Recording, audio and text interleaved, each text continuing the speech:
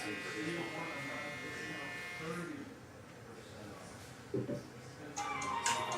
not been his day 3 over days for learning.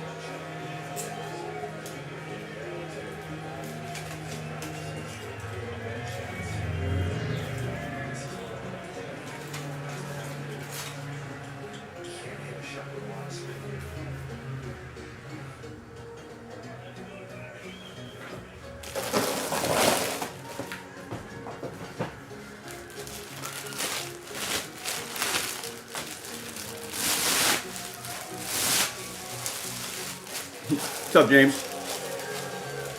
Very happy.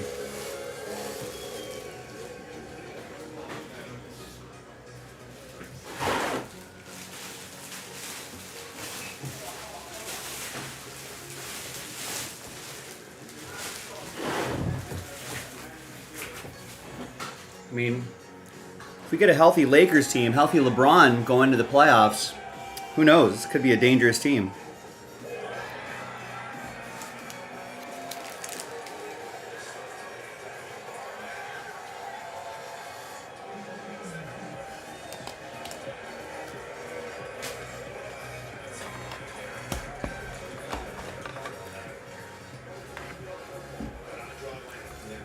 The Suns, I don't know. That's the Suns themselves, though. I'm not sure what's going on with them. I feel like on paper they look great, but they just haven't been executing this season.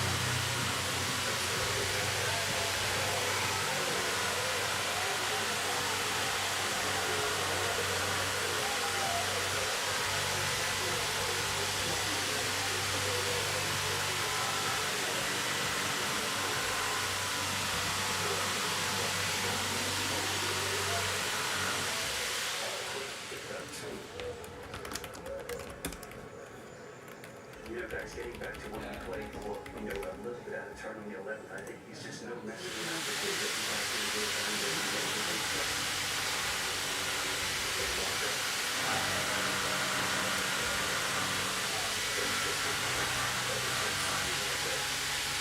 What's up, Rex? What's going on?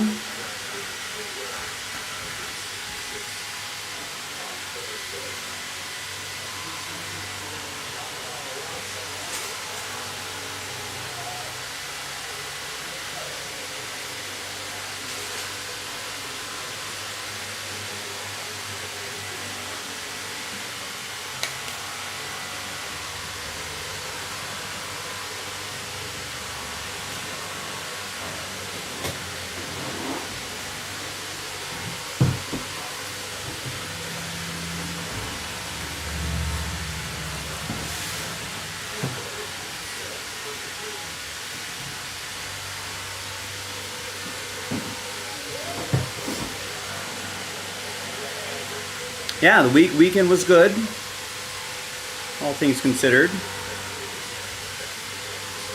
Jaguars, retail.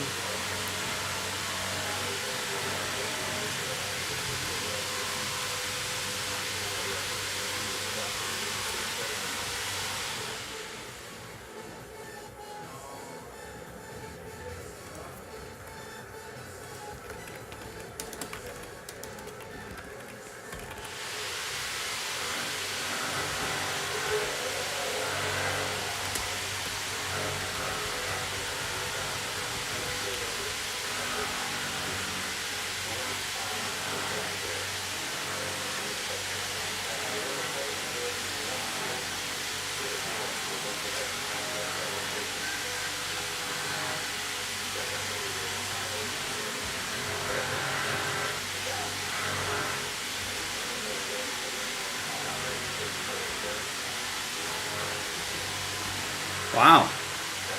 The crowd has chance for PCA.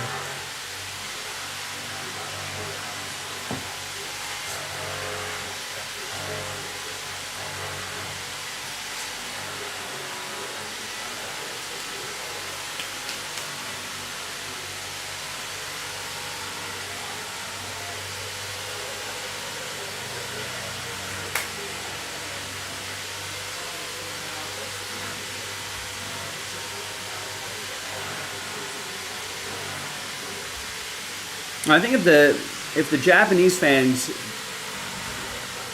are anything like the Korean baseball fans that I saw last fall, I think they have a song for every hitter.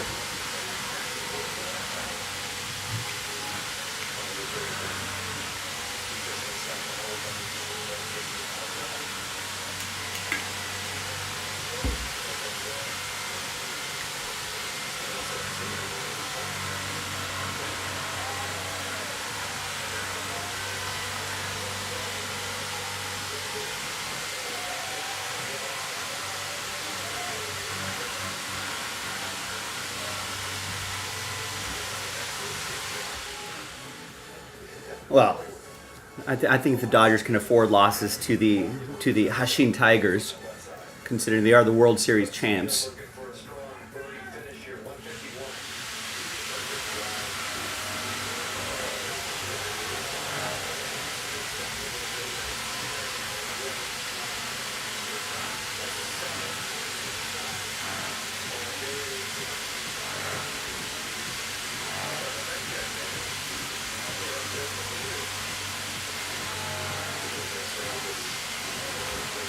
All right, we had a good handful of orders popping in here, but nothing sold out at the moment. We've got a lot of stuff that's close. Speaking of close, we have a close Players Championship. I don't know if anyone's watching the golf right now on NBC. We had like hours of rain delays. Finally got back underway. They're trying to beat sunset, which it looks like it's going to happen, but McElroy and JJ Spawn are tied. So if there's a playoff, I don't know, are they going to beat darkness?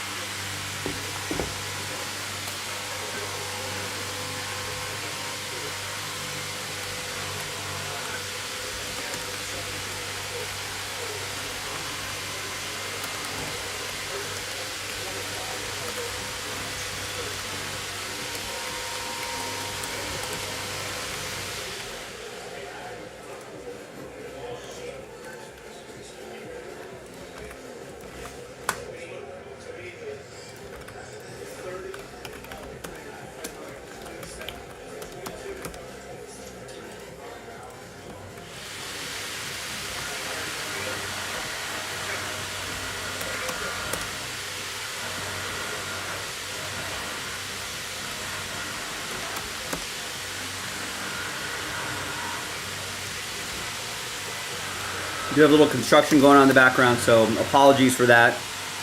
Be a little bit of noise.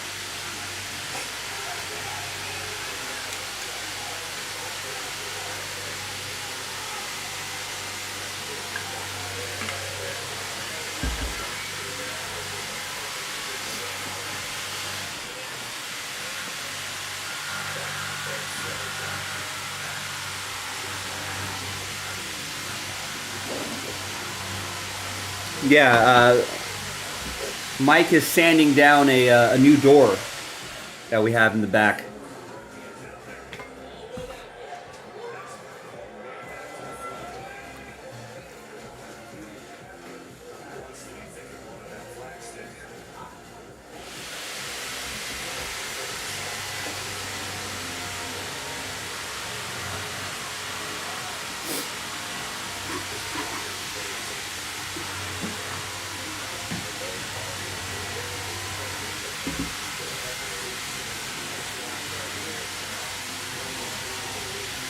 What's up, Oliver? What's going on?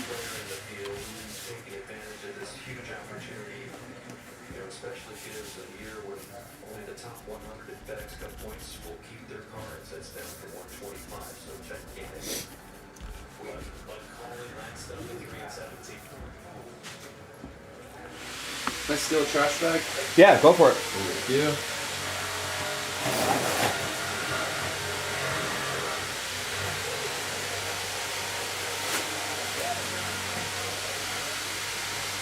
Oh, what a shot. Dude, keep going. Jeez. What a shot by Bud Colley.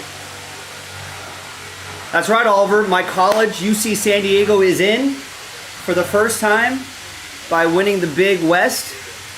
UC San Diego, legit. Won the Big West. Legit. They're in for the first time. Freaking Santa Barbara beat my Matadors. Oh. I put $300. Oh, no. Oh, no. And then, but our best guy got hurt. Don't best bet with your heart. Our best, well, CISA was actually really good this year. They are. Well, for Big West basketball, they were really good. Yeah. But Akshay, what are you doing? our best guy got hurt in the first like 5 minutes of the game. Oh, that's not good. Our 18-point scoring leader. That's not good. Like, oh. Of course, the one time I bet CISA basketball, I know. Last time. best guy gets hurt. First time and last time. Brad.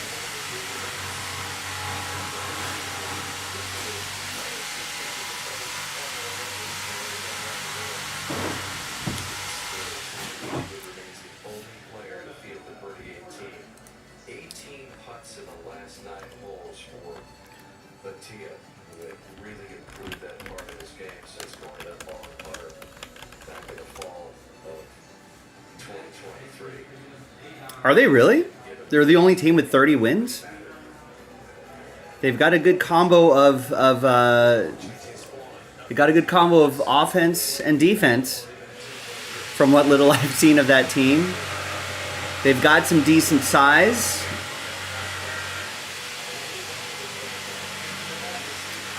They got some decent length on that team. I think a couple of their best players are upperclassmen, juniors, seniors, so that's always a good sign for maybe an upset or two. We'll see. I'd be happy if they won a game or two. I'm just for this year. I'm just happy they're in the tournament. We had a bit of a vandalism incident here, Rex, at the shop.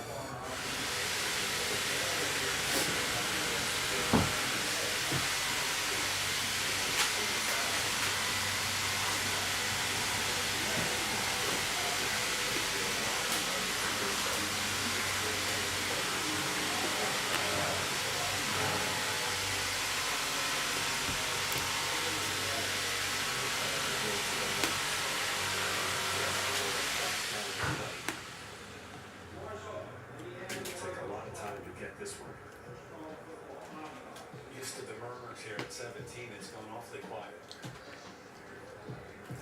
Yeah, there's a If I get a JJ McCarthy birdie, definitely still now. I might win my golf pool.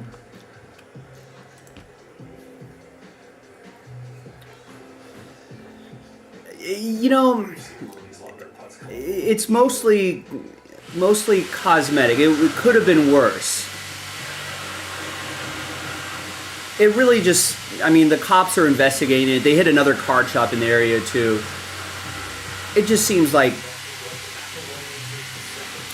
kids, the way they were acting. I think if they knew anything about the hobby, they would have taken different stuff. I think they only got cash out of a cash register. And then they just smashed a lot of glass showcases and then they ran out before the cops got there.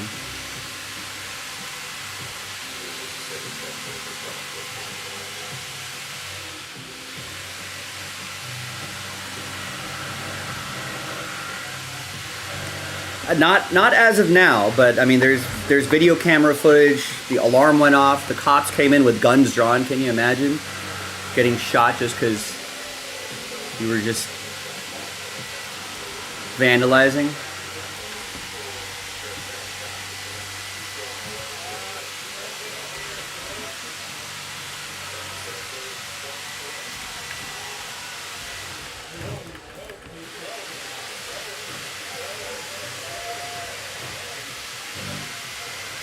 All right, nice. Oliver and Brian just sold out the basketball break, so that'll be our first break of the day.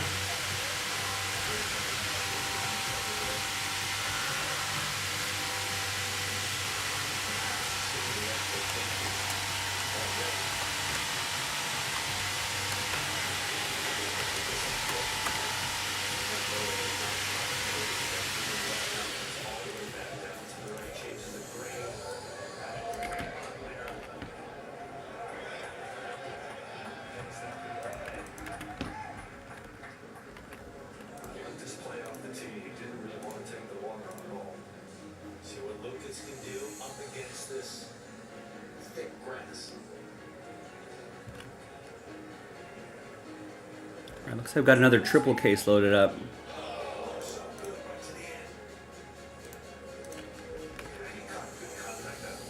Looks like it was really busy over the weekend. So thanks everybody. Yeah, it looks like Thomas put in a lot of work yesterday. Looks like Jason put in a lot of work on Friday. So thanks everybody. Let's see what the Sunday is going to look like. Might be a little bit on the quieter side. Maybe budgets have been burned a little bit.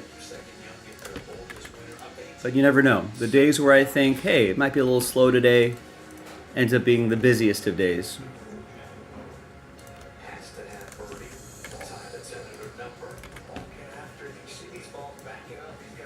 Oh yeah, Rex, I don't know if you heard what I said earlier, but yeah, they hit another shop as well. So it sounds like they just Google mapped a couple shops that they were just gonna smash and grab whatever they can and really do much more damage than anything. Property damage.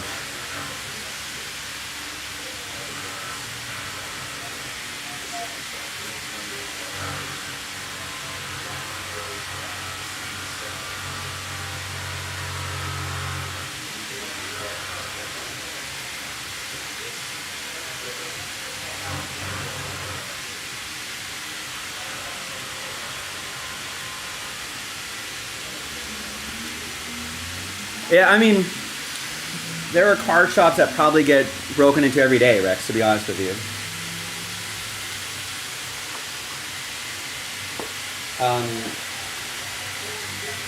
You know, I've been involved in retail a lot, retail business a lot. That's just a part of the business. It's inevitably going to happen. You know, especially if you're in a major metropolitan area. It's unfortunate, but inevitable.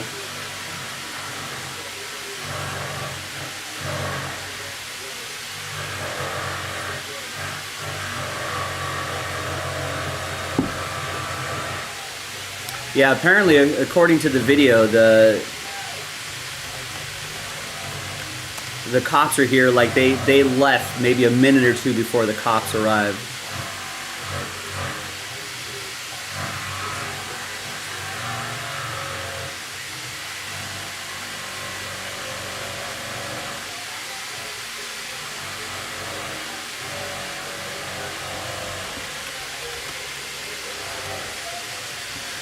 All right. The Selection Sunday bracket is set. UC San Diego, my Tritons are the 12 seed facing number 5 Michigan. That could be a classic 12-5 upset. I'm looking forward to it.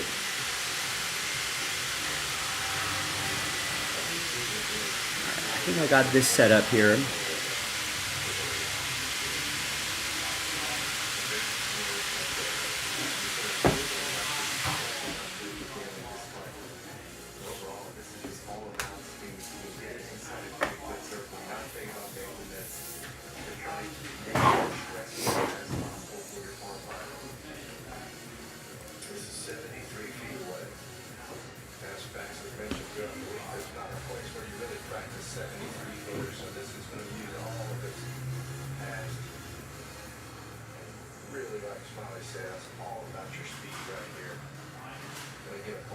I've got JJ Spawn in my golf pool.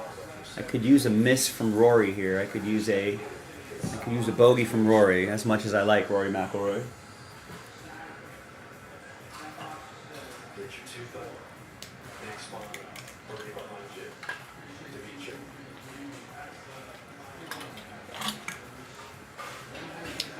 I think Triton up, I guess. I don't know. I'll have to learn all those things. I mean, we were only oh,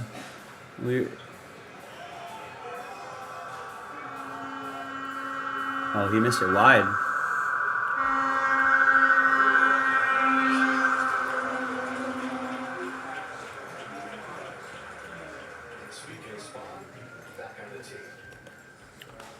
Now, JJ Spawn, you need a birdie here, buddy.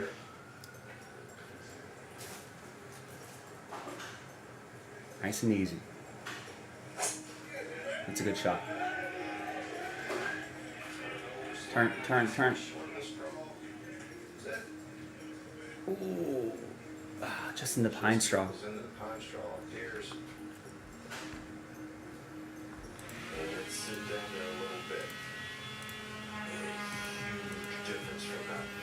Yeah, I might fire up like one of those free brackets this year. Oh, nice. JJ Spawn has a Dodgers cover on his yardage book.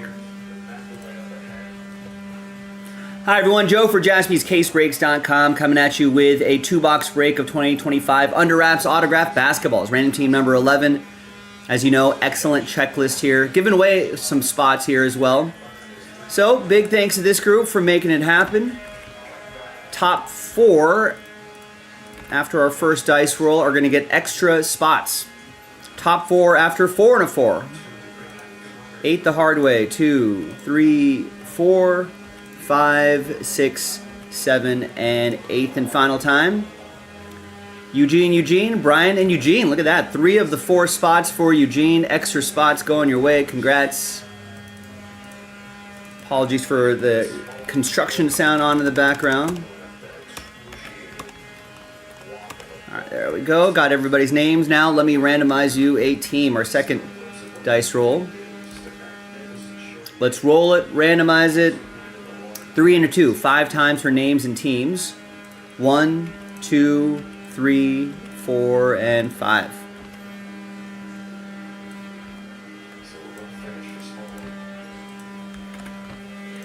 And 3 and a 2, 5 times for the teams. 1, 2, 3, 4, and 5. Got Hornets down to Nuggets.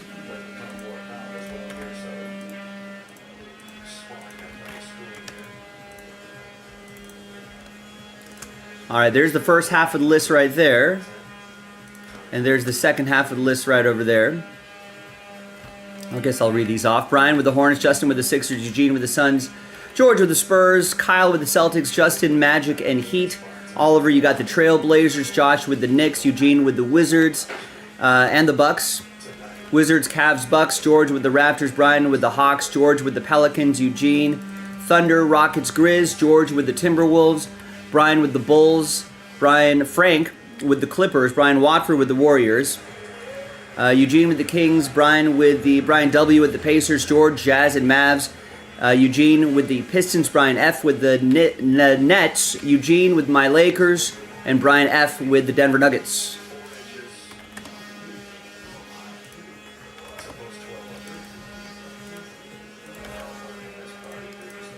All right, and we'll pause the video just for a little bit. When we come back, we'll see if there's any trades. Then we'll have the break, so stick around. We'll be right back.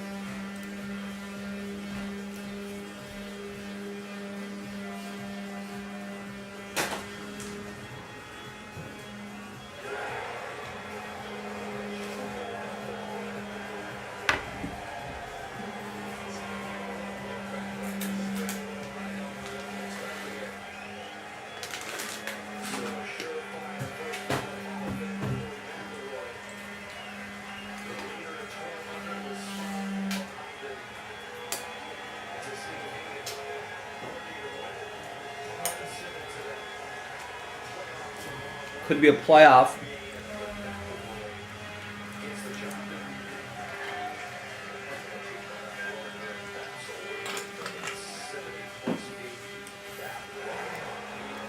All right, let me go let me fix my camera settings here. I always forget this first break of the day.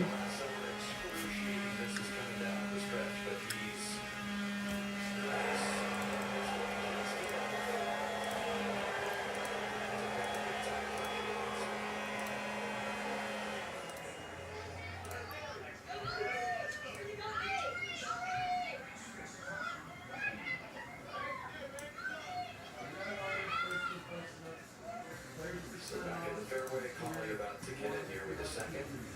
As the sun comes out, but left at 2:29.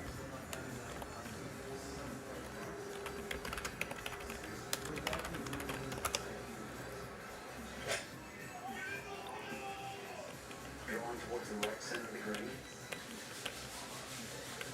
A nice shot from that far back, Bones. Still a good week for Bud. Oh, is that the...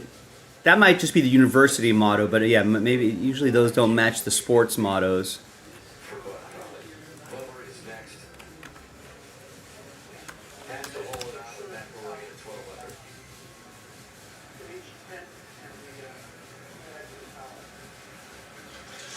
.213 the flag, which just really fit his eyes. He likes to turn the ball over.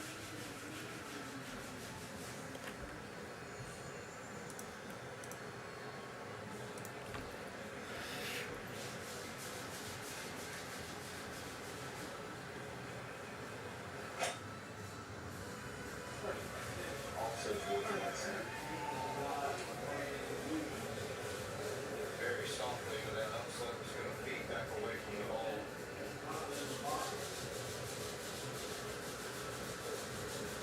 So it has come down to a two-man battle.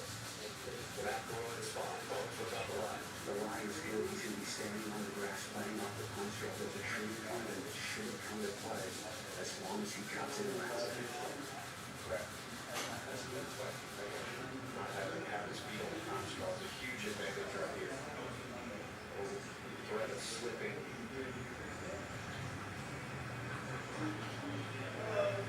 Hi, sorry, we're closed today. Yeah, Sundays, Mondays, we're closed. Thank you. 7 degrees. See how deep into it he gets it.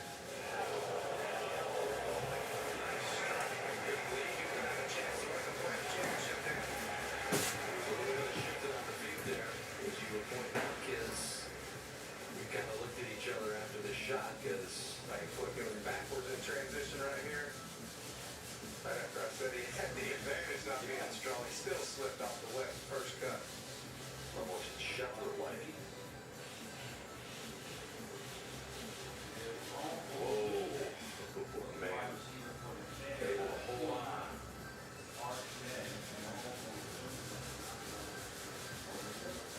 Guys, I thought it was really interesting walking down this fairway that JJ walked over to me and asked me what Lloyd was up to in terms of what he was running for up on the 83. It turns out this was par.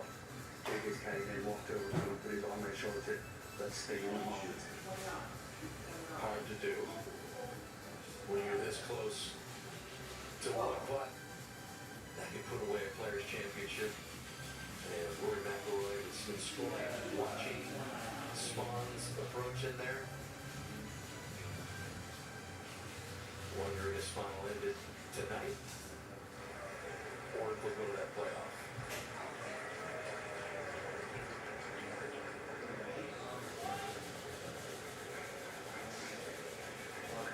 Talk a lot about the sacrifices these players make. About JJ Spawn has been on the road here, CBD forever. He's been home 1 week this entire PGA Tour year from the start of the year.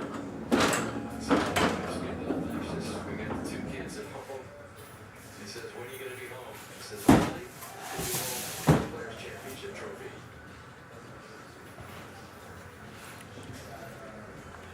And John Michael Jr., as they call him, JJ, is a put away.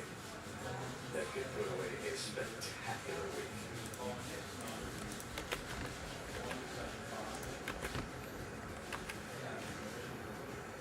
It's a long putt for JJ Spawn. It's looking like playoffs. Playoffs. First Lucas Glover down All right, there. we do have more cases of this. Let me post another one. Sensational tournament after tournaments. This guy at the age of 45 says there's still a lot winning left in his career. By the way, he's played this week. Who would doubt? He's just such an elite ball striker. Keeps him around at all types of championships, all types of golf courses, and he can flat and still play with these young guns. Newcomer fans coming in for a closer look to see if this will end tonight or we'll gather everybody again around the lake. Looks like if there's a playoff, it'll be Monday. They're not going to do the playoffs today. Glover now, the long distance up and over the ridge. Should move to his left in the first half.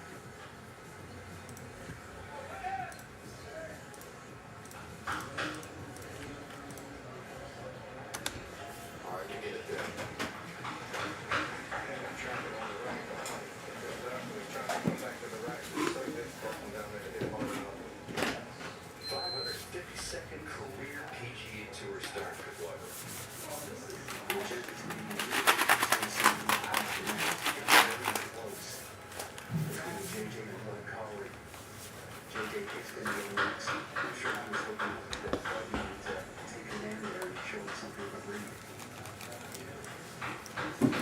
Got a good chance to read this one, Bugs?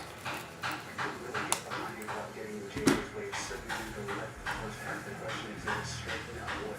You can go a touch right again. I've got the old green book up here since I'm not playing, and it definitely goes left early, but it looks like all the arrows are pointed right at this ball late, so if it gets it lined up early, I think it can go in. How aggressive do you get knowing that it's 31 feet? That'd be a hell of a win if JJ Spawn hits a 31-foot putt. But it looks like this is going to be, it's most likely a 2-putt and a playoff. Monday morning playoff tomorrow. asking his man Cairns for 1 more great read. This for the Players' Championship.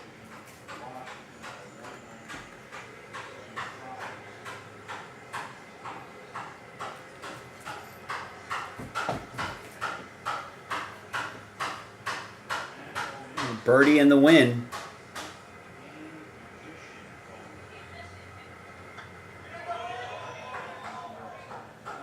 Oh, that's online.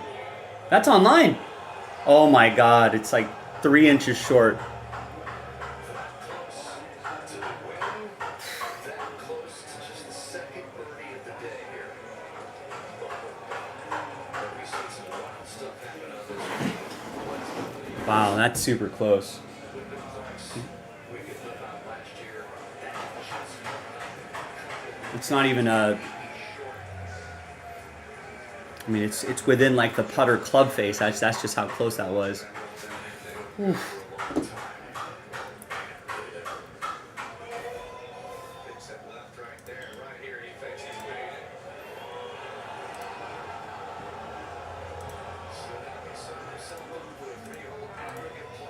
Tomorrow, 16, 17, and 18.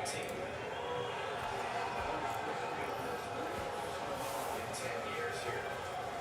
Since guess who? Can't get away from that. All right, welcome back, folks. No deals are done, so the list that you saw previously remains the same. I don't know where I have the focus set right here. Got the set kind of far away for the basketballs. Big thanks, everyone, for getting in. No deals are done. The Players' Championship Golf going into playoff tomorrow morning. Just as 22nd PGAs were starting in the last 4.5 years. Dreamlike week for Bud Collins. Yeah, we can play a little Who Am I? America's favorite game.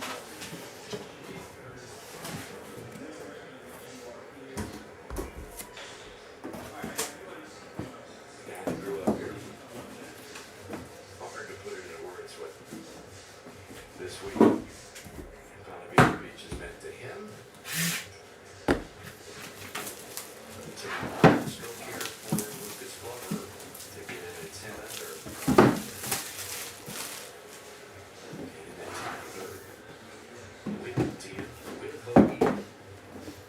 So this spot, it just needs to be firm in the left side of the hole. Right. We have a retired player.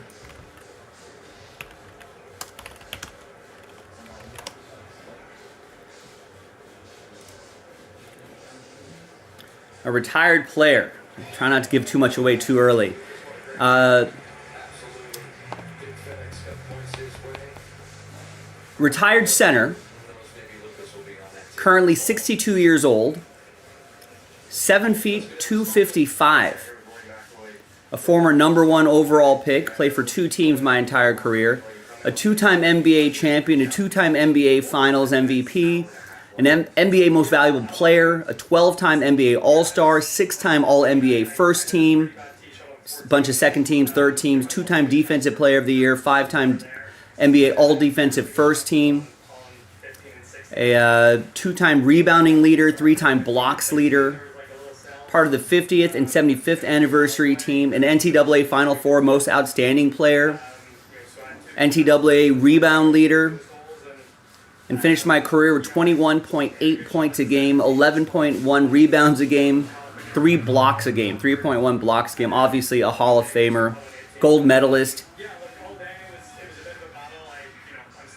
Yeah, Oliver's got it.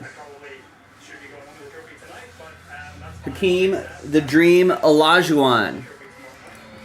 This is, yeah, it's obviously a Rockets edition. I think he played a couple seasons at the end of his career with the Raptors. Got a standard basketball. I definitely, especially playing 17, you sort of want to know what's going on. You want to, if you need to be aggressive. Oh, and you got an inscription as well. You got the Dream. Team too. I mean, I was That's awesome. sort of waiting to hit my first putt after JJ hit his drive, just to sort of see what was going on the big screen. So yeah, you're always aware of. You got the Fanatics hologram sticker as well. And who has Houston? That's going to be Eugene Lee. Rockets. Nice. Congrats. Okay, Smiley, that was one heck of a 2-putt from 74 feet from McElroy to get in at 12 under. Nothing easy about that. And Spawn gave it a run. And in the end, headed to that 3-hole aggregate.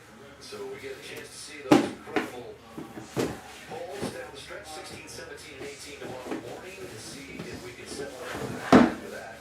It's sudden death. Every day getting Eastern time to get the playoff.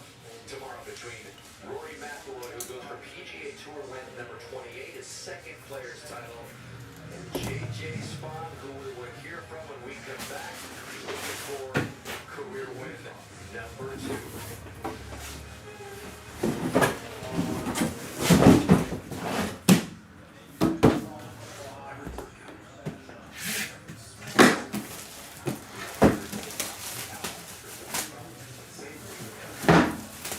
Got another 2 basketball break loaded up in the store right now, jaspyscasebreak.com. Kind of a cool way to add something a little different to your collection. I think the quality of these are really, really good as well. So get in on it. Yeah, maybe, Trevor. But we are close enough to maybe get that done outright as well. That might be a little bit easier. All right. Who am I? We have a active shooting guard in the association. 6'4", 225, born in Atlanta. Went to high school in Atlanta. Went to college in Georgia. And was a #1 overall pick. A 3-time NBA All-Star already in my short career. I'm only 23 years old. All-NBA second team, NBA All-Rookie first team, second team All-SEC, SEC Rookie of the Year, McDonald's All-American, a gold medalist. Already a 5-star recruit. I'm pretty good. Let me hit you with some stats here. Although Oliver has it already. Oliver doesn't need stats. Hey, what gave it away, Oliver? Maybe 23-year-old shooting guards from Atlanta? Plays second in Rookie of the Year, voting 65 games this year, averaging 27.2 points a game, a little dyslexic there. Almost 6 rebounds a game, and about 4.5 assists a game. 40.6% from 3. Anthony Edwards, Timberwolves, the Georgia part gave it away.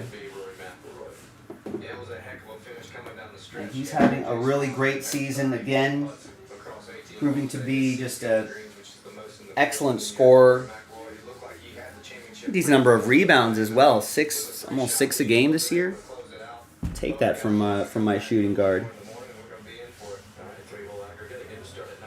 It's like we got a standard basketball. Ooh, and we got some blue ink on there. I like that.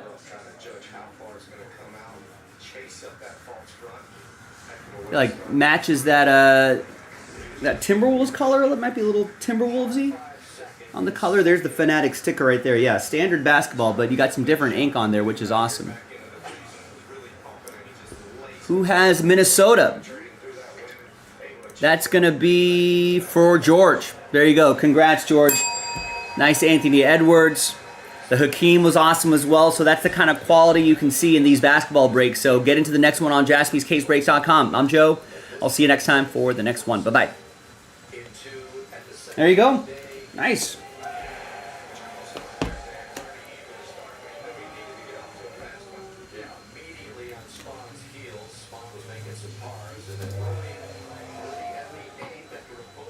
Hey, there he is, George. Thanks for getting in.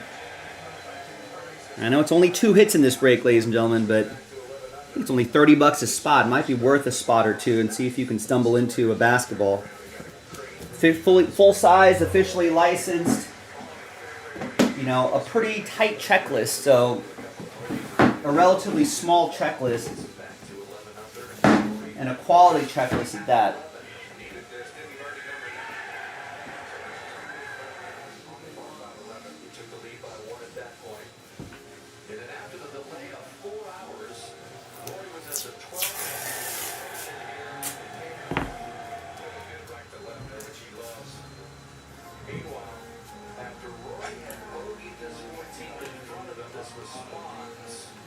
Is the 16th.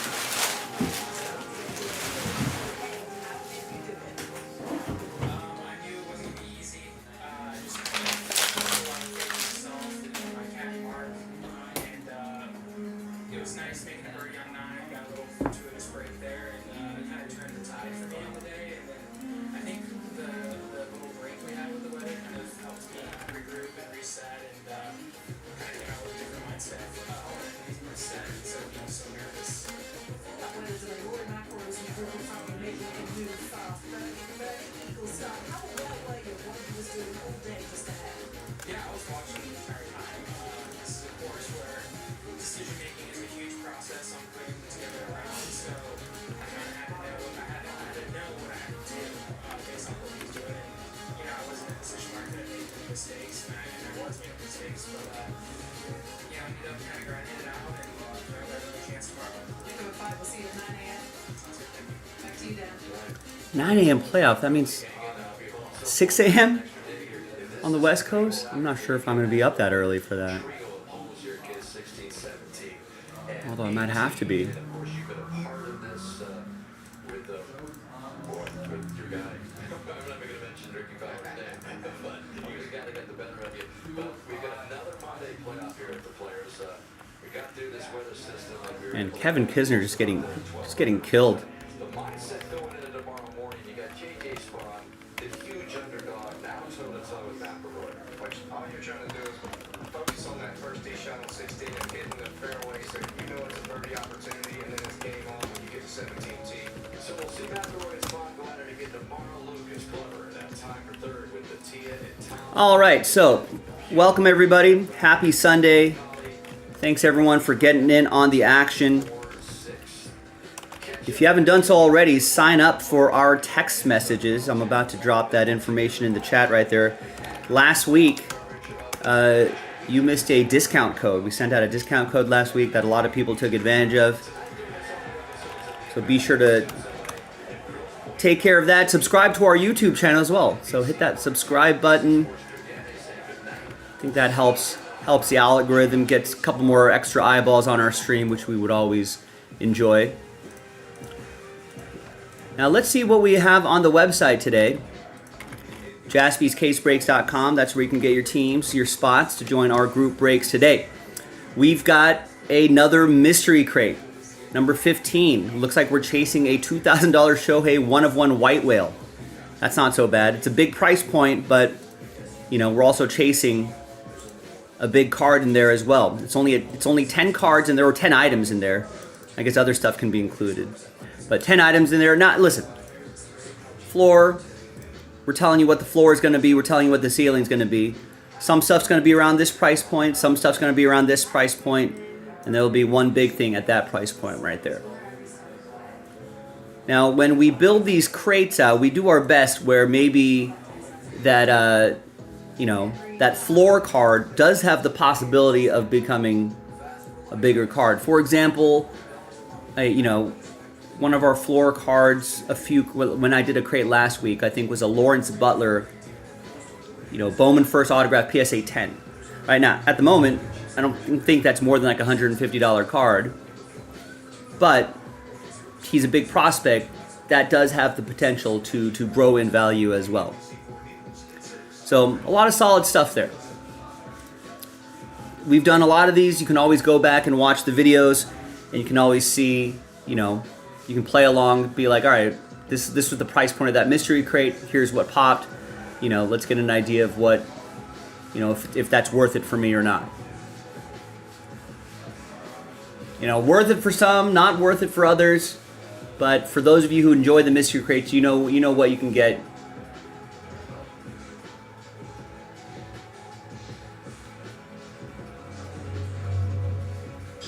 Hello, Southern California, and welcome to this week's edition of Right on the Money with Tom Mosley.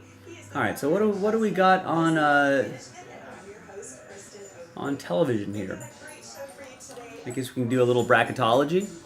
It's that time of year.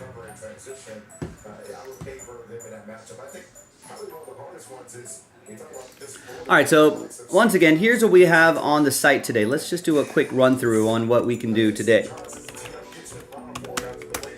Don't see any orders coming in at the moment, but let's try to rebuild some momentum here. We got the mystery crate plus the filler for the mystery crate. If you're like, I don't feel like paying that sticker price, guess what? Try to win your way in for $31. That would be awesome. We also have another triple case loaded up, another platinum football, limited baseball, limited basketball, hit parade triple case break. I think the filler for that's in the football section, which is halfway there. 2-box break of Topps Chrome baseball. One spot gets you 2 teams. Easy. Quick little 2-box break. Flawless baseball. I don't think did we do? Is that a new case of Flawless, or is that still the original case of Flawless?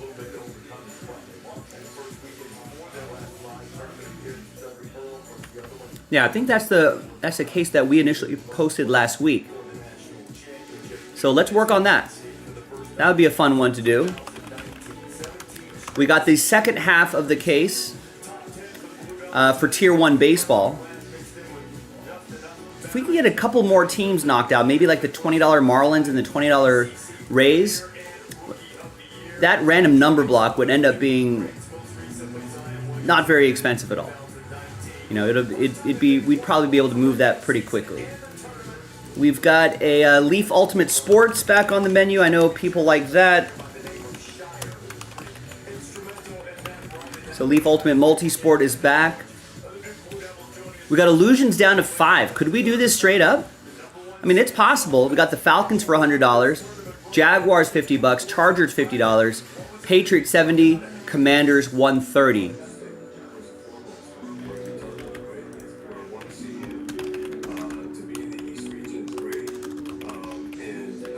So that's also a good candidate for a filler, but maybe we can get a little help with a couple teams straight up before we think about that. We got Prism Football Retail. Buy at least 2 teams if you want to get an entry for the Commanders. Looks like we did that Spectra football. Yeah, break number 18, so I can take this off the site. I think that was the last.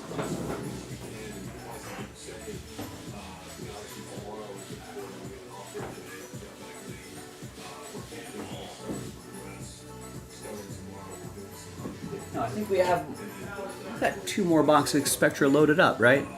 Yeah, we've got Spectra 19, so let's hide this for now. But again, if we can get some more teams rolling, maybe get that Spectra closer to single digits, we can do like a random number block for Spectra football. And obviously, we only did a 4-teamer. That was down at $23. So obviously, the more teams get snapped up, the cheaper the random number block can be. Yeah, thank you, Jory. Yeah, there's 18 left. I mean, again, like I said, if we can get that closer to single digits, you know, we can, and then it stalls out again, then we can, you know, maybe bundle up the remaining teams into a random number block. You saw the basketballs. We can do another 2 basketball break.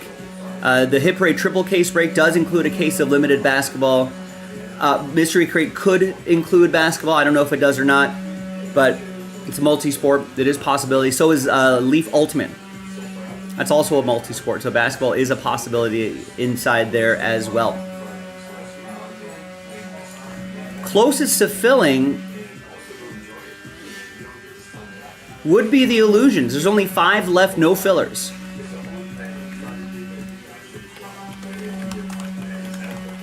Yet.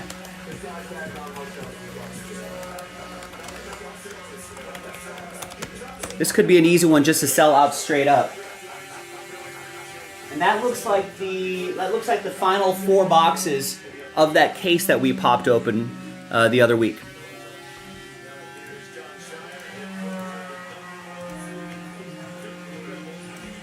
All right, we got John placing, getting a triple case spot straight up. Nice.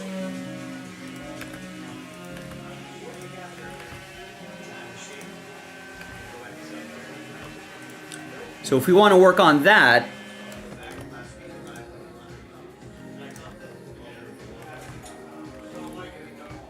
oh, sorry, that's the Mystery Crate.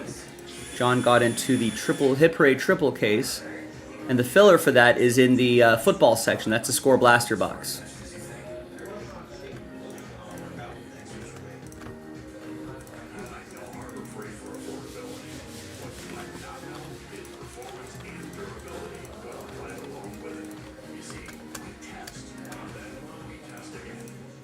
All right, so we have 11 full spots left, and it looks like we're planning on 4 fillers.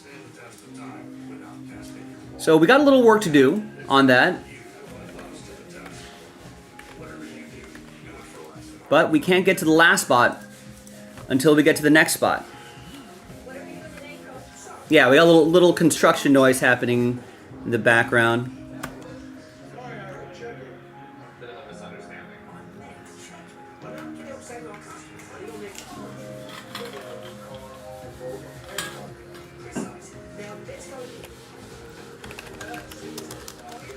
So, excuse the noise in the background. So we got 11 full spots left in the. That's the Hit Parade link to the Hit Parade triple case break, and the filler is almost halfway there.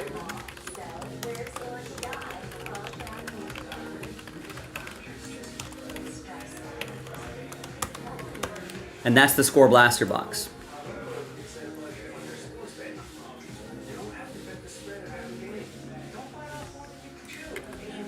So all of that's on JaspysCaseBreaks.com. Let me know what you want to do by placing orders. The best play is a smart play. Now John's order for the triple case break is my only order in the last half hour. So I feel like the beginning of the show is always, I feel like the early point of the show is always crucial to set the tone, set the momentum for the day. Watch the Righteous Gemstones on Max with DirecTV. Our family built a business with a passion for innovation and quality. Crafting new tools in the USA that stand the test of time. No matter how big or small the mess, we make sure our products help make your life happy, shine bright, and a whole lot easier. So you can focus less on mess and more on creating moments that happen. Living and winning, setting since 1896.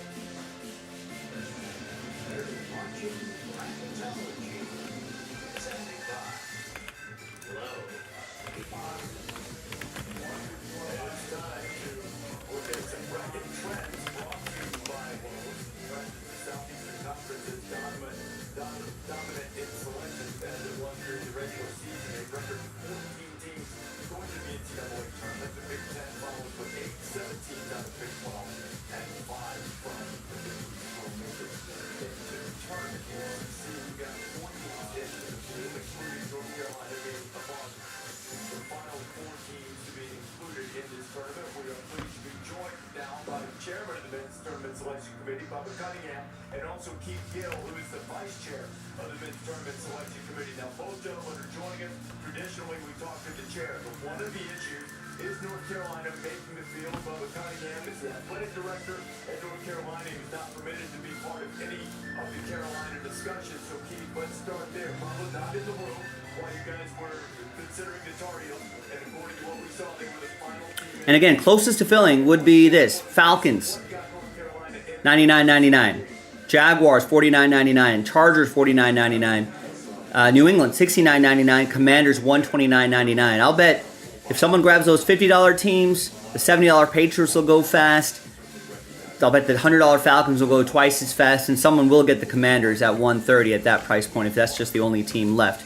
That's a good candidate for a filler. Maybe we'll give it another 20-30 minutes or so before we pop this into a filler, but I want to give people the opportunity to grab their teams outright. Might just be easier doing it that way instead of thinking about a 32 spot filler.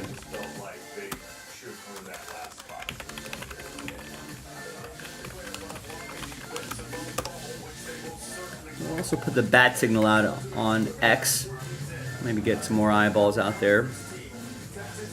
Oh, I should probably let people know that we're live.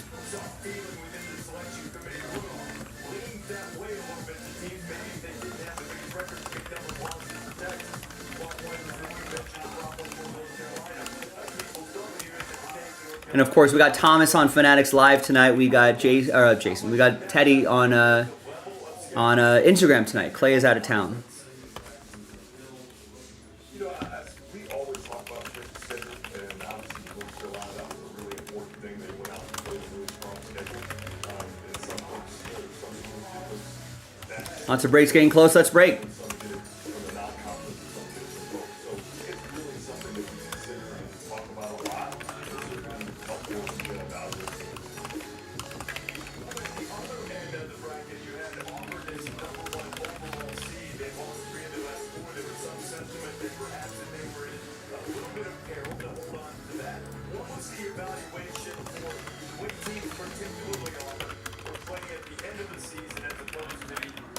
Only 5 teams left in a 4-box break of 2024. Panini Illusions Football.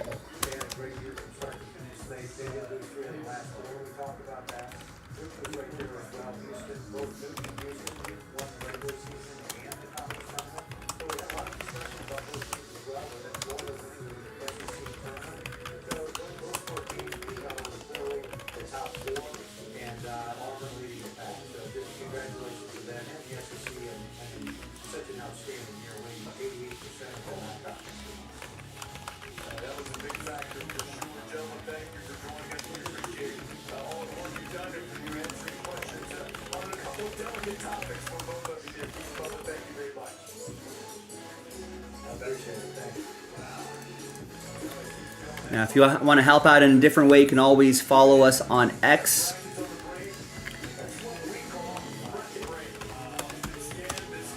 And reshare that post, maybe get a couple extra eyeballs on that.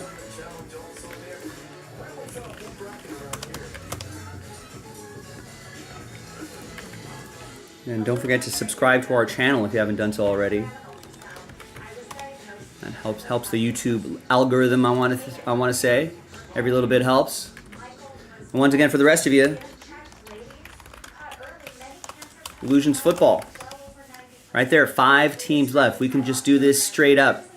Might be even a little bit easier to do it that way.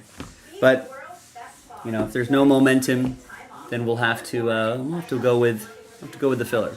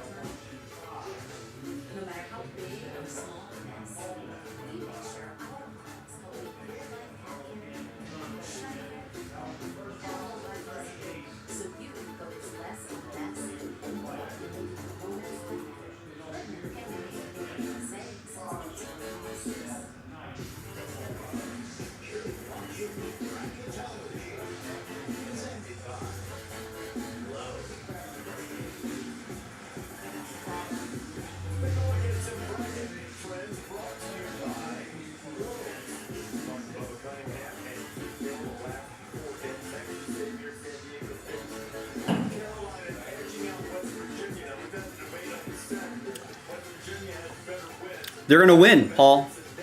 That's what they're going to do.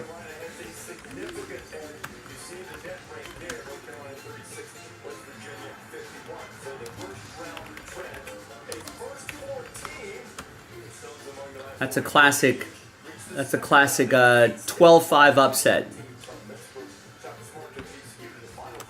I don't even know what the odds are, actually, to be honest with you.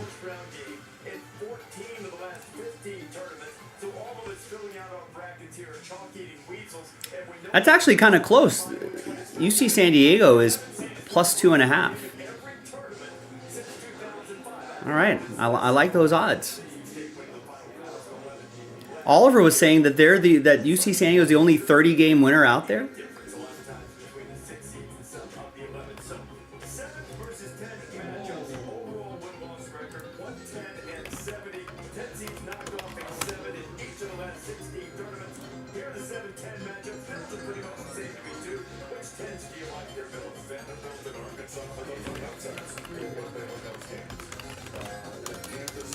Oh, there's UC San Diego right there, 36. You know, Michigan's at 25. Yeah, that's pretty close. I think the only thing is UC San Diego has not really played a lot of difficult opponents. So I think that's where they're a little...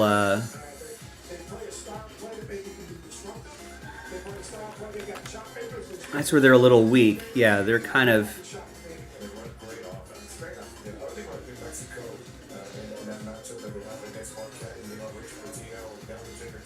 Yeah, so strength of schedule. They're a little weak on the strength of schedule.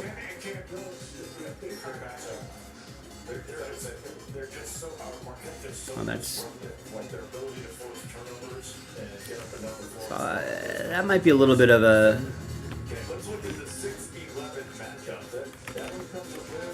Yeah, and Michigan's definitely faced a lot more difficult teams. It might be a little tricky, but I don't know. First time UC San Diego's been in the tournament, so there may be some excitement there. You never know.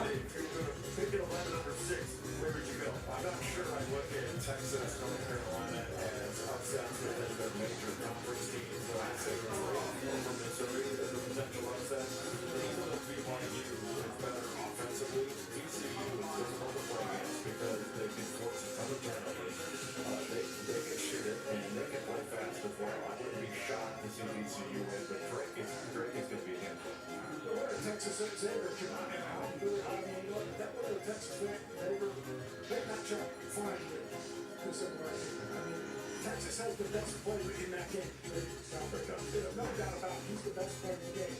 And Xavier's playing the best basketball game this season. 3 minutes. A matchup problem. They do a great job of space and floor. Terrific pass deep. They got an edge to them. From those guys experience and gets over to them. That's going to be one of the competitive. Just your point on break. I can't continuity with the system goes a long way. In fact, that 4 players game. They get on to the 2 school. I think that has to be I mean, let's say they're trying to get out of can shoot the ball. That's spectacular. That's the race coach today. They just got this more job. You might have minutes starts average 19 a game. They know how to play. All right, 5 over 12 or 12 over 5. Popular time last 10 tournaments hasn't just happened. The 1-5 seed getting bumped by the 12. It's happened through multiple 5 seeds. Michigan against UC San Diego, longest winning streak in the country. UC San Diego. Of course, Paul. Why wouldn't I? I think I filled out a bracket almost my entire life. I wouldn't stop now.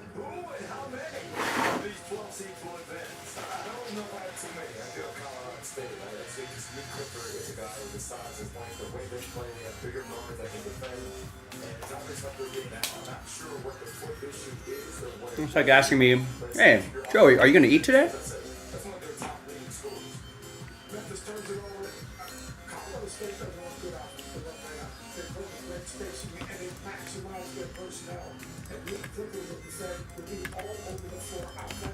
Oh, San Diego State's seeing UNC. I know nothing about college basketball.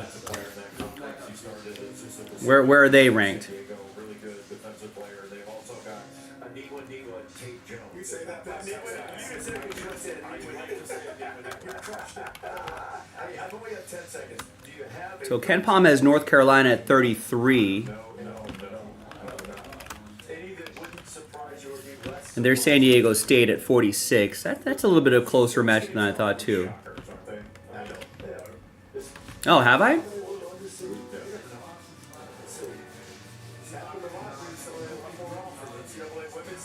I don't even know who the new Saints head coach is. Kind of forgot about that. Oh, right, Kellen Moore. Eczema isn't always obvious. Eczema isn't always red. But now, eczema isn't always going to stop. With Empress. Empress is a one-stop treatment to help those with mild to severe All the new head coaches are set. and rare disease. My skin that's still more clear at 1 year. Don't eat it. And I guess who's on the hot seat for next year?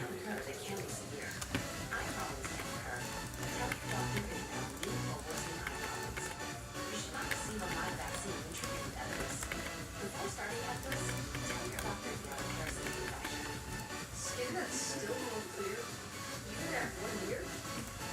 Clearly, it's possible with Empress. Talk to your doctor about Empress for eczema.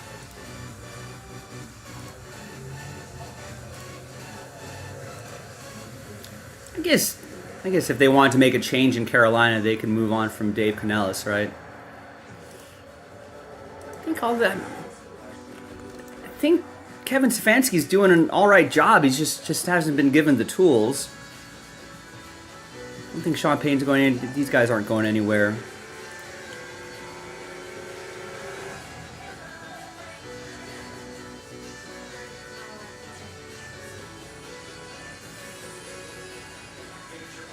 I guess Brian Dable maybe might be on the hot seat, a warmer seat.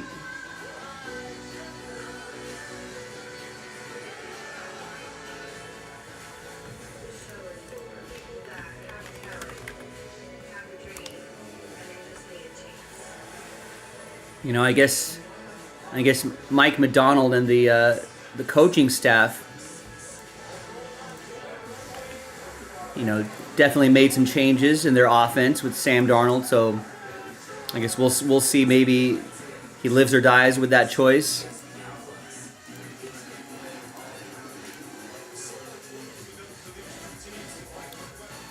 I feel like everyone's somewhat safe, right? Are any first-year coaches going to get fired? I can't see any of these first-year coaches getting fired. I mean, maybe Aaron Glenn. You know, Jerry Jones likes to hang on to his head coaches for a little while.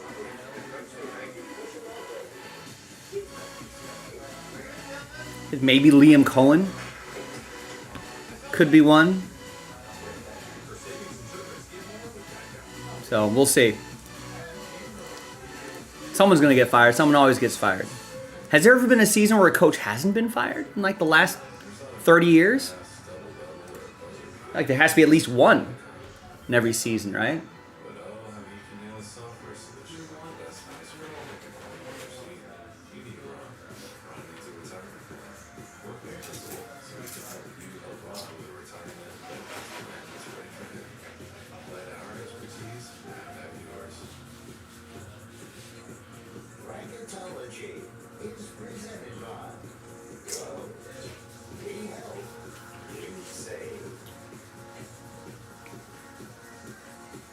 It's been fun staying here in Nashville for the show. I'm sure we did a great job setting up this stage on the outside. NBA game coming up. Thunder and the Bucks. St. Joseph's. Let's go. Russian Thunder's good by the way. Thunder's got a good way. That's a good time.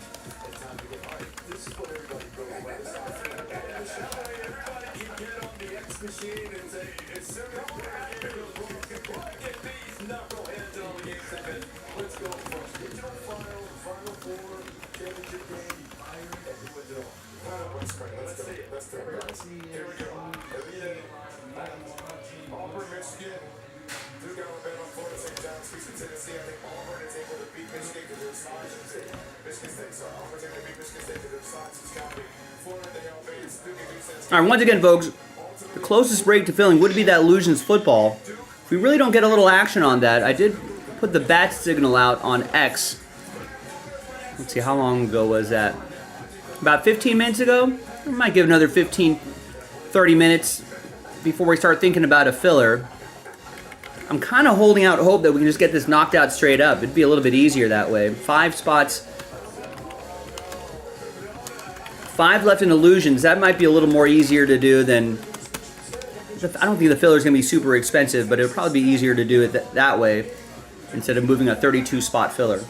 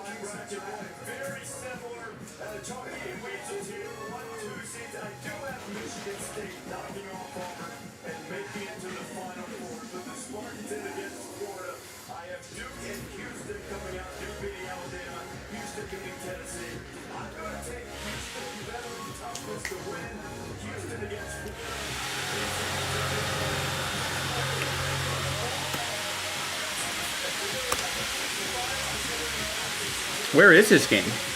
Am I traveling to go see UCST Michigan?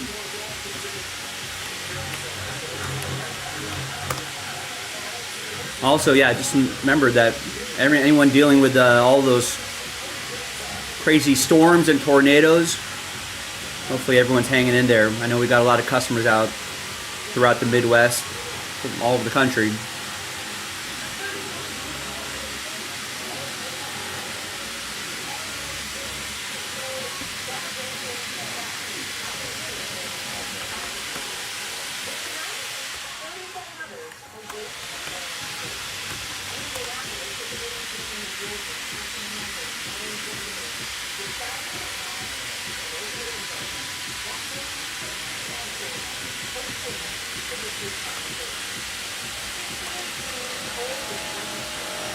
They are in Atlanta.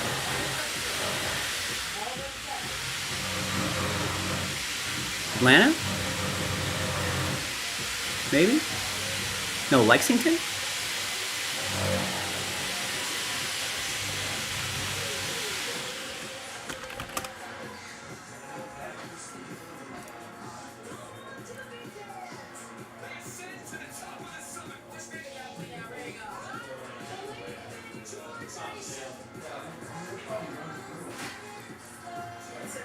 Oh, Denver?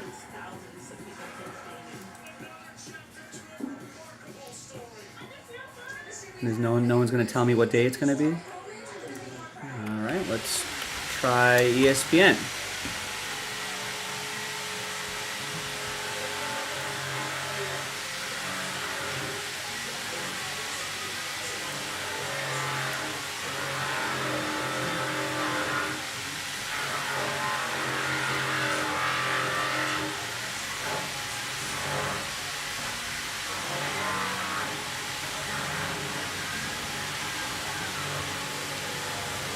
Oh, still TBD?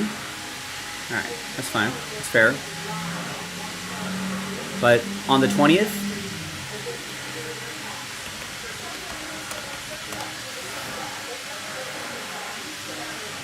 Thursday? Oh, that's this Thursday.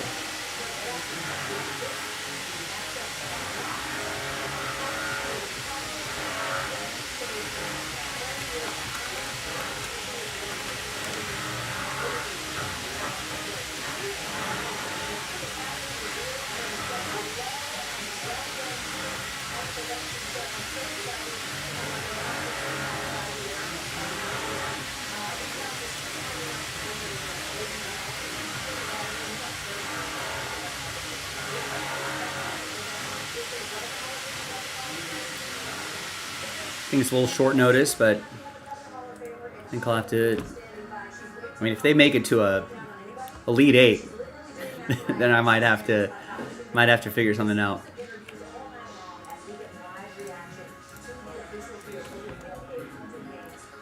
All right, there we go. George grabs Jaguars, Chargers, Falcons in Illusions.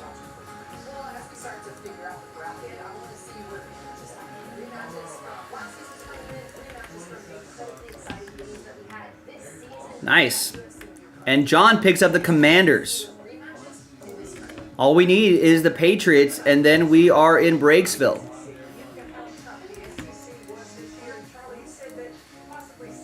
Thanks, guys. Great work. See, I thought it'd be a little bit easier to do it this way, especially when we were only 5 teams away.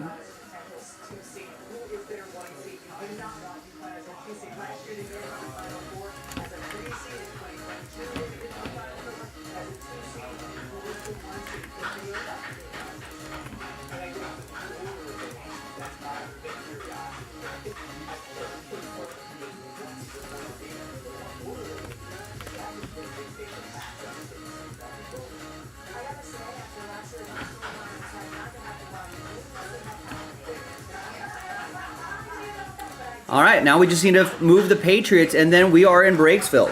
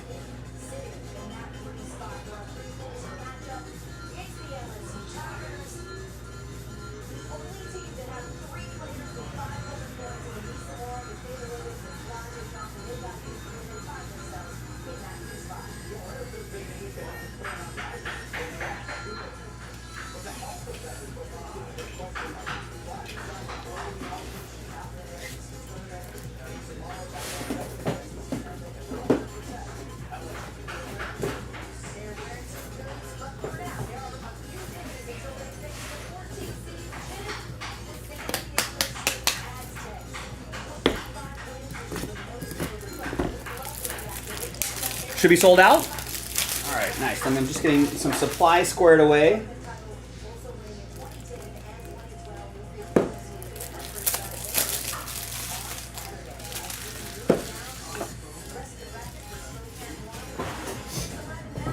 All right, let's see who sold it out. Yep, there it is. It is Tim. Nice. Thank you, Tim. Thank you, guys. Tim, that is Last Spot Mojo. 70% of the time, Last Spot Mojo hits all the time. So they say.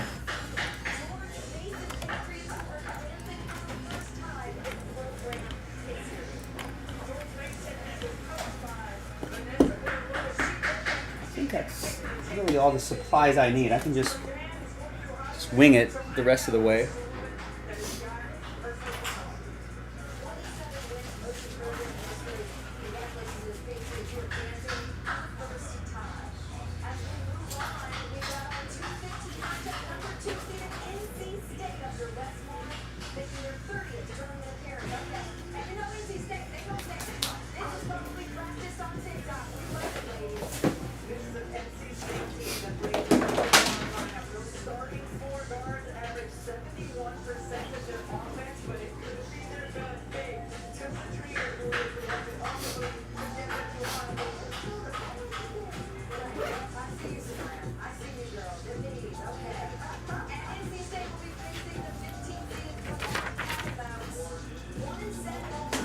All right.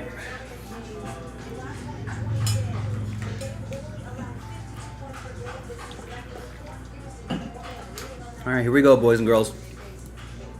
Good luck.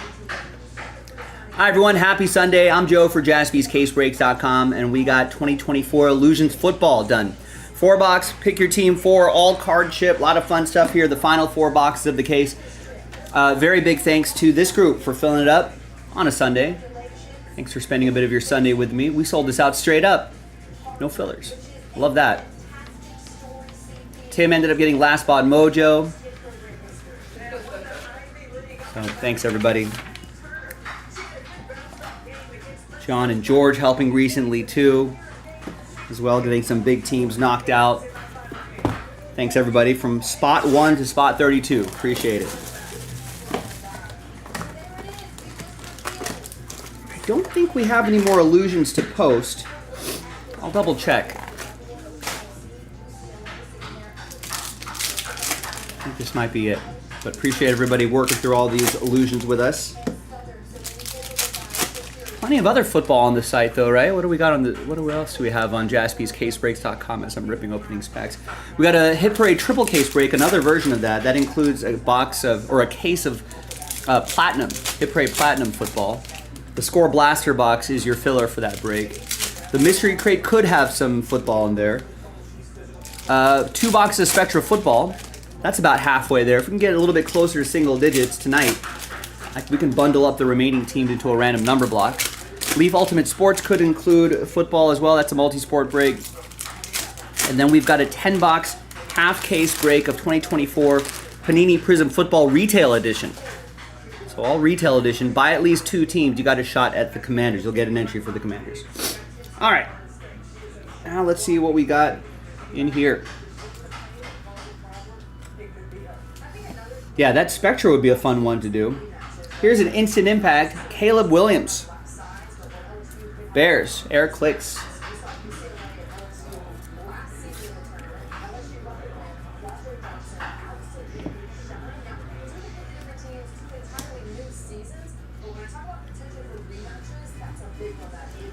Here's a Caleb Williams rookie card.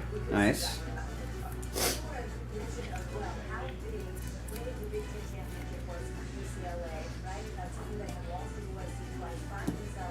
Here's an Adonai Mitchell rookie relic for the Blue Horseshoes. That'll be for Jeremy H.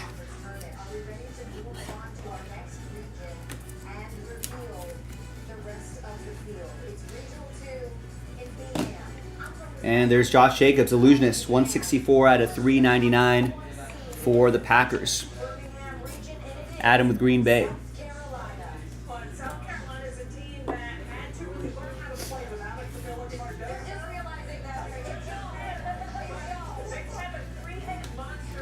And here's an old cowboy. Darren Woodson. Good penmanship there as well. 2-color patch and autograph, immortalized patch auto. That's Adam Kupperman with the Dallas Cowboys.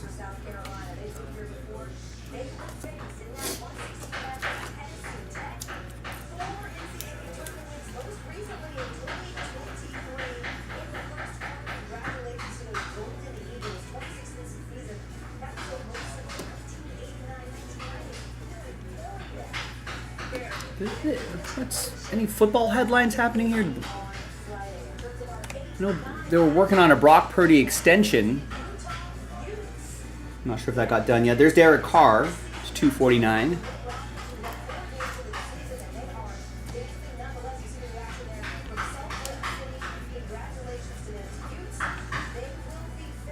There's a J.J. McCarthy. I guess Ravens adding, what, Cooper Rush as Lamar Jackson due backup. Vikings got running back Mason and traded with the Niners. Nothing too crazy. Falcons keeping Cousins. I thought was a little surprising. I guess Kirk Cousins is happy just hanging around Atlanta. I suppose so. Adam Pelly with the J.J. McCarthy rookie card. Here's a Najee Harris to $4.99. Here's a Drake May. Najee for the Steelers. That'll be for Trevor. And there's an amazing Drake May. It'd be good for the hobby if he was amazing this season.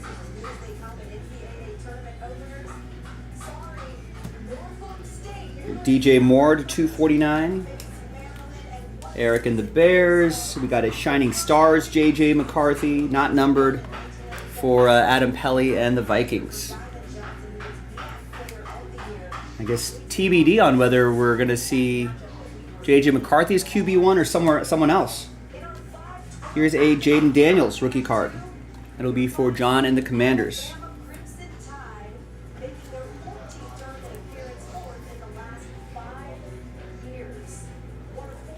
So no sophomore slump for Jaden Daniels. That's what we need. That'll be good for the hobby. There's DK Metcalf to $2.99. Guess the Steelers, also another team. This is still Seahawks edition. It's going to go to Samuel. I guess Steelers still figuring out what they're going to do. At QB, there's 131 out of 199. Drake May Illusionists for Tim and the Patriots. There you go. All these add up.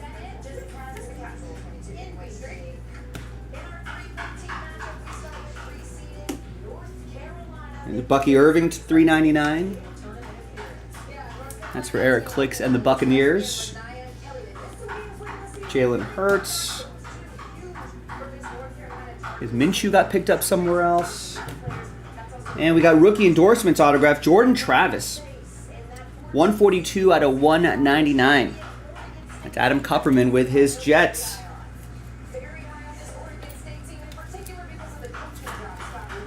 Obviously they have Justin Fields, right? So let's see what they're gonna do with that.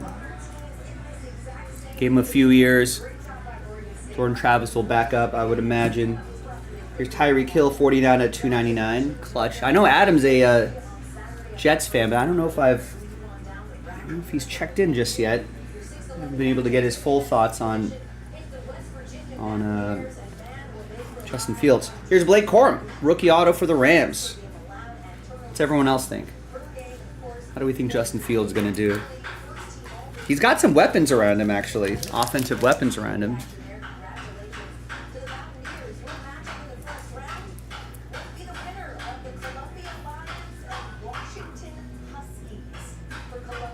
Nice Blake Corum. Might see some more action out of him this upcoming season. 96 out of 99.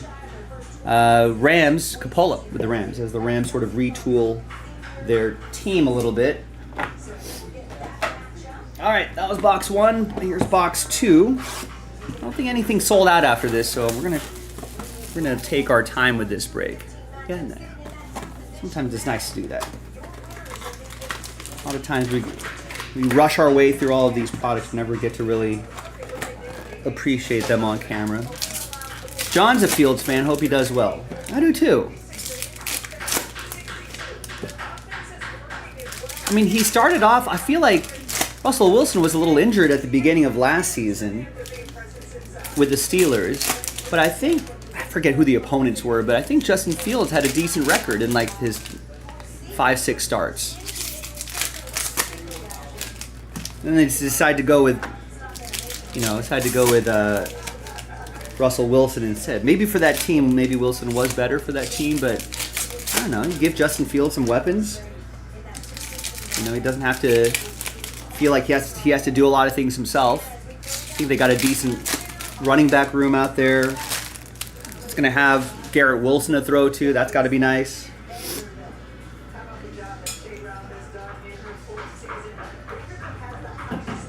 As long as they kind of shore up that offensive line, keep him protected, so he doesn't feel like he has to scamper as much. Maybe that works. We'll see. You got Braylon Allen on that team too. Here is rookie idols, Doug Williams and Jaden Daniels. That is 110 out of 199. It's going to go to John and the Commanders.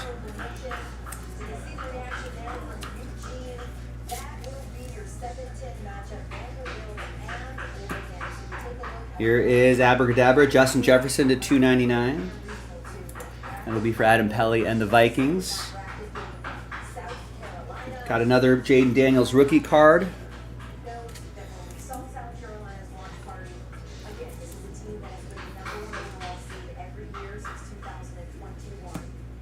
Got a Troy Franklin 30 out of 50 autograph for the Broncos.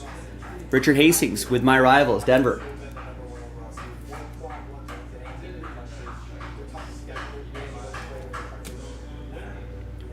Here's a Mystique Blake Corum. There's Garrett Wilson autograph, 26 out of 49. We were just talking about him. His ears were burning. Adam Kupperman, New York Jets, Jets, Jets. New quarterback, new coaching staff, perhaps a fresh outlook. There's a Benson note for John and the Commanders.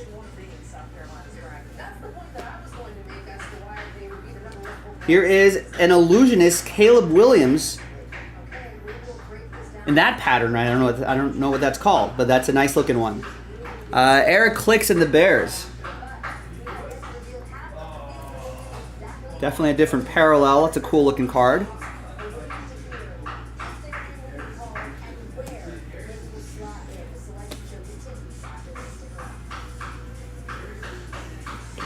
Got a Josh Jacobs amazing, a Travis Kelce to 499. That's going to go to Trevor with Travis. Here's a Lamar Jackson, nice highlight swatches, big 3-color patch, 16 out of 99.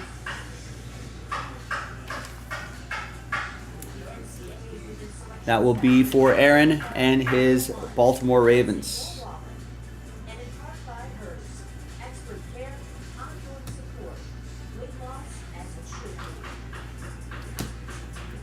Mystique Trey Benson. We got a Kenneth Walker to 399.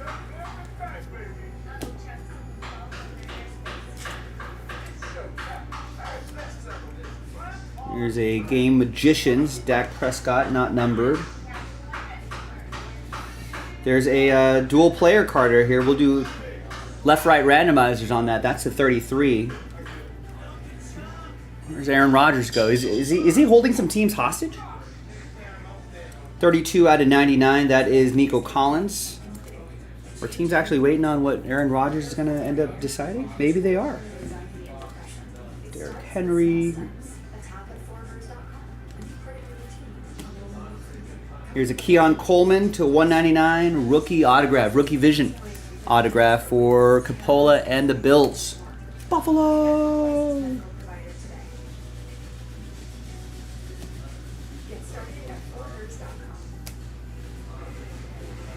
There's a Jared Goff, there's a Bo Nix. Goff's going to go to Detroit, that'll be for Trevor. That is 106 out of 499.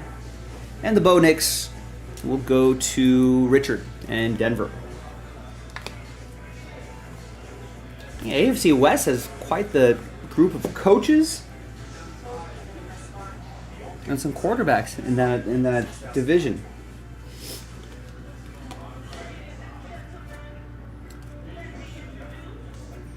There's a Monra St. Brown $3.99 clutch insert for Trevor in Detroit. And the James Conner will go to Joe Barry and the Cardinals. All right, 2 more to go. Got a few orders coming in as well. Thank you, Eugene, Matthew, and James. Let's see what direction they want to go.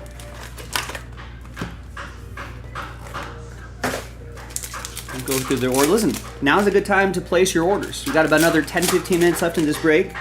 Place your orders and get a bunch of orders lined up. I can go through those orders. I can shout out the orders. You know, maybe that inspires someone else to get into the break that you're in. If you don't, if you don't signal to me what breaks you want to do, we don't know what direction to go in. I know a lot of times people like to be like, hey, I'll wait until a break gets closer. And then I'll definitely get a spot, Joe.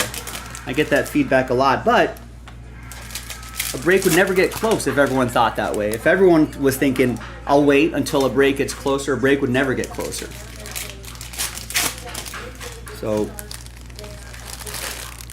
be like Eugene, be like Matthew, be like James. Get some spots and let's get let's get some more momentum rolling here. We love momentum here. All right, there's a Brock Purdy to 125, Niners, Michael. We got a Deja Vu dual relic. That's Bijan Robinson. That's Jamal Anderson. I think the no number on this, but this will go to the Falcons. That'll be for George and the ATL.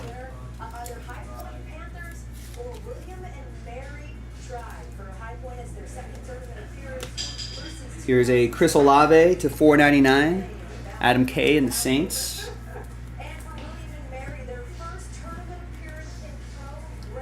Illusionist Josh Jacobs. And we've got superlatives. Mario Manningham. 1/49. Old Giant going to Samuel.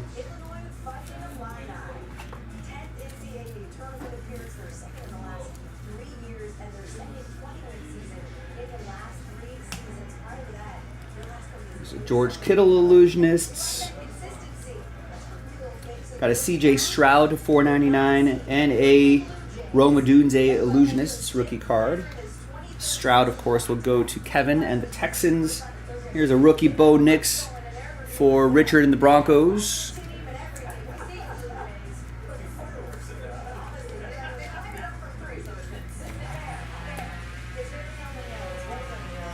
Got Travis Etienne to $4.99.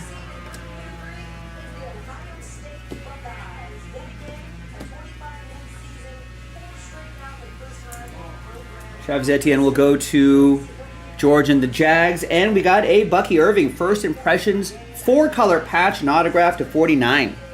37/49. Nice hit, Eric Clicks with the Tampa Bay Buccaneers. They'll get a nice season last year. Hopefully we can build on that.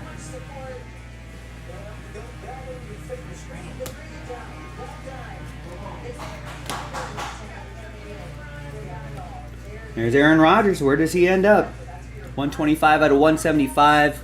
We've heard Steelers rumors. I've heard New York Giants rumors. I've heard Minnesota rumors. Retirement is a possibility. Hey, nice Caleb Williams to 175. 103/175. There you go. That's the stuff we're looking for, Eric.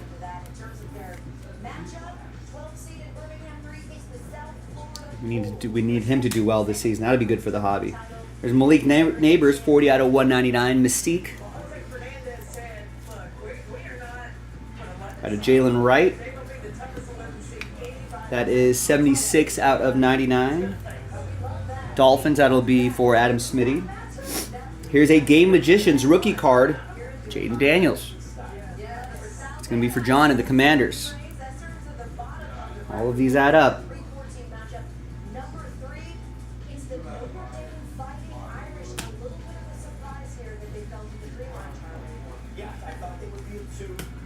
And here's a Will Shipley rookie signs autograph. I saw the sign. That's 26 out of 99. That will be for Joseph G. And the Eagles. The Fly Eagles Fly. Your Super Bowl champions. And we got a Jonathan Brooks 7 out of 10 Mystique. Carolina. That's going to be for Adam Kupperman. A little construction going in the background, gang. Apologies about that. Little noise. All right. And the fourth and final box. Good luck.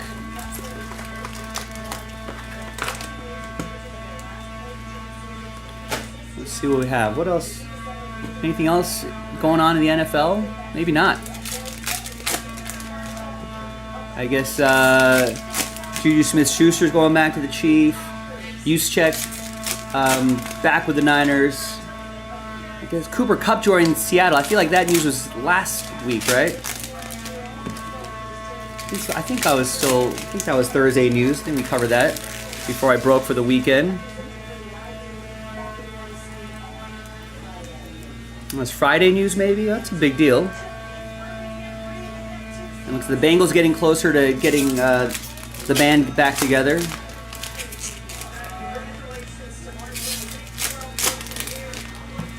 They shore up that defense. And that could be a really scary team.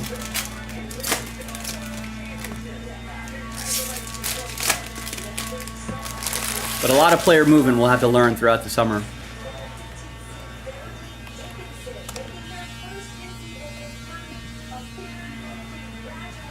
Trying to think if there's anything else that Jets signed a defensive tackle, Derek Nottie. We saw the Seahawks deal. We saw the trade, DK Metcalf.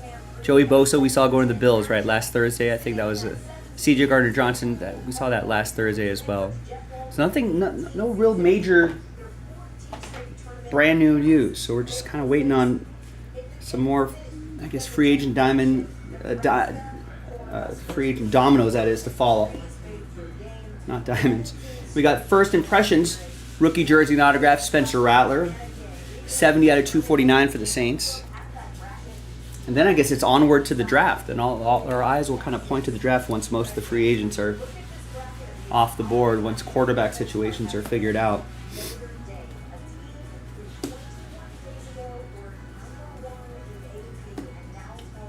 Superlatives, 17 out of 49, Donovan McNabb.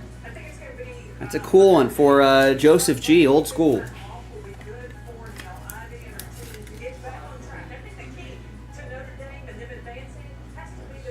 It's cool. And we've got 17 out of 25, Bo Nix, Illusionists. Richard with the Broncos. There you go. It's nice. Quentin Johnston to $3.99. I think the Chargers got Mike Williams back, didn't they?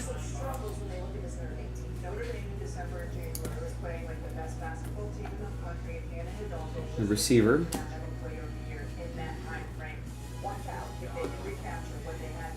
His highlight swatch is a Amon-Ra St. Brown piece of the jersey for Trevor in Detroit.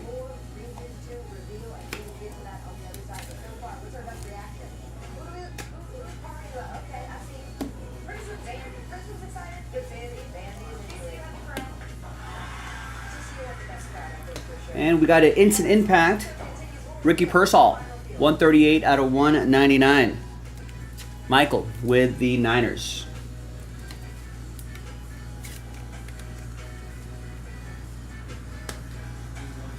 Abracadabra, Jared Goff to $3.99. Trevor with the Lions.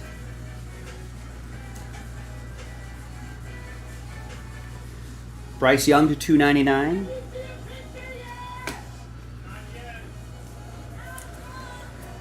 Adam with Carolina. Here's a Game Magicians Bo Nix for Richard.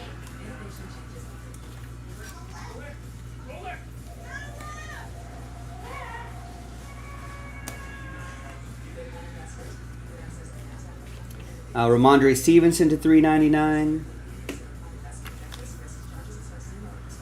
That'll be for Tim and the Patriots.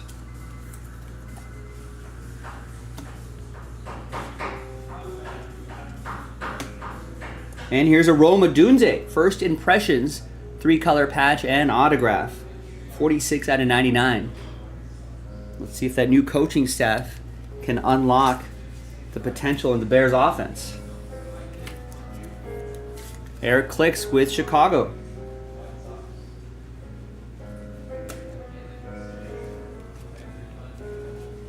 Got Brian Thomas Jr. to $2.99. That'll be for George and Jacksonville. We got Shining Stars, Malik Neighbors, Josh Jacobs, Abracadabra to $3.99, Christian McCaffrey to $2.99, and a Drake May rookie card to close things out. We got that randomizer we got to do real quick as well. But the Drake May will go to Tim and the Patriots. And let's do this randomizer right here. Do a left-right randomizer between the Bills and the Ravens. So let's flip back to random.org, new dice, new list, no other randomizers we got to do. So it's just Buffalo and Baltimore. Let's roll it, randomize it.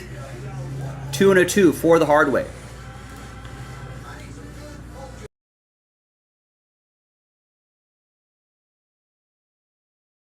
Excuse me, sneeze really quick.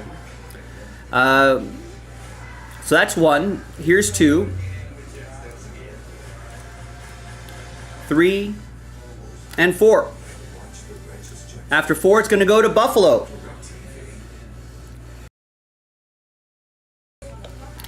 So apologies to Aaron. Congrats to Capola and the Bills.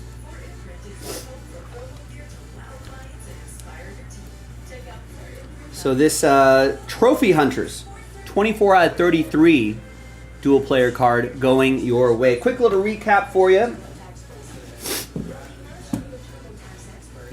Thanks everyone for getting in. We got more football in the store, jaspyscasebreaks.com. Spectra football. We should do that. That's almost halfway there. If we get that closer to single digits, we could definitely bundle up the remaining teams into a random number block and get it sold out that way.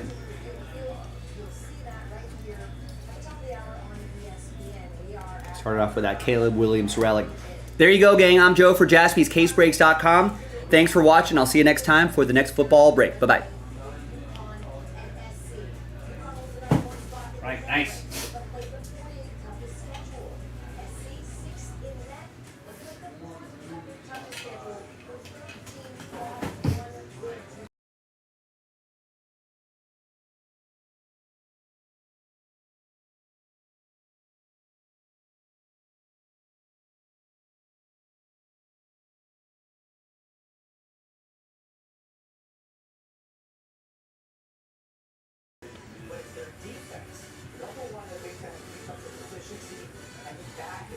All right, so give me a minute here to put all this stuff away. We still have the same 3 orders I saw about 15 minutes ago, but keep your orders going on jaspyscasebreaks.com.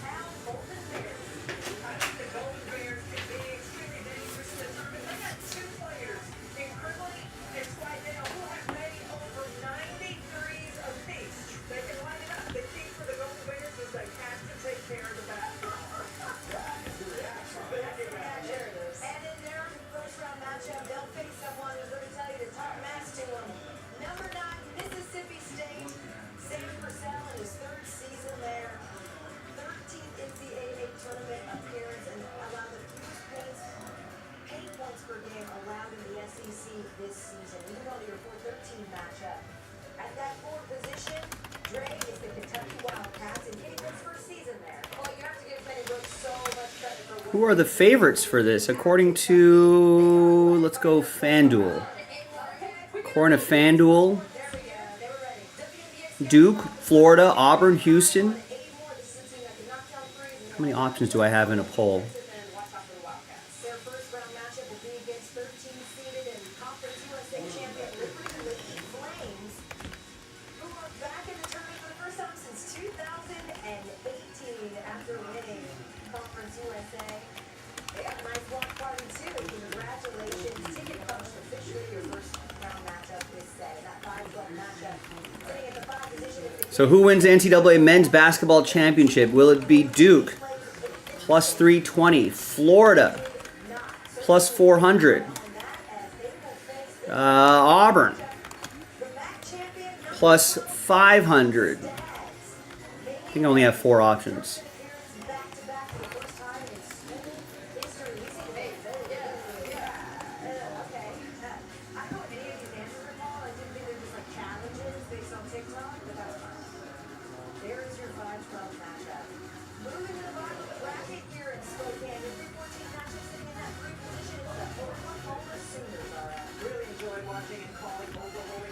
My school, UC San Diego, plus 50,000. They're 501.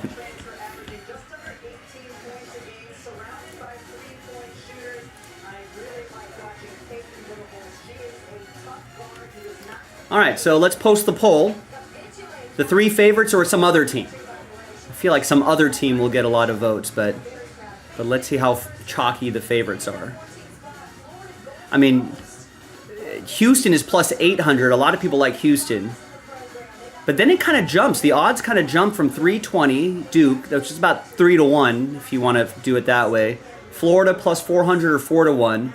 Auburn's 5-1. Houston's plus 800, 8-1. And then it jumps to Alabama plus 1800, 18-1. So 8 to 18-1. So there's really nobody in that 10-1, 11-1, 15-1 kind of range. It jumps up to, I mean, obviously these odds can change over the next few days, but Alabama, then there's like a group of like the 20-ish to ones, right? 18-1 Alabama, 19-1 Tennessee, 23-1 Texas Tech. And then it kind of jumps to 28-1 Iowa State, plus 3,000, 30-1 Michigan State, St. John's. Arizona is kind of in that group. Then it jumps from 33-1 up to 40-1 Gonzaga. Then it jumps to 49-1 Illinois. So you can kind of see the betting tiers there, the odds tiers. Then it jumps to Illinois 49-1, Kentucky 50-1, Wisconsin 55-1, and then goes on from there. Maryland, Kansas City, Missouri, Purdue, Texas A&M, BYU, Clemson, Louisville, Ole Miss, St. Mary's. Was it? I mean, Connecticut is at 140-1. That was a team, right? The men's Connecticut team, they were going for 3 in a row, right? I think that's why I'm blanking on the UConn men's coach. Dan Hurley, right? I think Dan Hurley, I think maybe turned down some. I mean, maybe he was never going to go to the NBA. Maybe there's always a negotiation move, at least with my Lakers. But I think he had some offers. I think he had some NBA offers out there. But supposedly he wanted to come back because he wanted to go for the three-peat. That season didn't quite work out the way. I mean, a lot of guys got drafted from last year's team. I don't think they were able to replenish that team with finals level talent, but that storyline will still be out there. But Selection Sunday, ladies and gentlemen, as I'm printing out labels for this break and going through a few orders, while we're waiting for more breaks to fill, you let me know what you think. Who wins the NCAA? It's in the YouTube chat poll.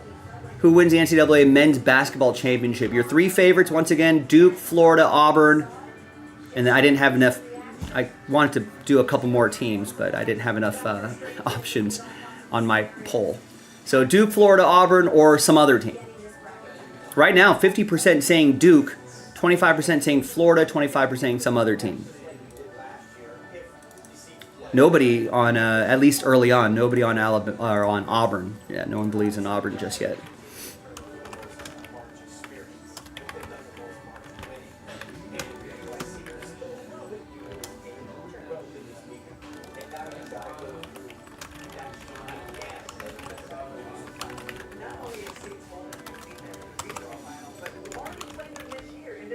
highest rated game of the season, by the way.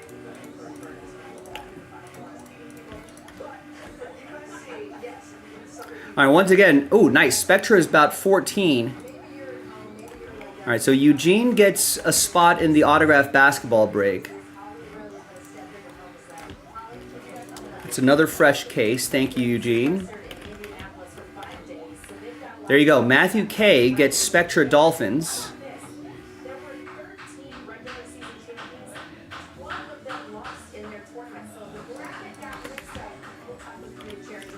James picks up a spot in the Hit Parade triple case filler,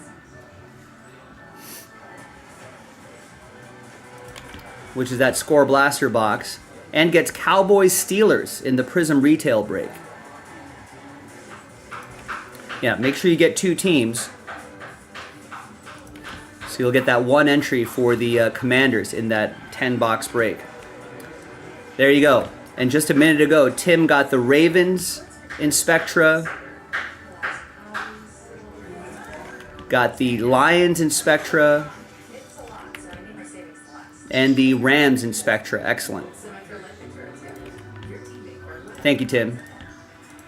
All right, who wants to keep that going? Remember, we've done like 16, 17, 18 team random number blocks before, and they're always kind of expensive. They're always like $90 to $100 a spot or something like that. If you want to make that a little less expensive, you know, there are a lot of teams that we can pick up to make that less expensive, right? $35 Panthers, $35 Bengals, $20 Browns, $25 Cowboys, $25 Texans.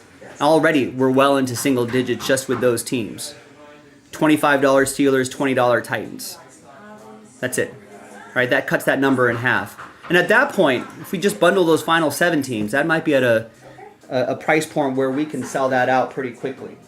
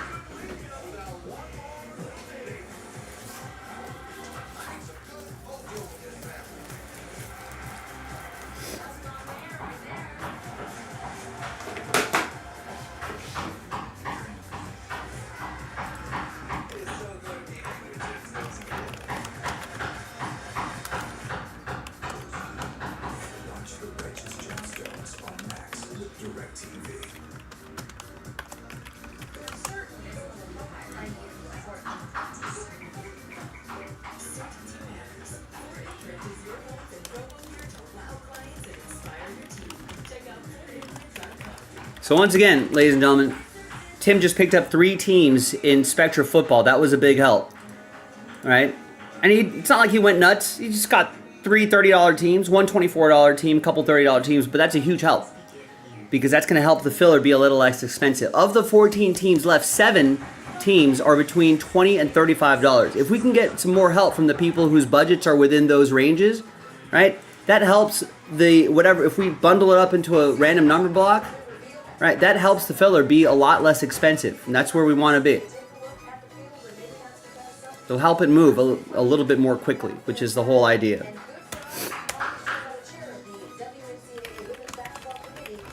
Sorry, I keep forgetting to update this schedule here.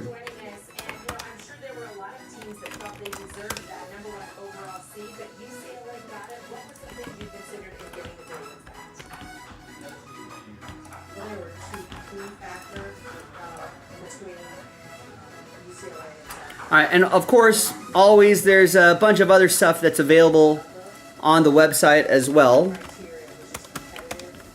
on JaspysCaseBreaks.com. We got another high roller mystery crate loaded up. That features a Shohei Ohtani 1/1 white whale, $2,000 value at least. There's a chance to win your way into it.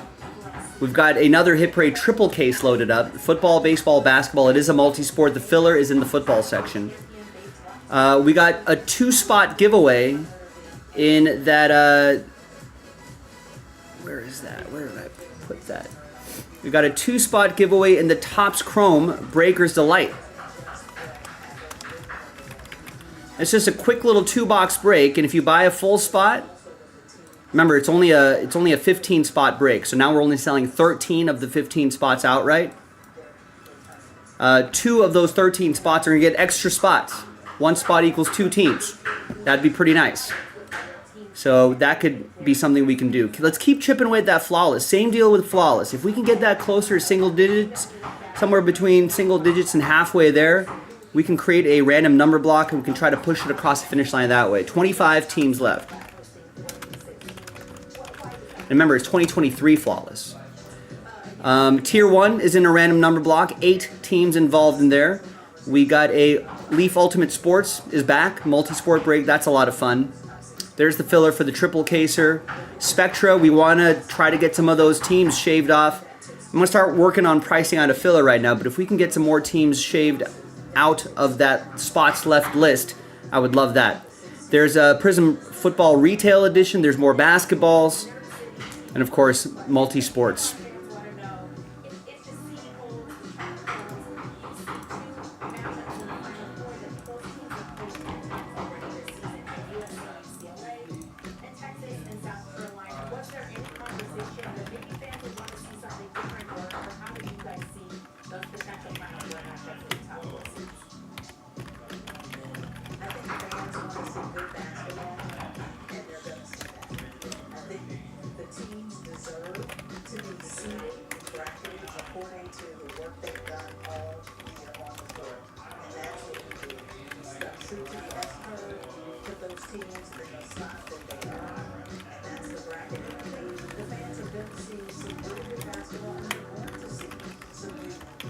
Or if you're a high roller sitting out there and you're like, man, I just want to snag my big team straight up, go big game hunting, you can certainly do that as well. That would be very helpful in lowering the cost of a random number block style filler. Oh, someone take the Commanders? I guess someone did take the Commanders in Spectra.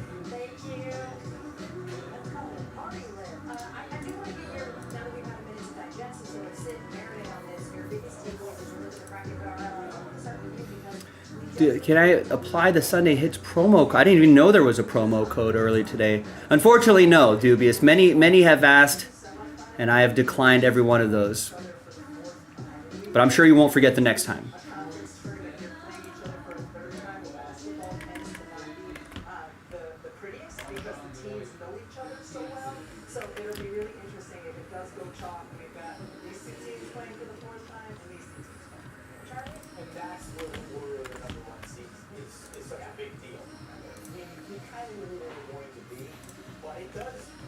All right.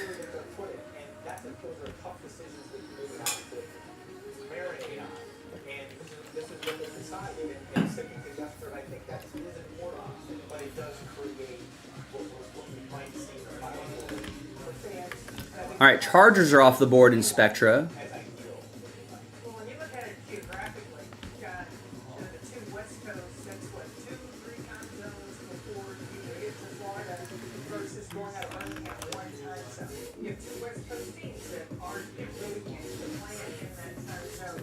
I hope you do. I hope you do. So there will be a next time. Sorry, gang. Yeah, like you're not. I'm not just saying this because of you. Many have asked over the 11 years we've done this. We've been pretty strict on the policy of not being able to retroactively do codes. Otherwise, then everyone's going to come out of the word. It's like, what about me? What about me last week? Can I apply my codes from 3 weeks ago? Cannot do that, unfortunately. So I apologize.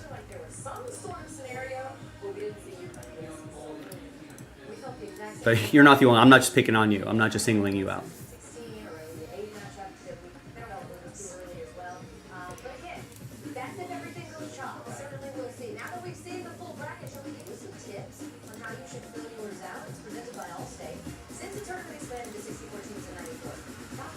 All right, so I'm working on the random number block for this. Now that the Chargers are off the board, that might be a big help here. Let's see.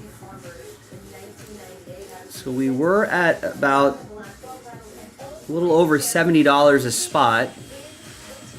But if I back out the Chargers in this, you know, now we're under $70 a spot, which I like. James gets a mystery crate spot outright.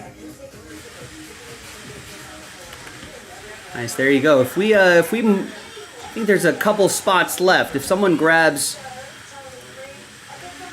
you know, if two people grab 2 spots, I could cancel a filler. I think we're planning on, let's see how many we're planning on here. Two spots. I think we're planning on three fillers. But the full spots definitely help. Thank you, James. And John gets the Patriots in the Spectra. So let's see. Let's go back to, let's put, yeah, sometimes it's nicer just getting your team straight up. You don't have to share those teams with the, you don't have to share the teams with the others.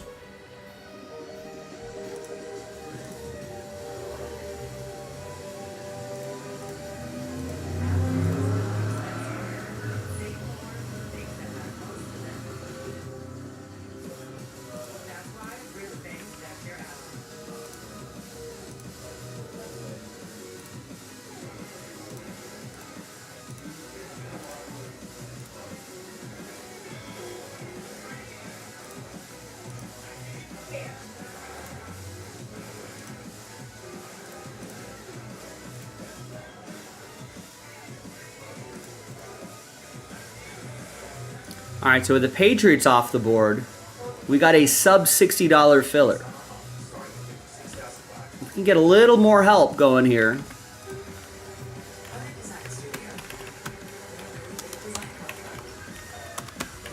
That would be awesome. We might accidentally sell this out straight up.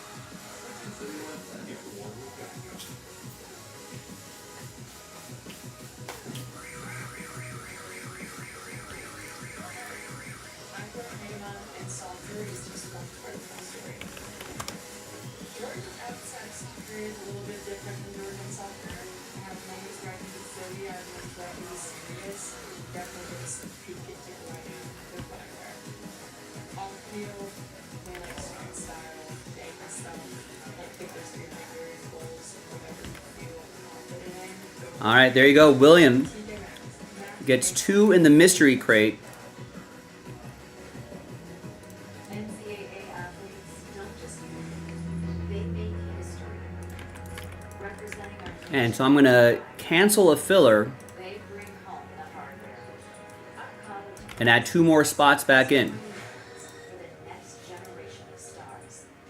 Catch tomorrow's Olympians and Paralympians on an NCAA championship stage today.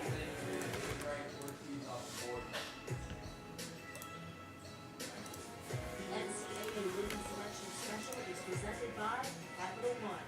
What's in your wallet? Great, now we only have to do 2 fillers instead of 3.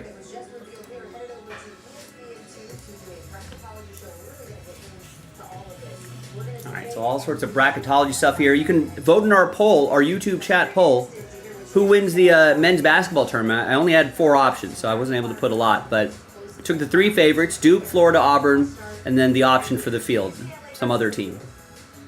No one voting with Auburn. No love for Auburn.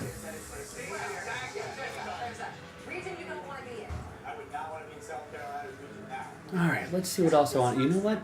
The Formula One replay is happening, so I wasn't able to catch all of that.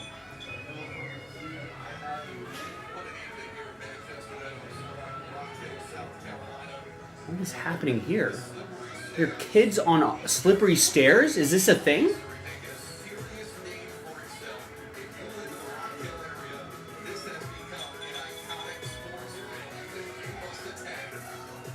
There's a slippery stairs competition?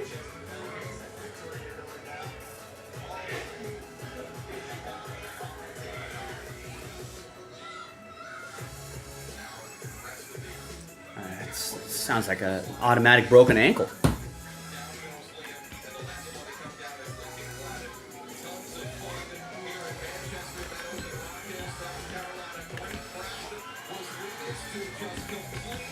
All right, Eugene gets 4 in the blaster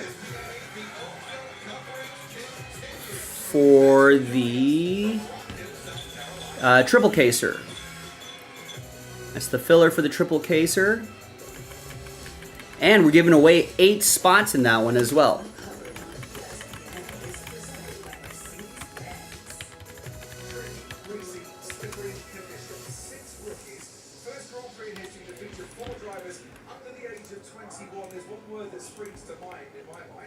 And Mark gets the last 2. Nice. Or no, gets 2. Should be 1 left by my count.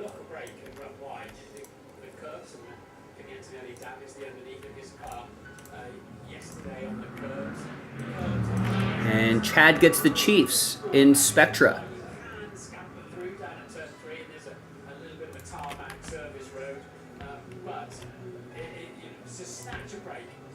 So that helps the filler become a little less expensive.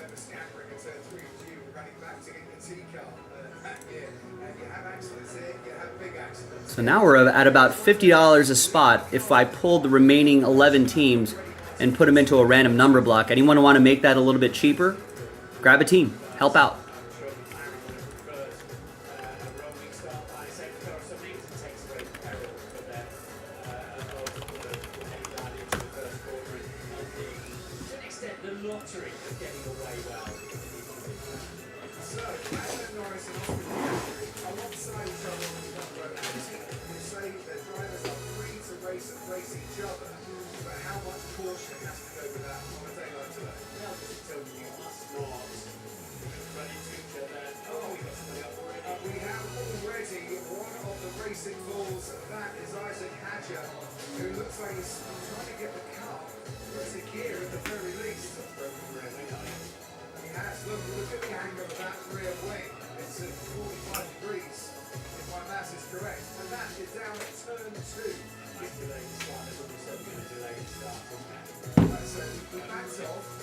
Awesome.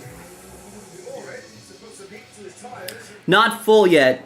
If we're talking about I think you're William, the mystery crate. We've got 2 more fillers to go. 2 full spots and 2 of those fillers. But we're getting close. Yeah, let's get an update on that.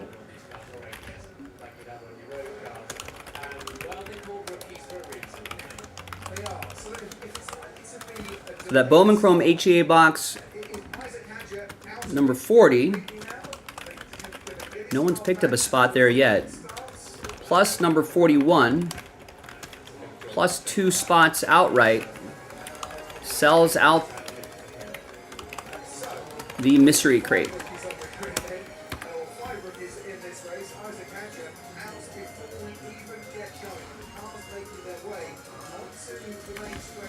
Nice, and Terry grabs the first spot. I think that's the first spot in the Tier 1 baseball random number block.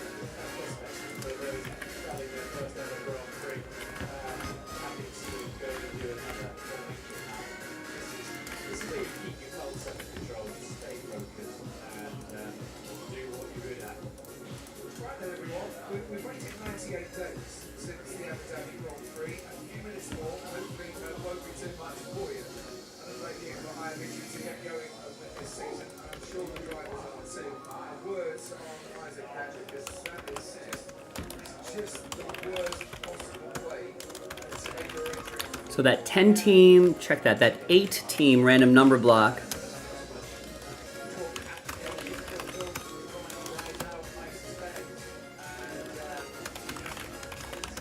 Spots left, 9 of 10, sells out that old 2020 Tier 1 baseball, pick your team 2. Second half of that case, either Thomas or Jason busted open. Got a little ways to go on the blaster box, or on the filler for the triple caser. I think we're planning on...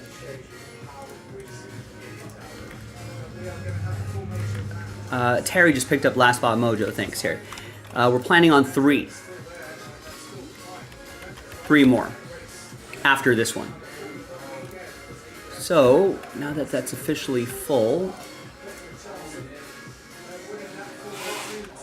So 2024 score NFL blaster box number, random team number 29, or no, we're doing 29 right now, number 30.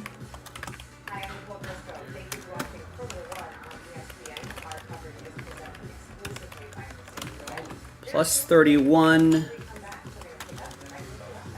and number 32. Still got to move some full spots as well, plus 11. Full spots, sells out the Hit Parade triple. Actually, it's a multi-sport. Might not have enough spin. The Hit Parade multi-sport triple case break. Got it right there on the screen for you, prime time. If you click the break schedule, that'll take you to this page. That'll tell you what we need to do. Bowman Chrome Baseball, HTA random team 40 and 41 plus 2 full spots officially sells out the mystery crate. Now we do pivot to whatever, helps the break move more quickly. Let's say someone buys those 2 full spots. Guess what? I can kill that filler and add another 2 full spots back in, and then number 40 becomes the last filler. Or if the fillers sell out more quickly, we can do 0 full spots and do 3 fillers. I'll pivot to whatever is going to help the break move a little bit more quickly. All right, and that's the filler for Tier 1. That's the filler for the triple case break. And I think everything else... Actually, those are the only 3 breaks that have fillers attached to it. Spectra might go into a filler fairly soon.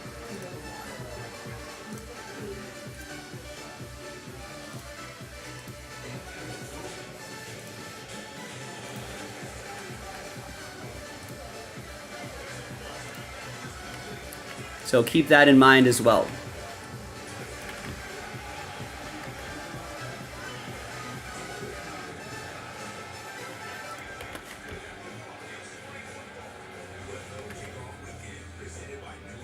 All right, Ryan just got a full spot in the mystery crate and gets a random number block spot for 2020 Tier 1. So now, that being said, let's post break 30.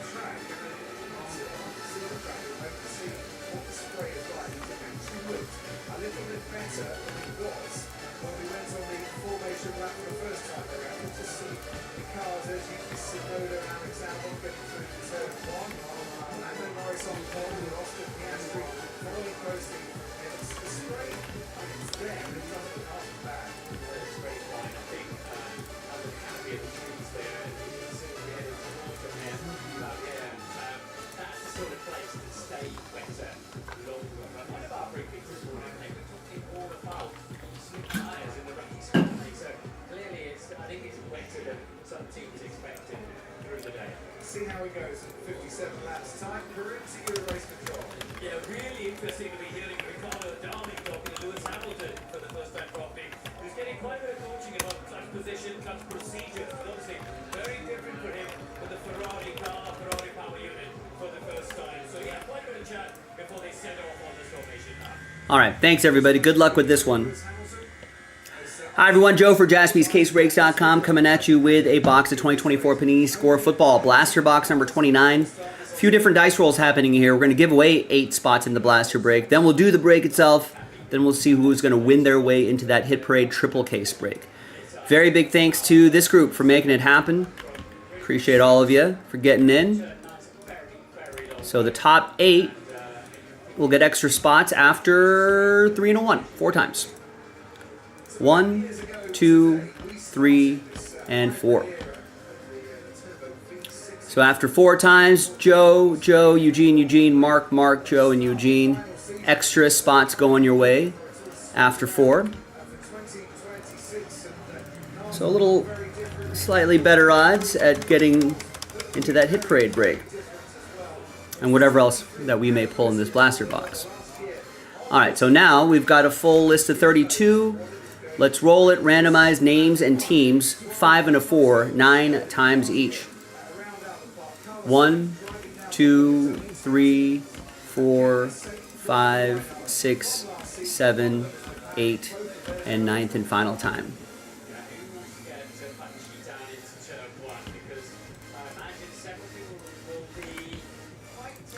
And 5 and a 4, 9 times for the teams.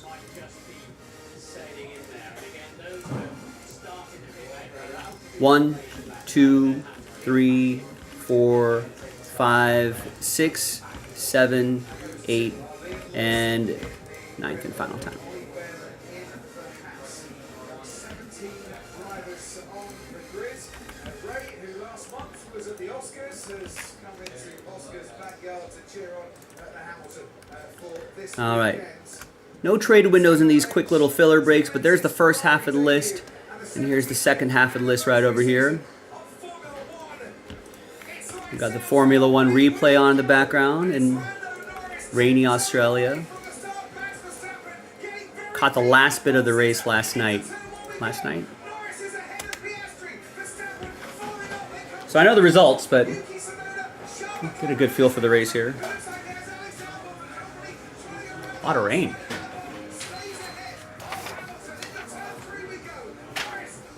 Alright, so here's the final printout.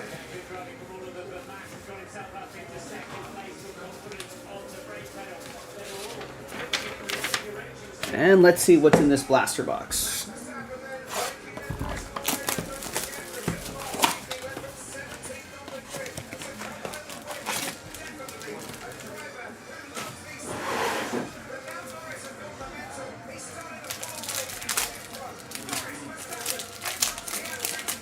Ooh.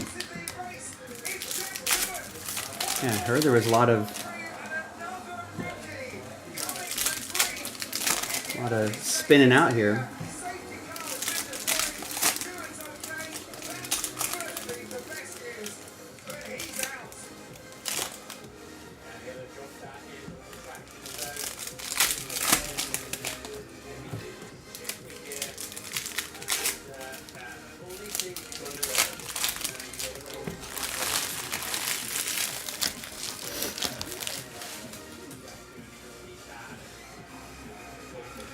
All right, let's see what we got in here.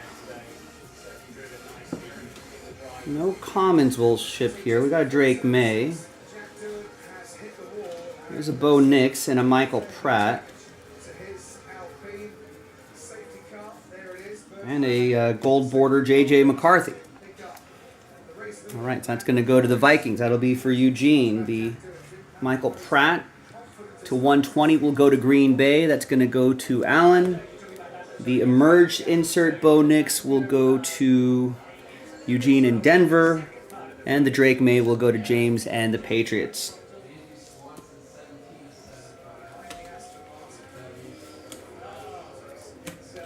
There's a Michael Penix Jr.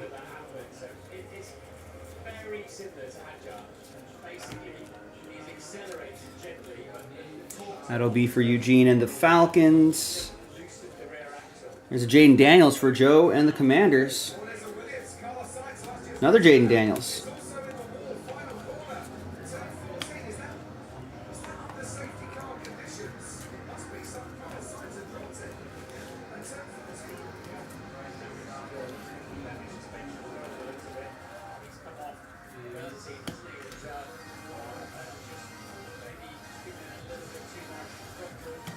And we got a CD Lamb, 79 out of 120.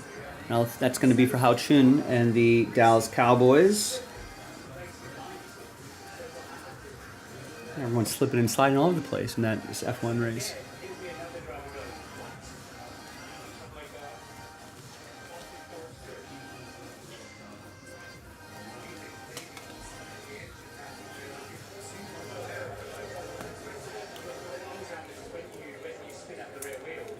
J.J. McCarthy going to Eugene in Minnesota.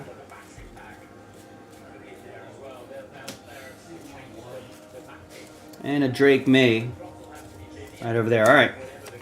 So there's your blaster box. Got some of the quarterbacks there, which is nice. But the real nice part is who's going to win their way into the hit parade for a fraction of the price. So let's gather everybody's names once again. And we're only giving away 4 spots right here. So top 4 after 9. Good luck. 4 and a 5, 9 times. 1, 2, 3, 4, 5, 6, 7, 8, and once more, 9th and final time. Fingers crossed, everybody. Good luck. So 5 through 32, sad times. But I appreciate all of you getting in. Thank you. Top 4, though, you're happy because you are in that hit parade triple case break. Joe is in.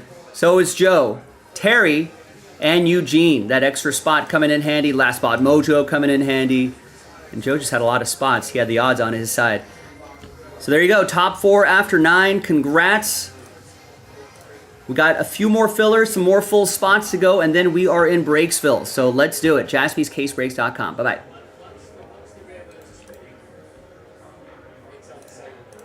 All right, thanks, everybody.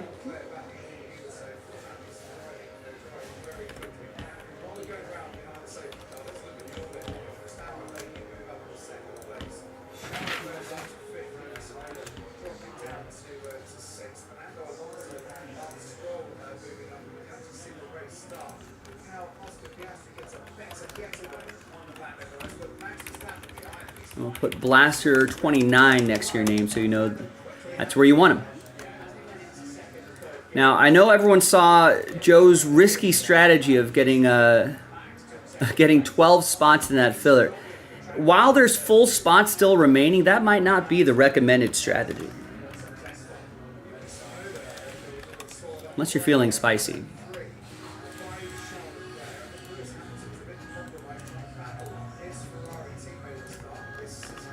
No worries, James.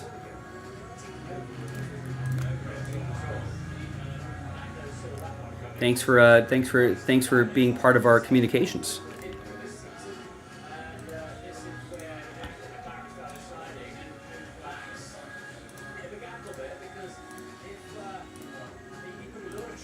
All right, so let me reset all these lists here.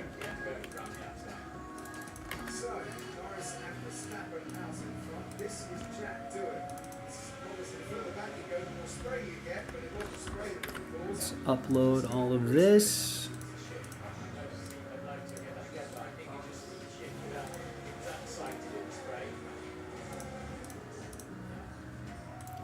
Might as well print some labels for this.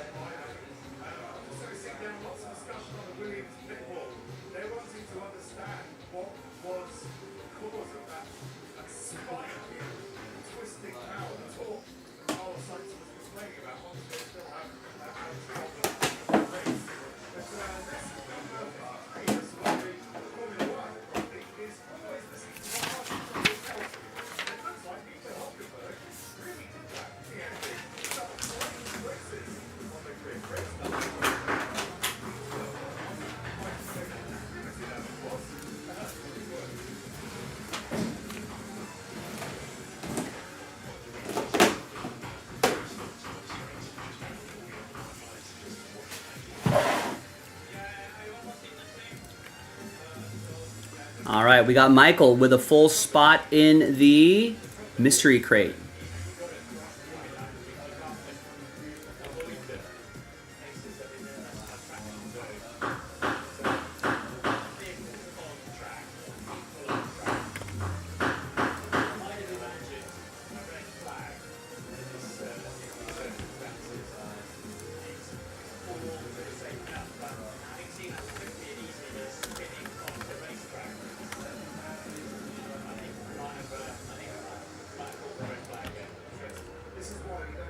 So, like I was mentioning, we can cancel a filler, add 2 full spots back in, and now we're down to our last filler. So we're a lot closer to that than you might think. All right, Jared picks up the Cubs in Flawless 15. Adam Pelly picks up a bunch of teams in Prism Retail. Gets Dolphins, Ravens.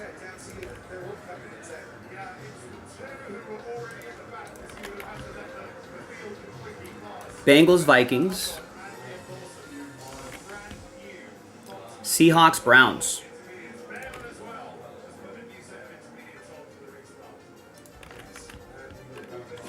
Thank you, Adam. We got Eugene with a spot in the random number block for 2020 Tier 1. How's the first half of that?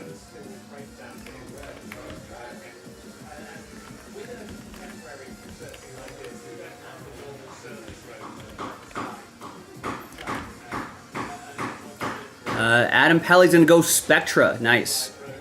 I was about to go into a random number block, but Bengals are gone.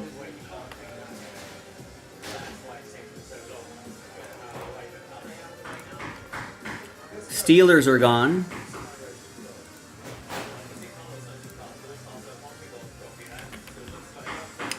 Panthers and Eagles are gone.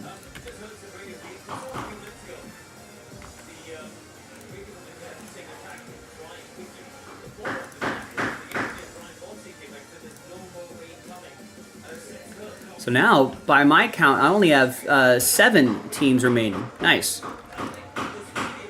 We got Vikings, Raiders, Giants, Dallas, Houston, Cleveland, Tennessee. We might be able to sell this out straight up. I mean, we would need a high roller to get the Vikings, but this might be a break we might be able to sell it straight up without a random number block.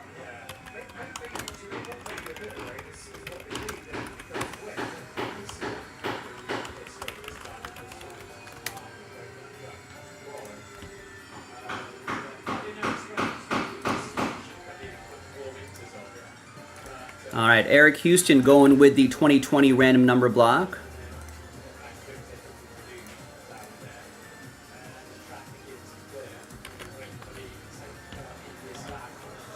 '20 Tier 1 baseball. Adam gets 4 in the Breaker's Delight break. Nice, thank you, Adam.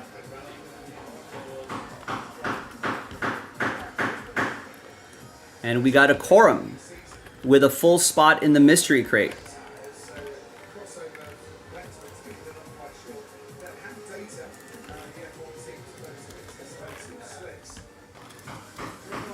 We got 1 spot left in the last filler. Aaron gets 6 in the leaf break.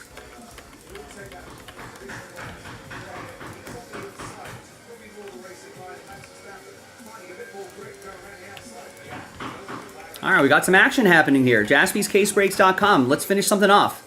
Let's officially declare this the last filler. So hopefully someone will give that a shot. I'm going to leave that last filler up there because I want people who may not have the opportunity to get a full spot be able to try to win their way in. All right, Chris picks up the Texans. Nice, in Spectra.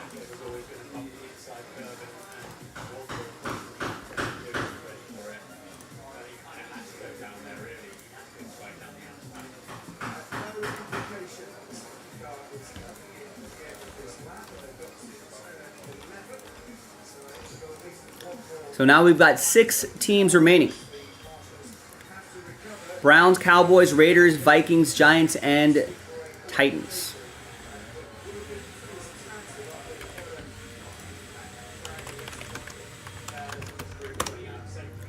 Now, if and when we do a random number block, I'm sure it'll be pretty inexpensive.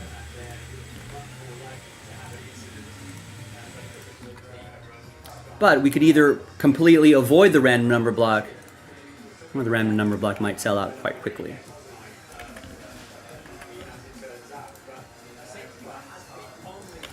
And all right, Adam gets last spot mojo in the mystery crate. And that's it. Just that Bowman Chrome box is going to sell out the mystery crate.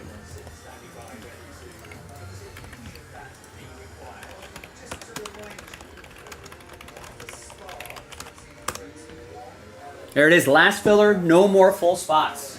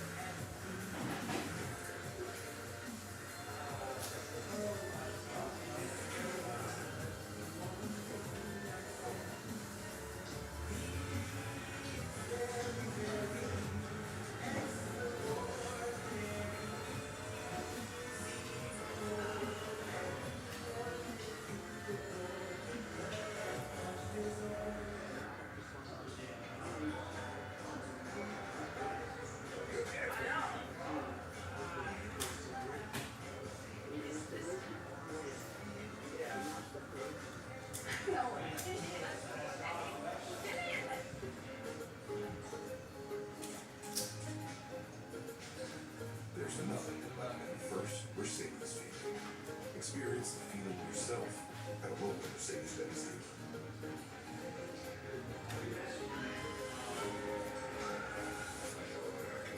Right now, you can get Disney Plus on your for just $2.99 a month. Twice a month. You're a Gators from Disney Plus. Take everyone Disney Plus for just $2.99 a month. Disney very smart.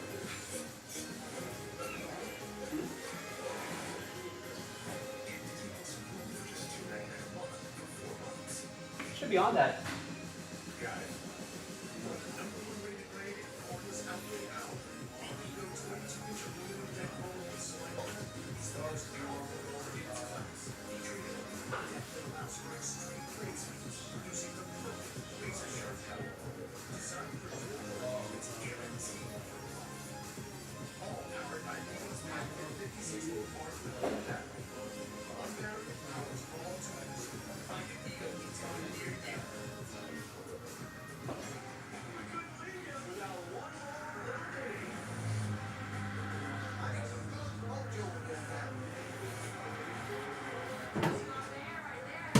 Alright, there is the mystery crate right there.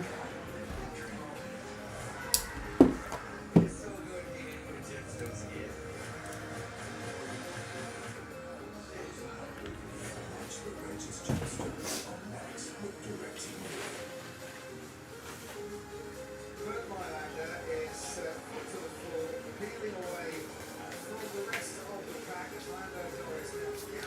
There very well could be, Ball. Check your email. Check your text messages. You never know.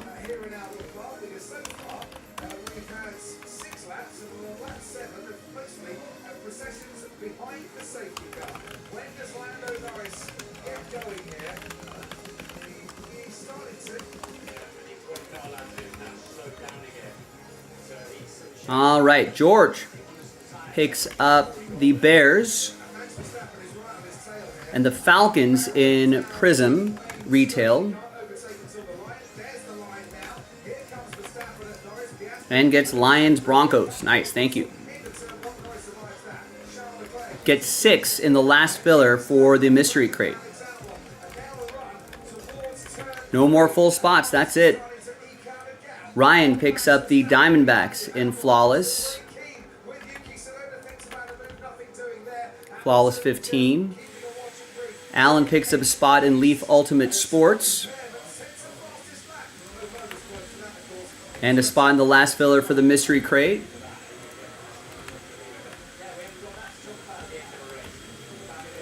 TJ Leonard picks up a spot in the last filler for the mystery crate. No more full spots. Terrence picks up a spot in the 2020 Tier 1 random number block. Chris gets 2 in the Breakers Delight. Topps Chrome Baseball Breakers Delight. Jared gets a spot in the last filler for the mystery crate. John gets the Patriots in the Prism Retail case. Or the 10-box break, half a case. If you get a second team, John, you'll be eligible for the... well, you get an entry to chase after the Commanders.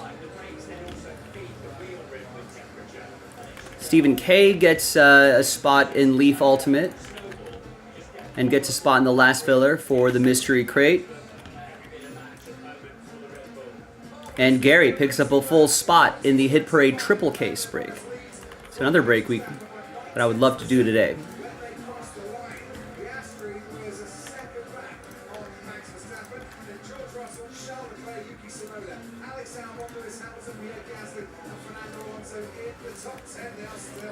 All right, and I'm going to give it about 15 more minutes until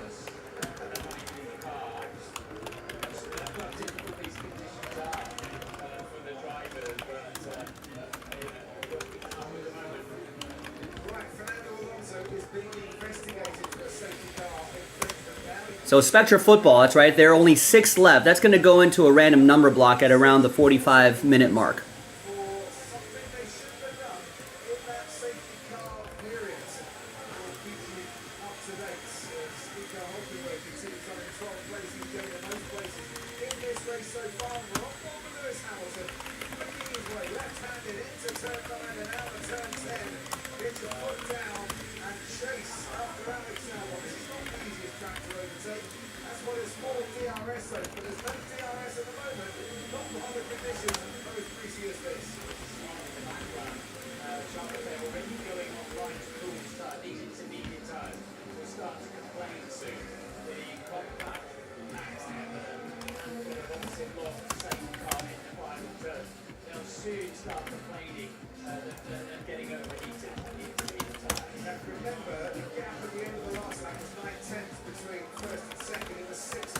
And feel free to vote in our YouTube chat poll. Let's get your early thoughts on who you think is going to win the NCAA Men's Basketball Championship, the March Madness tournament.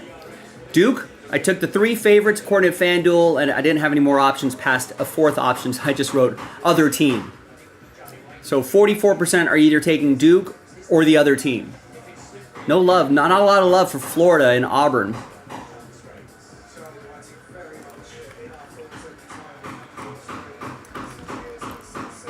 And Ed picks up 2 in Leaf Ultimate Sports. Nice. So that'll be our next break right here.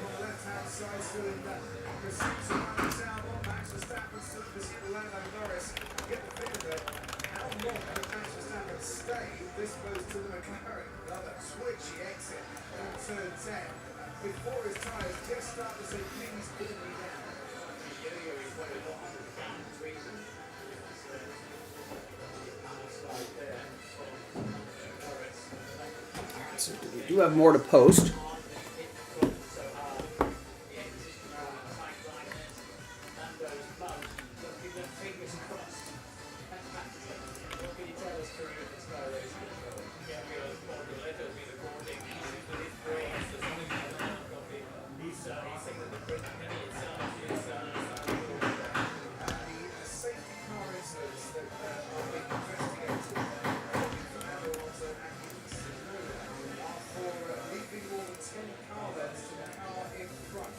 So as I would imagine, as we've got going, backing off too much to get a running jump start, as it were.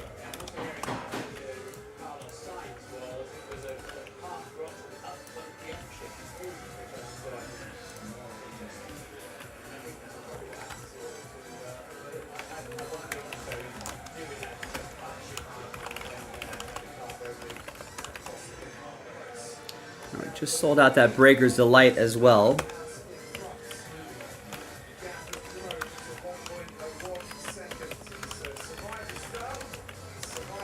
So that Spectra will go into a filler a little bit later.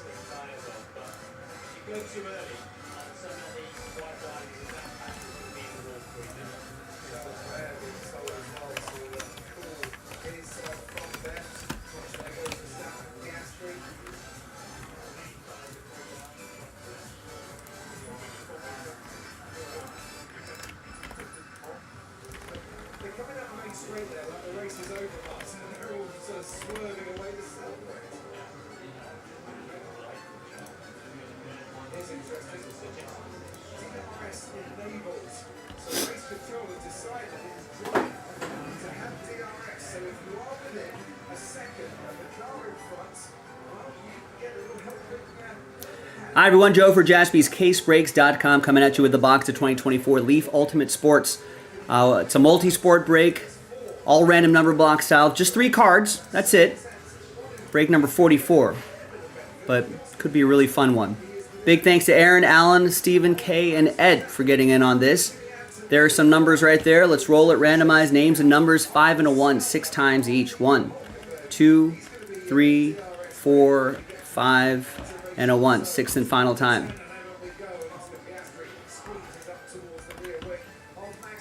5 and a 1, 6 times for the numbers. 1, 2, 3, 4, 5, and a 1, 6th and final time. We got 8 down to 6. Make sure we got all that 6 times. Great. Let's make this a little bit bigger here. All right, Aaron with 8 and 1, Ed, Last Spot Mojo 4, Stephen K with 3, Aaron with 2 and 9, Alan with 5, Aaron with 0 and 7, and Ed with 6. I don't think I've seen a lot of redemptions pop out of here, but remember, 0 gets any and all redemptions, including 1 of 1 redemptions, but Aaron's got that base covered. Any trades? We're going to pause the video just for a little bit. I just grabbed a random box because we opened a fresh case over the weekend. Or over the last couple nights. I guess it's still technically a weekend. Sunday is a Monday for me. Beginning of my week. But either way, just grabbed a random box in the cabinet. Any trades? I guess we'll pause the video just for a little bit, see if we get any number trades, and then we'll come back to break. Stick around. BRB. Just want to get a little more hydration here.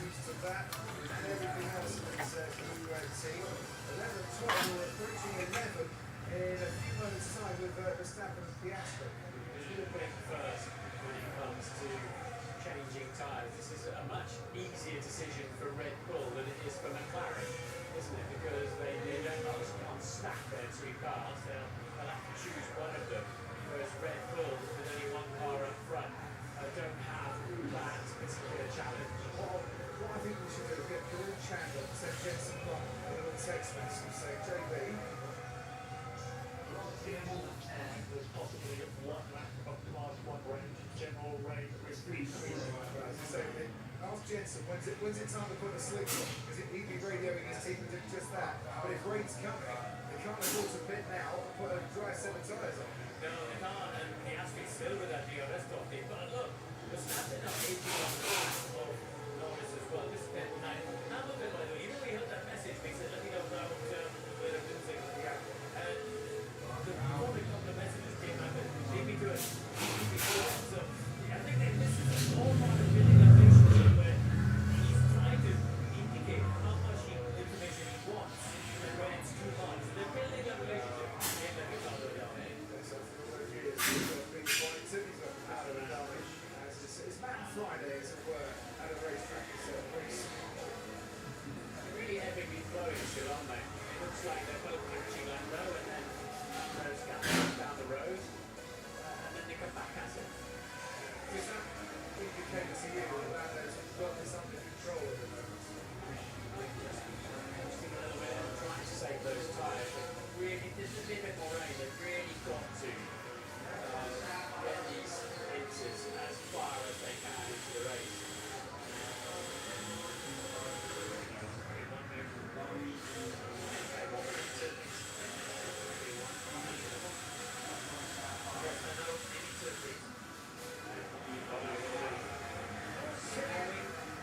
Antonelli going for a move there, and I think he might have just made that stick in the turn 11 as well.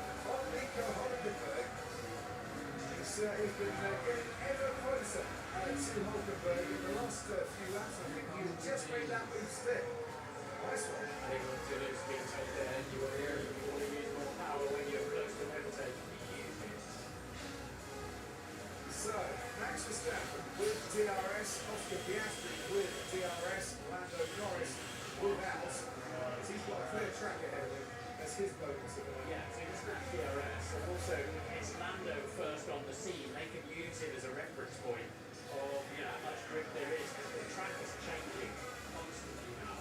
Sent Kimi Antonelli on Nico Hulkenberg down the inside, keep it under control. It's probably got a decent bit of grip down there as well on the inside in these sort of conditions. Nice bit of good very pleased with that. Yeah. Nice hits. We saw how Max moved into the DRS zone behind Lando now, but we saw Antonelli last year in a wet race in Formula 2 absolutely walked away from the field every time the second car came in. And he is confident in these conditions. That was a very confident overtake. Certainly was. The third is very last year's ever Max Verstappen and Lance Stroll. Alex Albon here is getting ever closer to Matt Williams.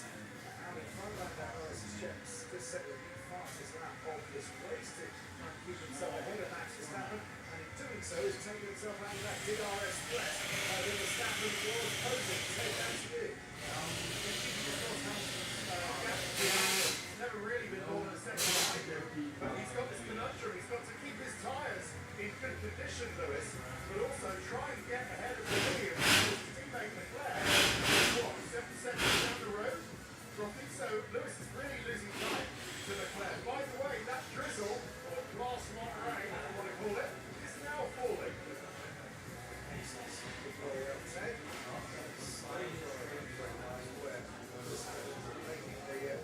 Biggest impact tonight, so You've got to drive every meter, every lap in conditions like this. And when on the board, just see how easy it would be to start slightly out of those dirt tracks and go straight to the scene. But you have to drive it every meter. see the accuracy. All right, let's print this out. Let's rip this up.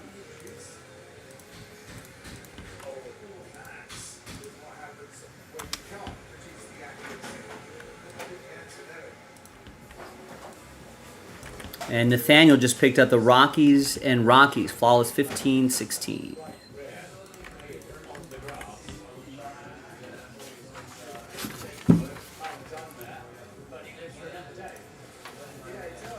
All right, welcome back, folks. No deals were done, so that list remains the same for break number 44. Let's see what we got. Just 3 cards, quick break.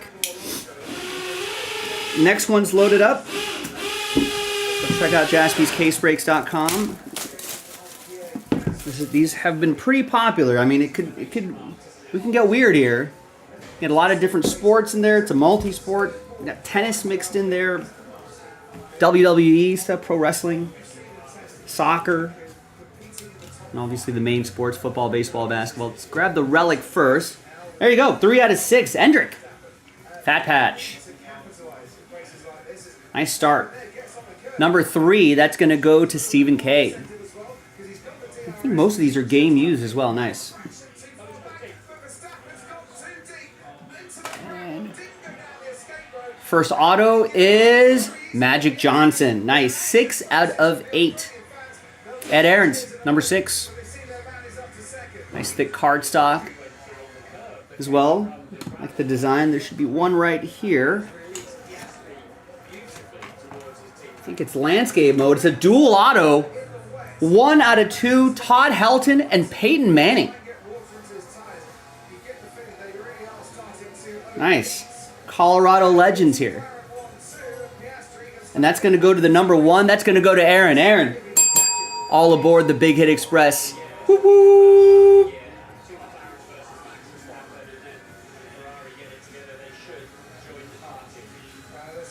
That's that. That's the break. I'm Joe for JaspysCaseBreaks.com. We got more of this leaf in the store. Check it out. I'll see you next time for the next one. Bye-bye. Yeah, I like these. These are a lot of fun.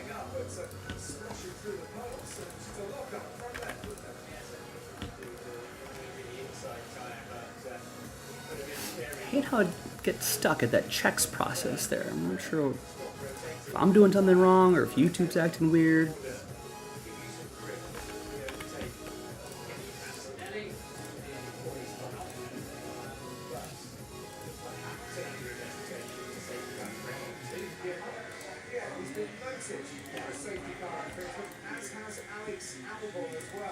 So 2 under investigation, 2 have been noted, will keep posted through channel.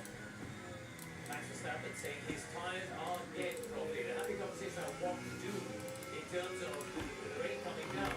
What do you do in the city? If you have the balls, would you go for another pressure intermediate, or can you ride it out? Because the driver just said it's only a small shower, so a lot of conversation around strategically. Can they ride this shower? Nice, Alan. Are you happy with the price that you got?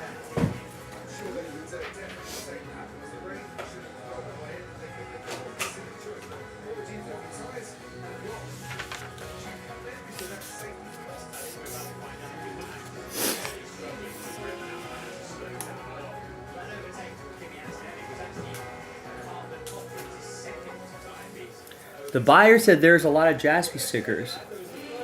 And the buyer said, I remember them from when I was a kid. Is that what the buyer said?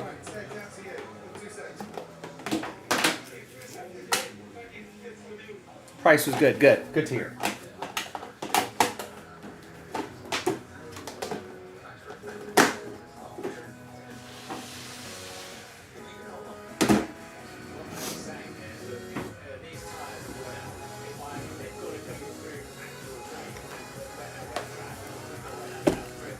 Wow.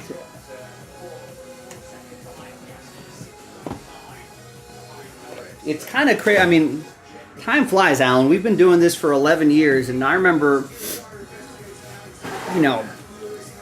I saw someone at a card show, and he was breaking with his dad since he was like 12, right? So we've been around for a little bit. So what, 4 or 5 years goes pretty quickly. And we saw him at a card show a year or two ago. And he's like, "Yeah, I'm a sophomore in college now." They're like, "What?" And we met him at a card show like years before too. So we met him like 5 years ago, and then we met him like, 5 or 6 years later. So like he's like really tall and everything. Before he was shorter than me, then he's taller than me. I'm like, man, time flies.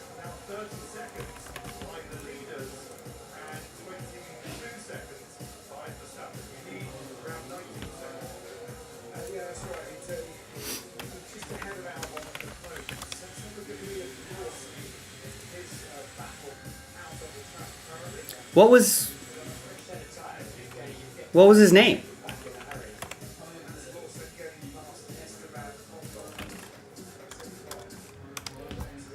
forget where I'm blanking on his last name. The kid's name was Max. And was he from the North Carolina area? But I never thought he was close to you.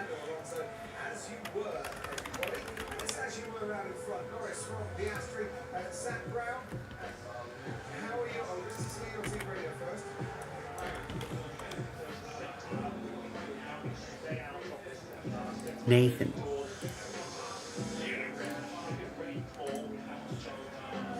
I don't know, there's also a lot of people who just watch our show and have never bought either. We always get a lot of people who come up and be like, "Hey man, I watch you all the time. You guys are awesome." They're like, "Cool, thanks." Nice, good. Well, I'm glad you got some good prices for your stuff. It's always nice to hear.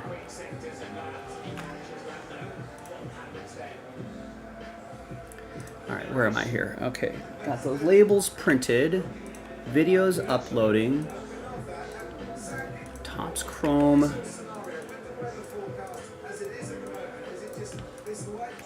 Next box loaded up. Great. Let's get some Topps Chrome breakers, the light going here.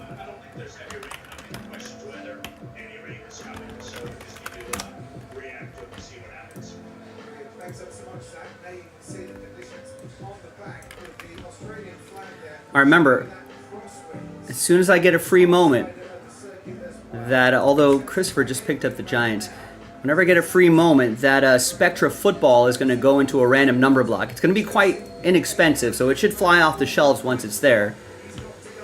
At this point, though, if we find a Vikings buyer, it'll be pretty easy to move the Raiders, Browns, and Titans, and we can just do this break, do that break straight up. That might be a little bit easier. What do you think?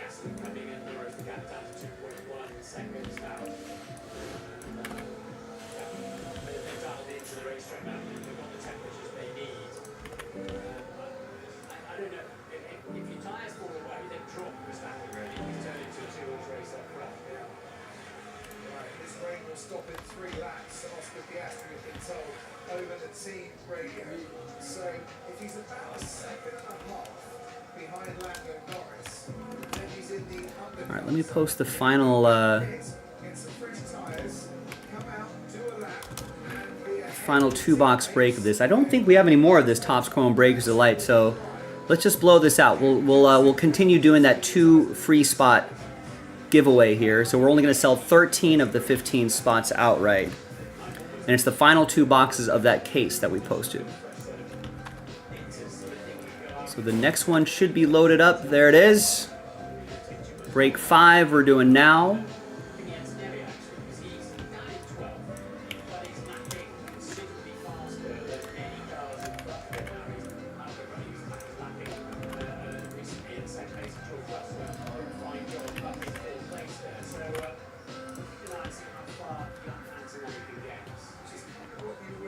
Hi everyone, Joe for JaspysCaseBreaks.com coming at you with a quick 2-box break of 2024 Topps Chrome Baseball Breakers Delight Edition. 1 spot gets you 2 teams, and it's random team break number 5. Obviously, all cards will ship. Big thanks to this group for making it happen. So we actually pulled 2 spots out. We're going to give a couple of them away. Top 2 after 10 will get extra spots. 1, 2, 3, 4, 5, 6, 7, 8, 9, and good luck. 10th and final time, Adam and Greg. Congrats to the both of you. Extra spots going your way after 10.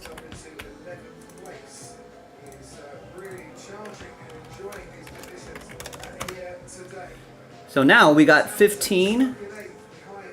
Got all 30 teams that are in, and we can do it like Sir Mix-a-Lot. Double up, and then randomize names and teams 6 and a 4, 10 times each. Good luck. 1, 2, 3, 4, 5, 6, 7, 8, 9, and 10th and final time. After 10, we got Adam Pelly, down to Adam Pelly, and everyone else in between. 6 and a 4, 10 times. for the teams. 1, 2, 3, 4, 5, 6, 7, 8, 9, and 10. Reds down to Strohs.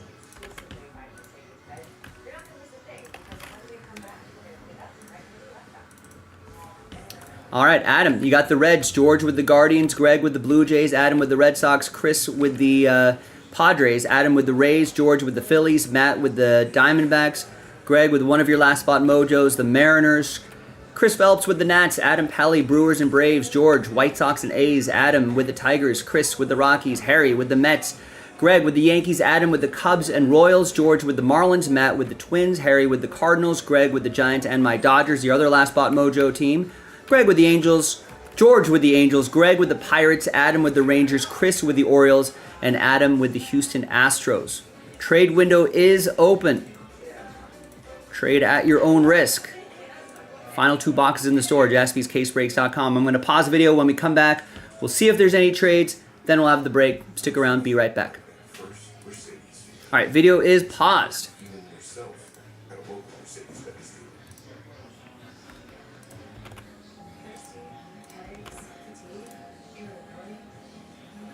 All right, I think I'm going to take a dinner break. Getting a little hungry here. Maybe we'll take one right after.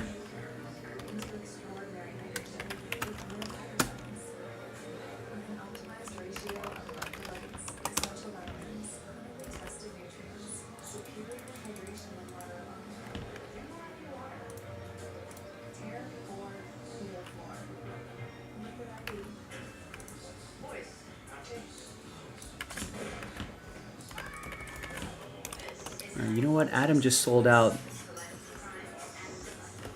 this random number block, so I'll... You know what, Adam? We're going to do it.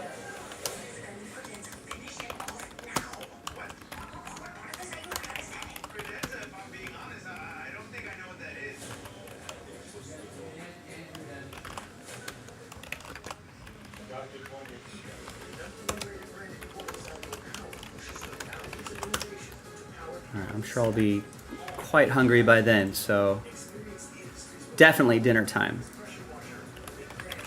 That's the only part of the schedule you don't control.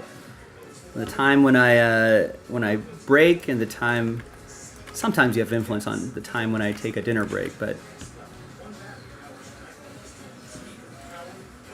it's only sometimes. The other time, everything else in between the hours of the show, you determine what we do and when we do it.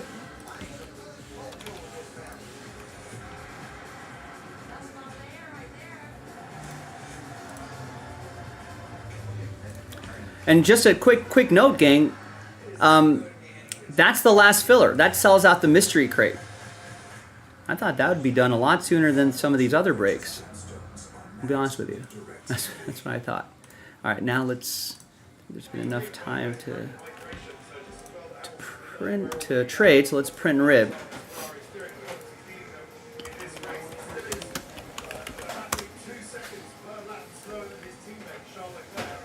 There you go. Tim's like, yeah, you're right. That is the last filler. There are no more full spots. That sells out the mystery crate.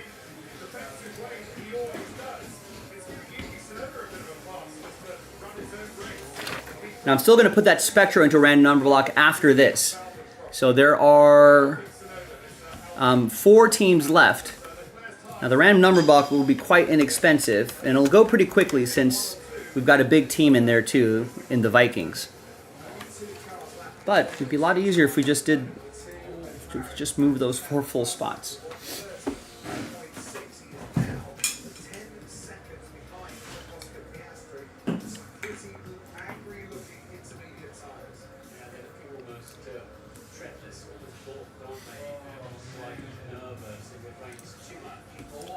All right, welcome back, everybody. No deals were done, so the list remains the same here on a Sunday. Thanks for spending your Sunday with us, or part of it with us. Appreciate you. Hopefully, we'll be able to mail something to you this week. Good luck. That's the whole point.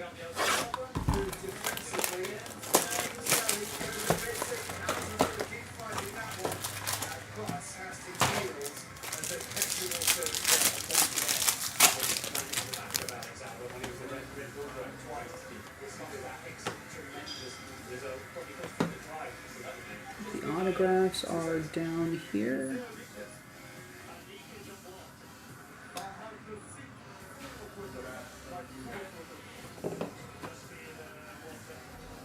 All right. Let's do these first. Got some refractors. They're all at least refractors, which is nice. Then we got some numbered cards. We've got the Luis Arias 77 out of 199 for San Diego. That'll be for Chris Phelps. The Zach Greinke 182 out of 250 Kansas City. That's going to be for Adam. And there's a out of 10 Kyle Harrison Youthquake. Nice low number on that. That's going to go to Greg and the Giants. And then we get the other Youthquake is Jordan Lawler. He's going to help us out a little bit here. Help me grab my first auto out of here. It's Ronnie Mauricio. Rookie auto for the Mets. That's going to go to Harry.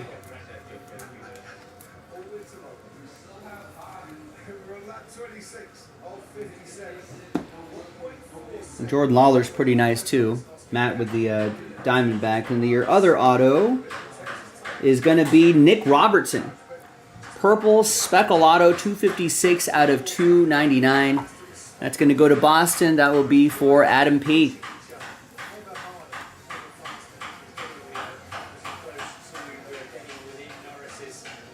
That's it. Box 2. The quick boxes.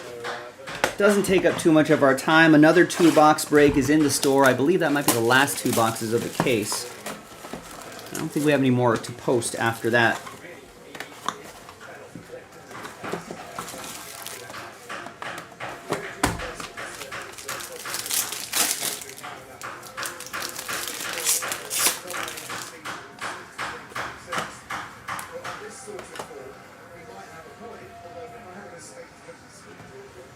Should be the autos down here.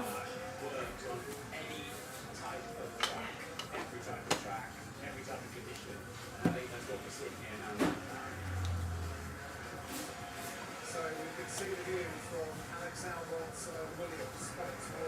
think I grabbed. There's the 2 autos. There is a black and white on the bottom. That's Bobby Witt Jr. Nice. It's going to go to the Royals. That's for Adam.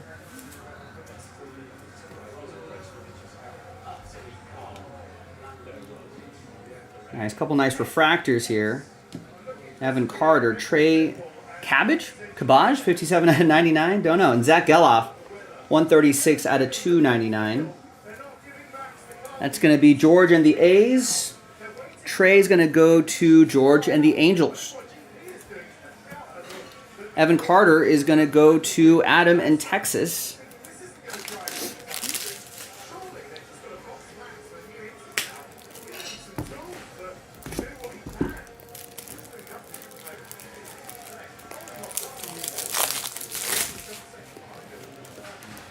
Some more regular top loaders here.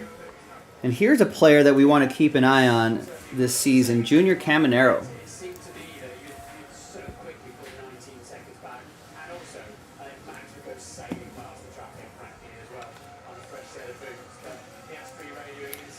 And Chris with Heston Kirkside Orioles. All right, our 2 autographs. Good luck.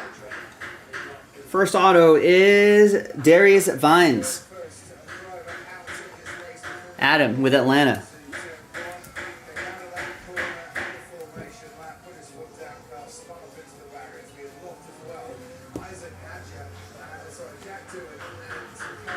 And we got an Endy Rodriguez rookie autograph, 76 out of 499. That's going to go to the Pirates. It's going to go to Greg. And there's your 2 boxes, ladies and gentlemen. Thanks, everyone, for getting in. I'm Joe. I'll see you next time for the next break. Bye-bye.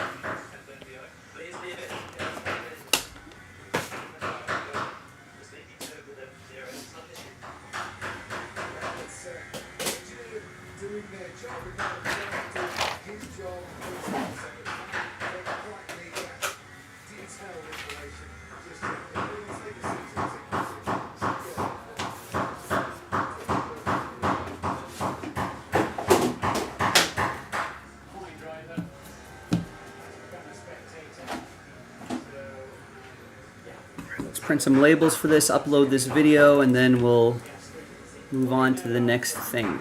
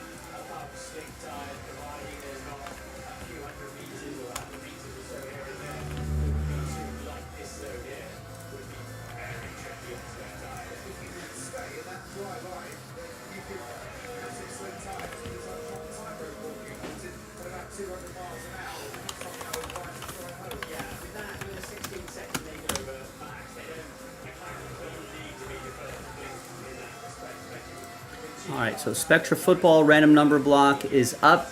Great price point there. Let's get this 2020 Tier 1 set up here.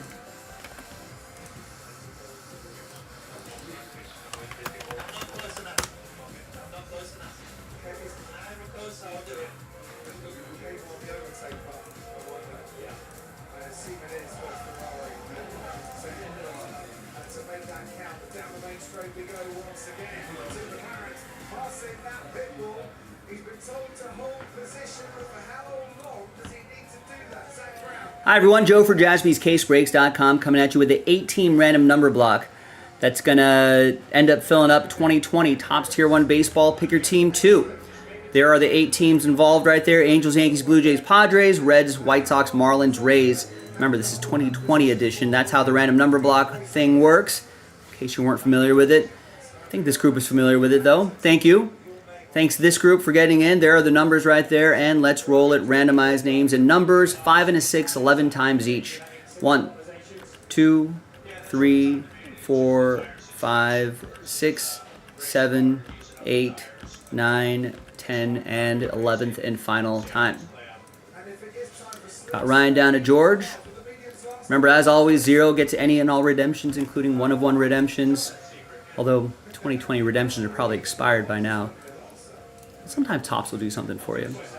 11 times for the numbers. 1, 2, 3, 4, 5, 6, 7, 8, 9, 10, and 11th and final time. Got 2 down to 1 after 11. So here's how it shakes out. We've got, let's make that a little bit bigger here. We got Ryan with 2, Adam with 0, Terry with 4, Adam with 3, George with 8, Eugene with 9, Adam with 6, Eric with 7, Terrence with 5, and George with 1. Let's order these numerically. And we'll see you in the next video for the break itself. JaspysCaseBreaks.com.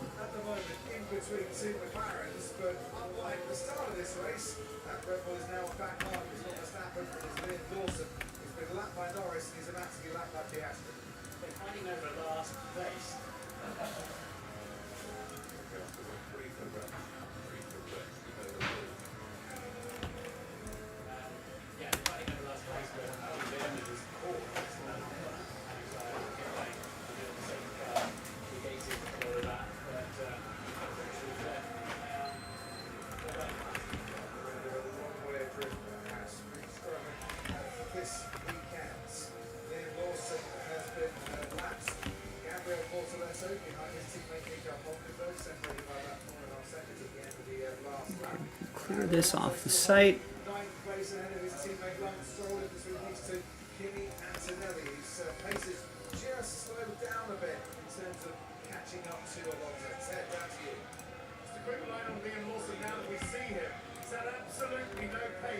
In this race, 3 seconds sometimes per lap, slower than Verstappen. I think that wind change that they put on his car in Park Permit. Really?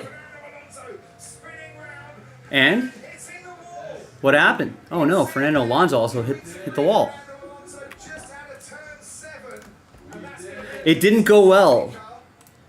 Moises Alou refused, so I guess there's no future in seeing like a big 8x10 photo of them like signing like a big 8x10 together or something like that, or 11x17. That's a shame. Moises Alou should get over it.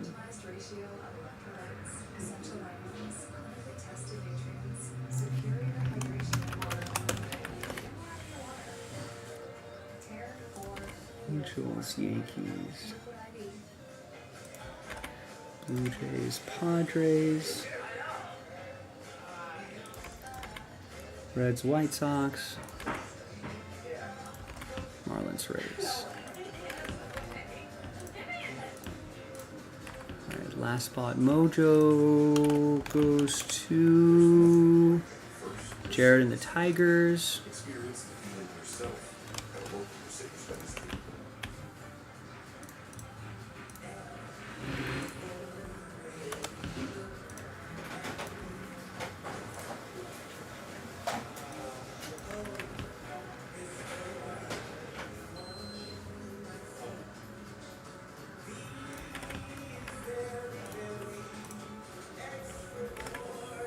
Do we have any more 2020 Tier 1? Let me actually go run and check that before we start this.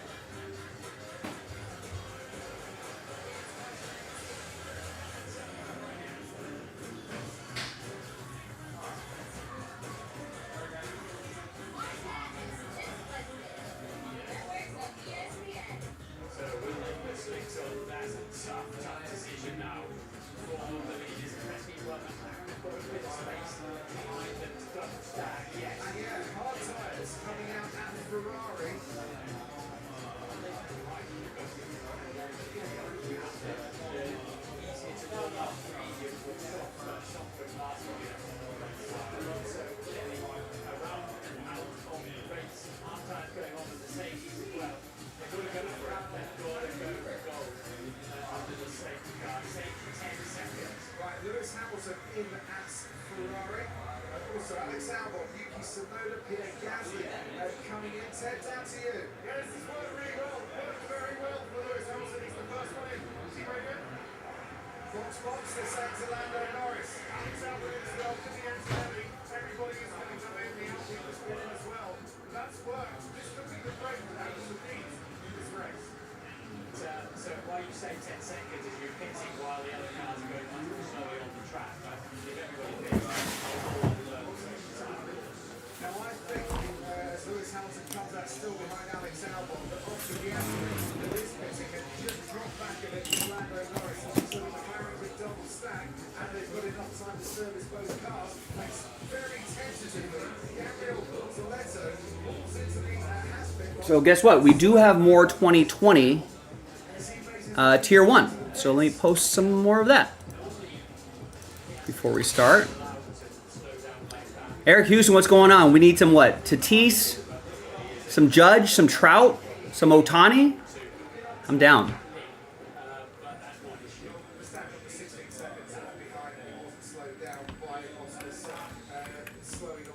I don't know. I didn't rip this first half. Was there anything in the first half or no?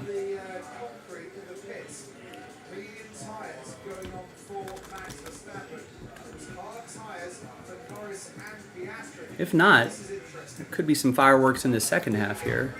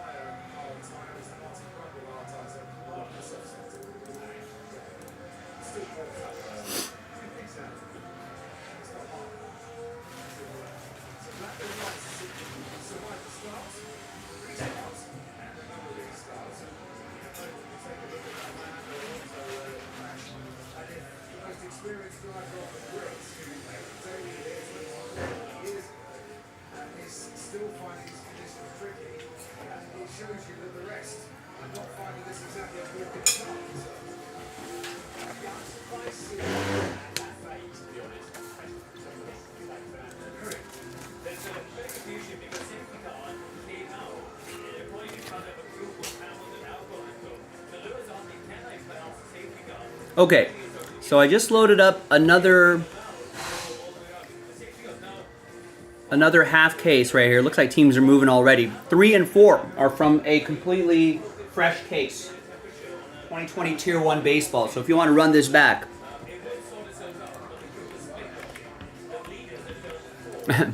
Boss man is Mike's doing a little bit of some construction in the back there. Little Sunday project.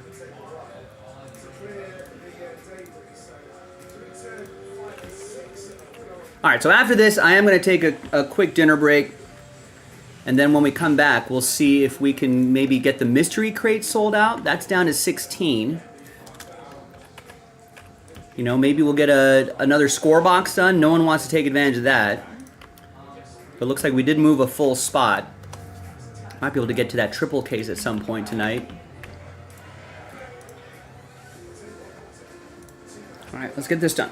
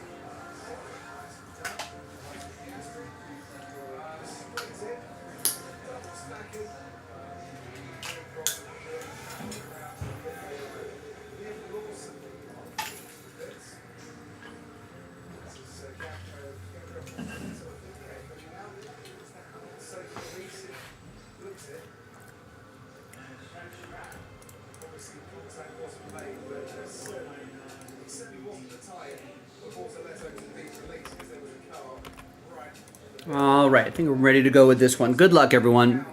CEO took over in October of Aston Martin, became team principal over the winter period. I always get stuck at that checks point there. That's annoying. Well, they were on for a points finish. An accident has taken them out of the top 10. That was a last straw, the one remaining driver to try it.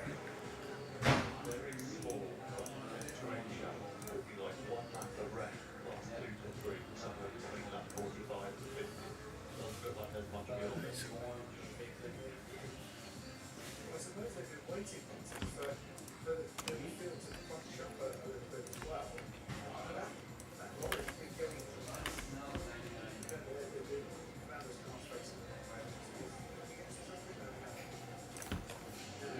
So we did that under wraps, did illusions, score.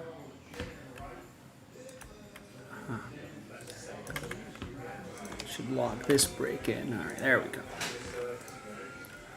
Got to get on track with my break log here. All right. Hi everyone, Joe for JaspysCaseBreaks.com coming at you with 2020 Topps Tier 1 Baseball. 6-box, half case, pick your team, number 2, second half of the case that we popped open the other night. I think Jason or Thomas did these. We actually have another case of 2020, so the next half case break is going to be from a fresh case, so go and check that out. All right, so big thanks to everybody who bought their team straight up, which I appreciate. Jared, you ended up with Last Spot Mojo with the Tigers. There's everybody else. And then we pulled the remaining teams. These teams right here. We pulled those out and we did a serial number randomizer for it. I forgot to upload. I'll upload it after this break. So let's set that aside right over here. There we go. And let's see what's in the second half. A little blast from the past.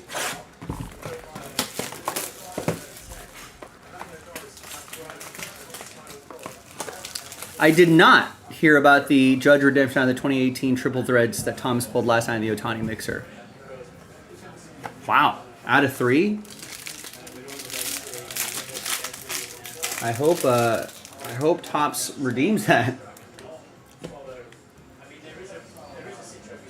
I think the relic is in the middle here. And it is Rafael Devers, 269 out of 395.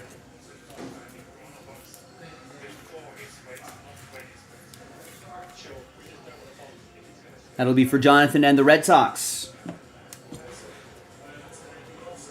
And then these should be autos. Here is John Means, 104 out of 299.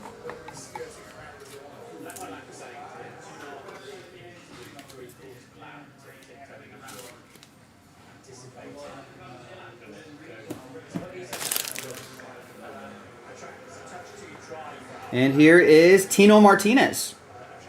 9 out of 10. Nice big 2-color patch and on-card autograph. It's going to be for Dylan and the Mariners.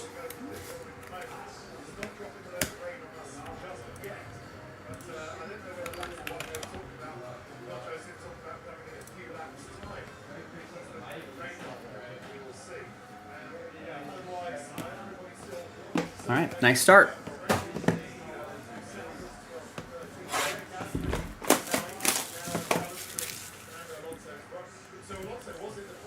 Did I upload that? I did. Yeah, so the tier 1s should be available right now. Might be able to run one back in the next night or two.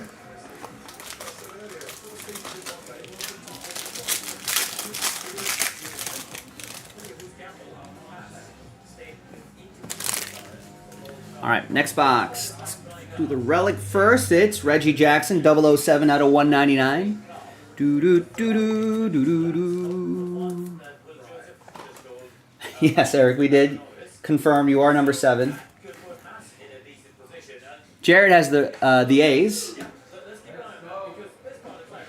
And then there's Patrick Corbin, 196 out of 299. That's going to go to Eugene and the Nationals.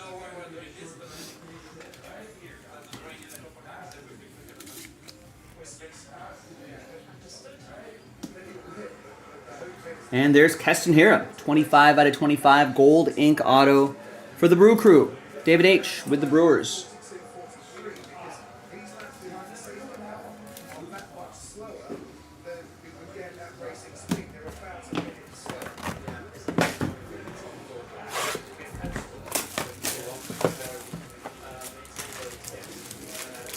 All right, next.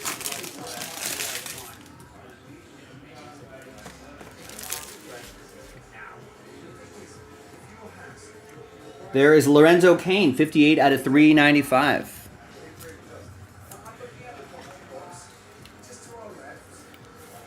David H. and the Brewers.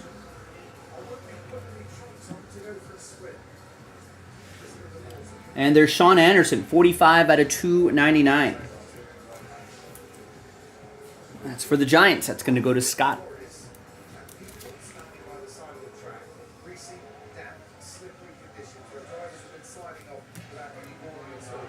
And we got a Reese Hoskins. Always loved his penmanship. 114 out of 125. That is Phillies edition going to Joseph G.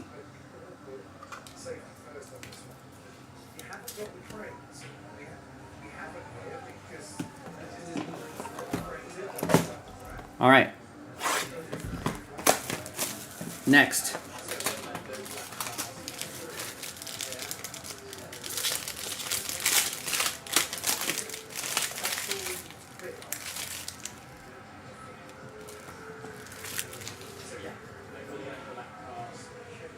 $260 at $395. Bobby Bradley. Eric with Cleveland. This is for you. Cleveland, this is for you.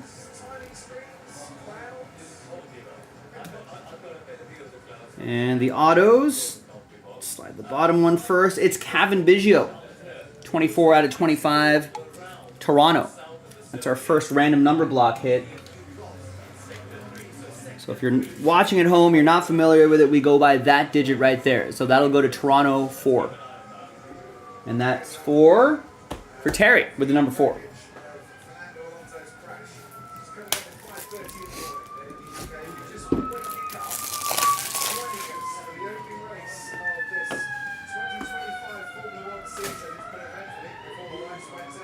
And here's Jose Altuve, 62 out of 65. Guess he's going to be making a move to left field.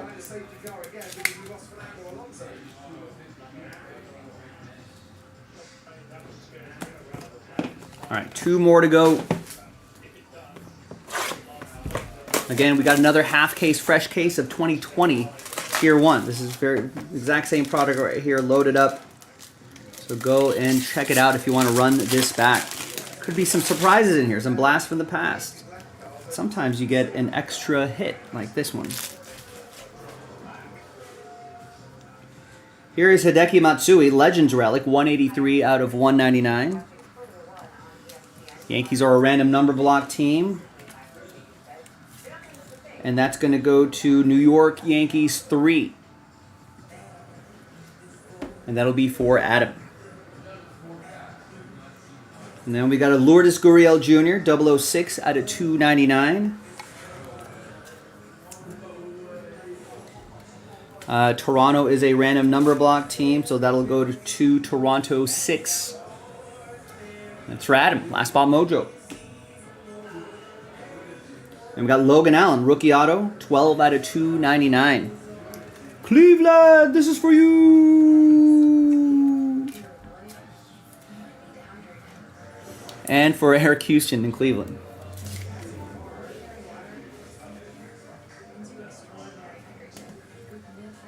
And back here is Chris Sale. Nice, 38 out of 80. Bounce back for him in his post-Boston days. Jonathan with the Red Sox.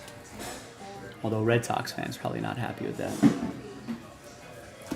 All right, final box. Good luck.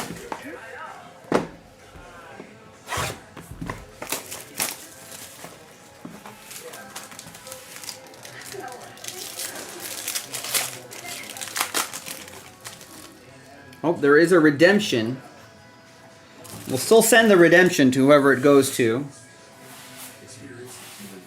There's Xander Bogaerts. So he does say it's expired, but I don't know. Recently, I feel like Topps has been a little more generous about honoring these in one way or another. Jonathan Kent with that one.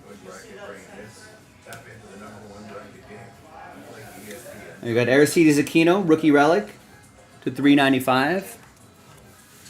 And he was hobby hot for a second. We thought he was going to be, you know, the next great young power hitter. Reds are a random number block team.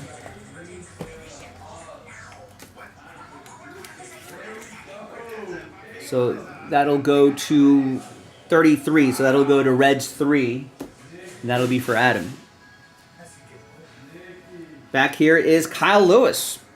182 out of 299. Rookie auto for the Mariners. Dylan with Seattle.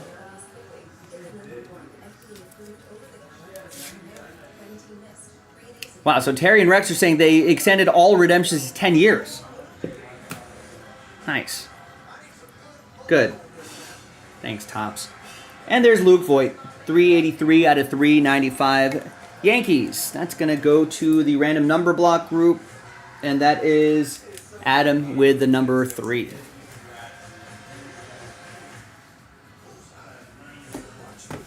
And that's that. Fun, quick little break. 2020 Tier 1 in the books.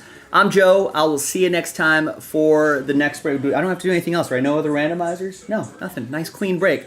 I'll see you next time for the next Tier 1 break, jaspyscasebreaks.com. So wait, so what happened, Rex? That Rockies prospect Charlie gone fractures recently about 6 weeks. Bowman first are supposed to be in 2025, Bowman in May. Which wrist did he fracture, Rex? Thanks, Eric. Wish there was more for you, man, but appreciate you getting in. I guess the big question, Rex, which wrist did he fracture?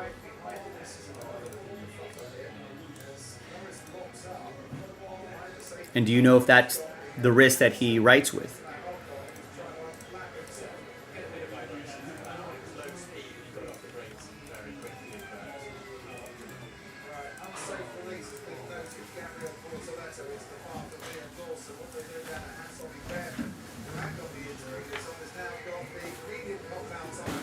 So they don't think that the rain is going to be heavy enough to draw in those intermediate tyres. And Esteban Ocon also came in to change those tyres. And Rocky Bailey has unlapped himself once. He's going to have to go into it all over again. 10 years.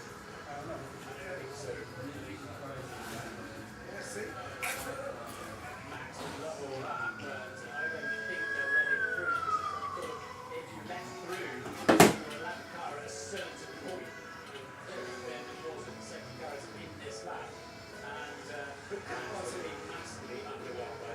He's just going to have to get himself on that because he's in the middle of the battle for the top 3. And the whole reason we have this rule is to get the back markers out of the way and to stop interfering at the restart with the battle at the front. He's become that because he did something else. Yes, I agree. So the point where they decide who can unlap themselves has moved on. So he's just now out in that position, and that's going to be massively impressed with that. That actually take a match of Sappin out of the race. He's got the wagon of Rolly Ben got into the Red Bull. And he is unlapping himself. So he has been told to get out of the way. Which is what we really want to see for better racing. But like yourself, why did you put back markers at this time? I'm not sure. It used to be because of the FIA timing screen that changed.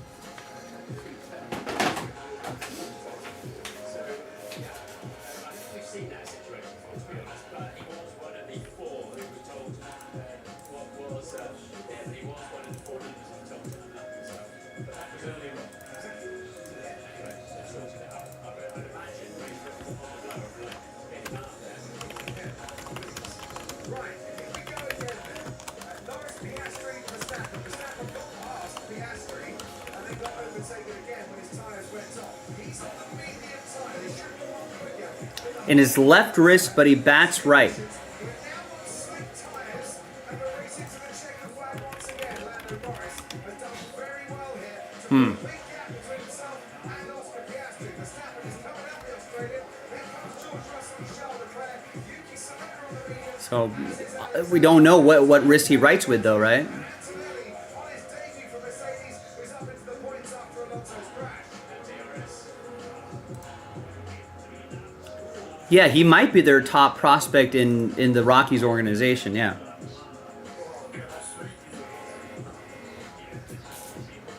But he bats right, throws right, so, but he got a non-displaced fracture in his left wrist, so he still should be able to do this, right?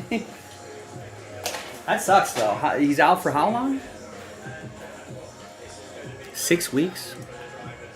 So yes, Alex Albon getting very interested with Yuki Tsunoda into turn 3, stays behind the racing bulls. Norris charging out in front. Piastri is starting to drop Verstappen just a little bit. So George Russell is way back, tagged in 4th place from Lando Norris, who leads this race. And then there's a whole gang of cars. Hamilton holding off Gasly, holding off Antonelli, who we've seen putting in a couple of overtakes on Nico Hulkenberg so far in this race. Oh, yeah, he might be. Right? Is he like the number 2 or 3 overall pick? Something like that? They put number 1 picks in Bowman draft, right? And then number 2 goes into the next Bowman, something like that.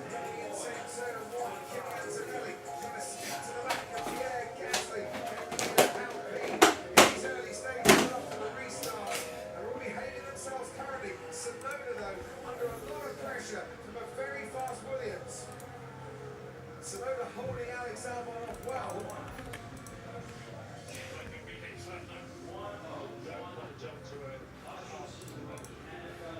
Love that. All the computing power in the world, and Zach Brown's turned to the upturned bar to see if it's raining. Last half, it's raining a little bit in the pit lane, text down there. The wind is really moved up in the way, Martin. Then it does before it rains. The gust front, they call it, and the meteo world. But yeah.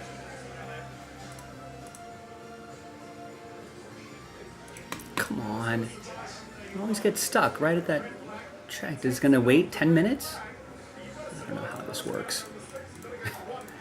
All right.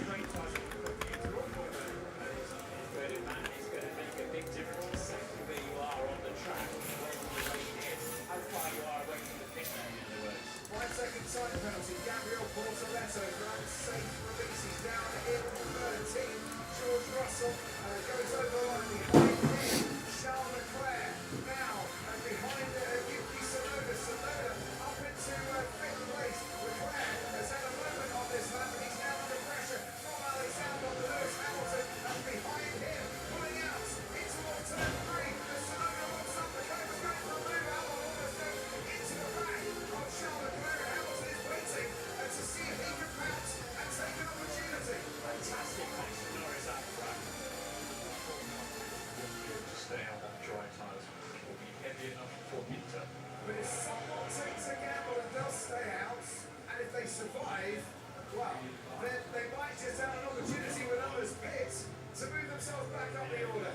Something that only lap at Zandvoort a couple of years ago as Tsunoda under pressure once again from Charles Leclerc, desperate to try and get past the racing wall. There's no way through at turn 10. Out in front, nearly 2 seconds the gap between Norris and Piastri. Here comes Charles Leclerc down the inside. Tsunoda see that coming a mile off and going out to the gravel. And Lando Norris stays in the lead. Oscar Piastri comes back on his second and slides off into the grass. Verstappen takes 2nd place, and Oscar Piastri, spinning his rear wheels, could be out of his home Grand Prix. It's treacherously wet down in that final sector, and he's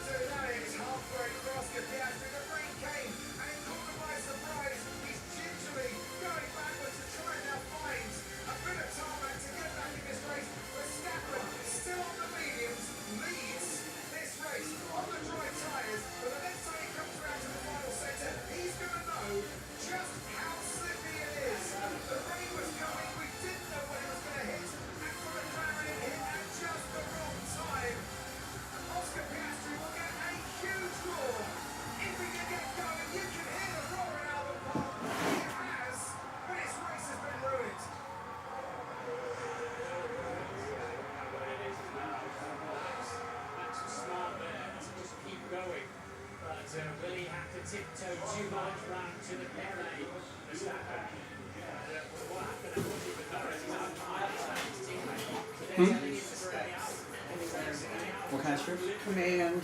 Oh, like sticky strips? Yeah. No. I mean, we might have tons of supplies with that.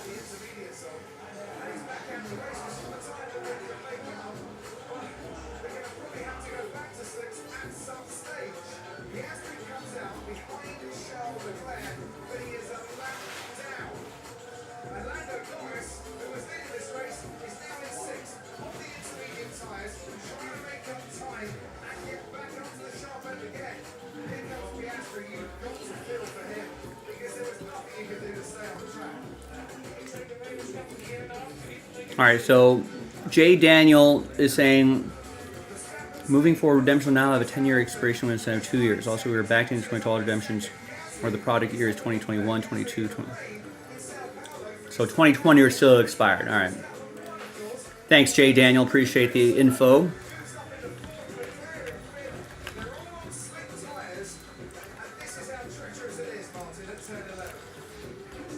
All right, so I'm going to take a break for dinner, but I'm going to go through some orders before I do that because I think some stuff sold out. James picked up a spot in the filler for the mystery crate, might be sold out. For that, Jared grabs a spot in tier 1 number 3.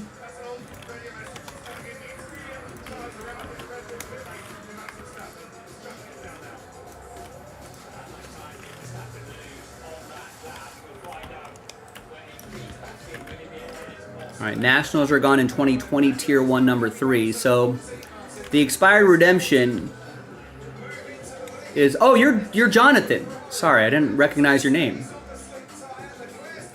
But yeah, submit it anyway, Jonathan. See what happens. All right, Matthew with the Cubs in number 3. There's Jonathan with the Red Sox again, number 3. So just remember that the that the expired redemption is still a possibility. Jonathan gets him in number 4. Jared gets the Nationals in number 4.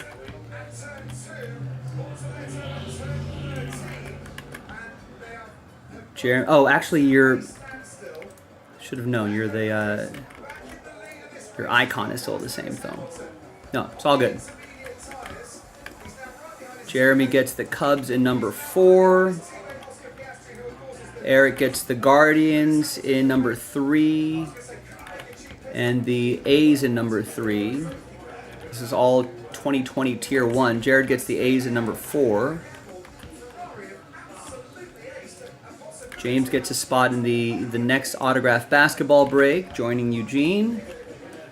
Ron picks up a spot in a little bit of everything here. Gets into the Leaf. Joining Ed, gets a spot in Topps Chrome Baseball. Number 6, which I believe are the last 2 boxes of the case that we popped open. I'm not sure if we have any more after that. And Ron also gets into the last filler for the mystery crate. Matt gets 3 in the last filler for the mystery crate. Eric gets a spot in the Spectra random number block. Chris gets 2 spots in the Topps Chrome Baseball Breakers Delight break. Adam gets 12. 4, 5, 6. And 12 to close out the mystery crate.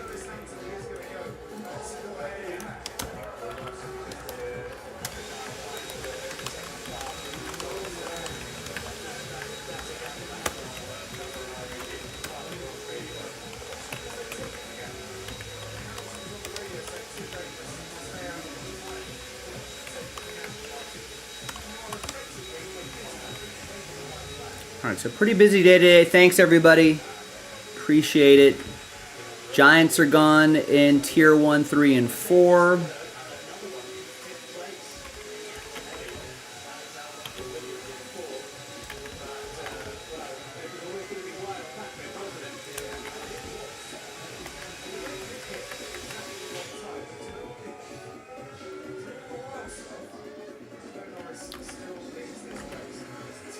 Kevin gets into the Spectra random number block. Here's Eugene with the Phillies in tier 1, 3, and 4. John gets 5 in the filler for Spectra. Nice.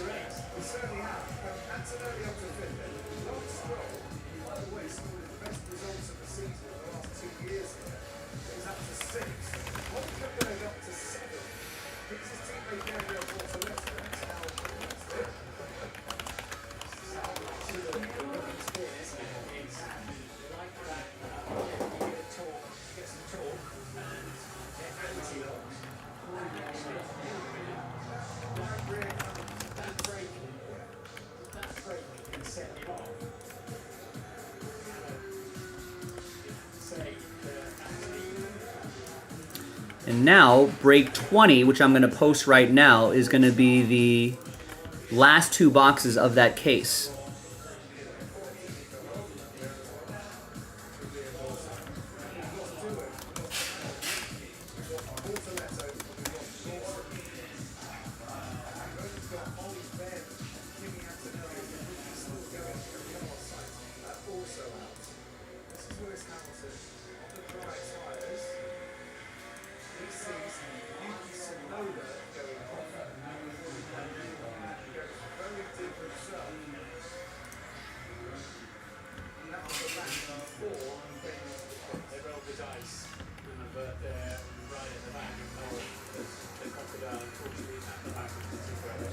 All right, Eugene gets a spot in Leaf Ultimate Sports.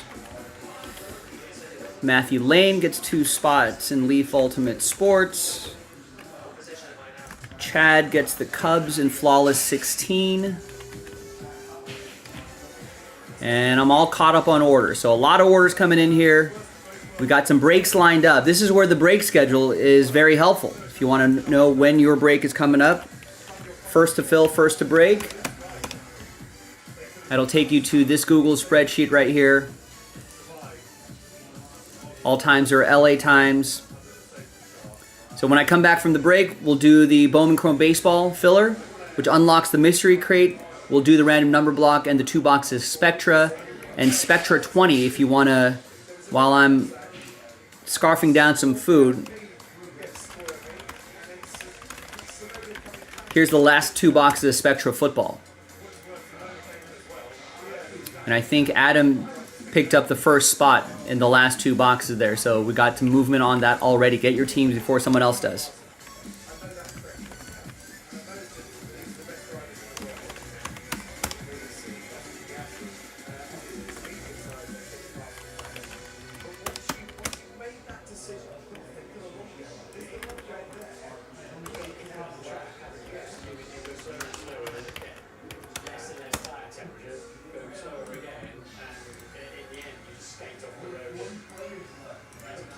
All right, great. Thank you very much, everybody. Scarf down some food. We'll be right back, and then we'll break.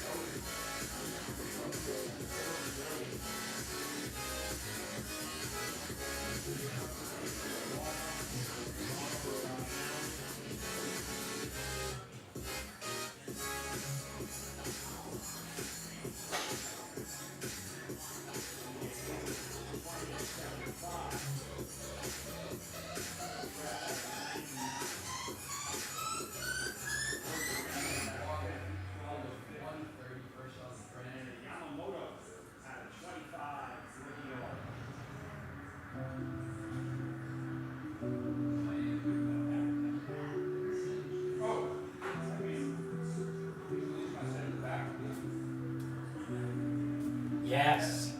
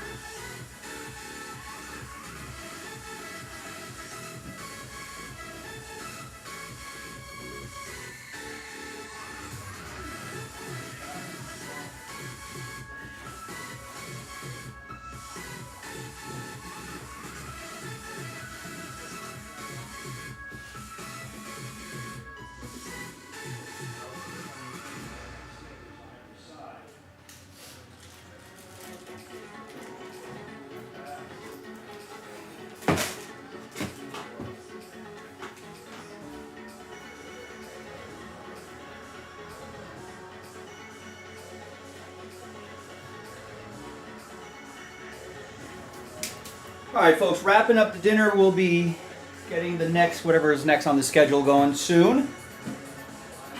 Thanks for your patience getting there.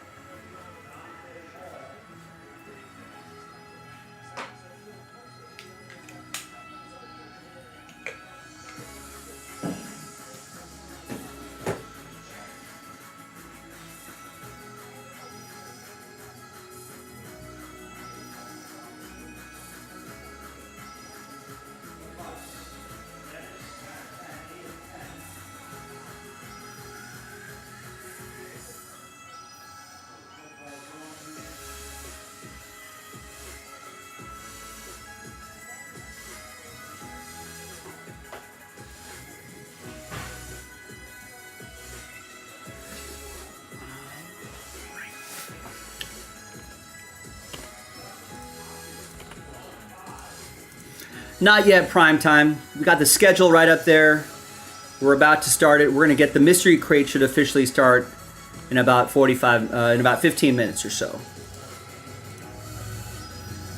Remember, ladies and gentlemen, we got the break schedule up there. And so that will let everybody know when things are, just in case I've stepped away for dinner or whatever the case may be. You're never in the dark about what's happening. So that's a good resource for prime time and for everybody.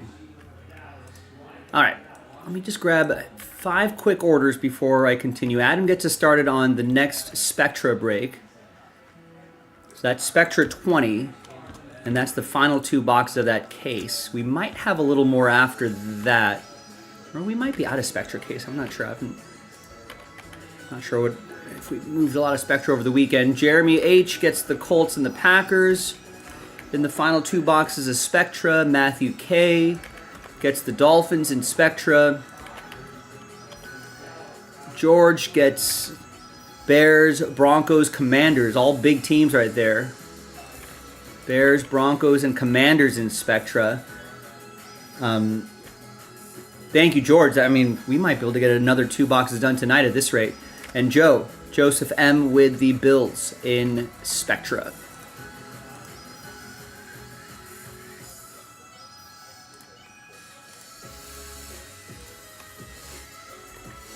All right, so a lot of momentum on that Spectra. And some big teams off the board, so we may be able to get to another one tonight.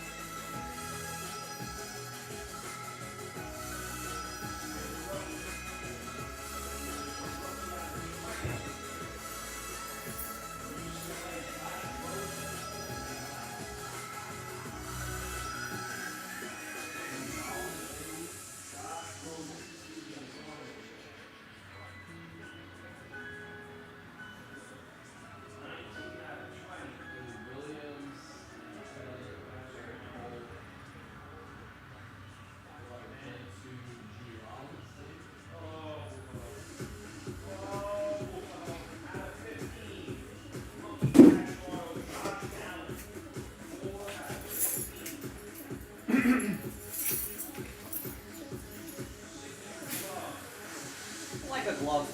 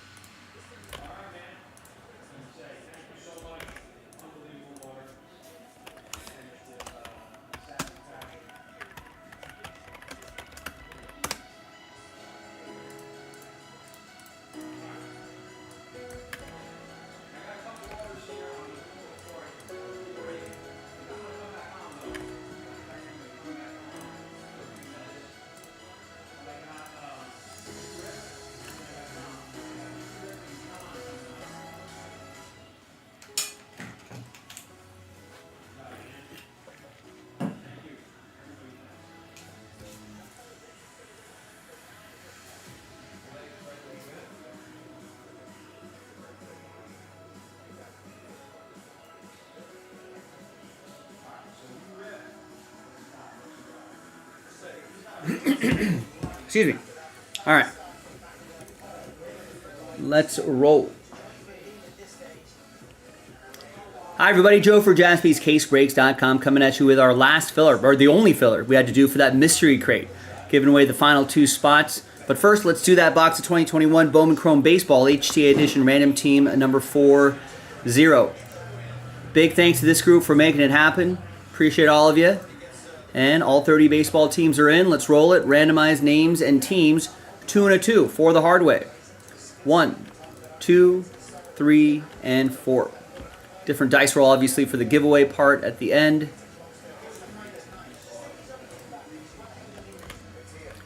And then 2 and a 2 for the hard way for the teams. 2, 3, 4.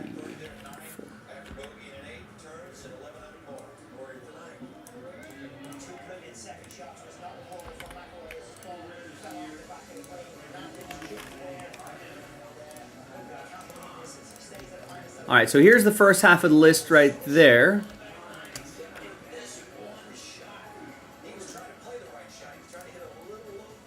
And here's the second half of the list right over there. No trades in these little filler breaks. Let's just print and rip. And then we'll re-randomize that list in a moment and see who the 2 lucky winners are. Just 2. So there's going to be a lot of sad faces, but those 2 that win spots are going to be very, very happy.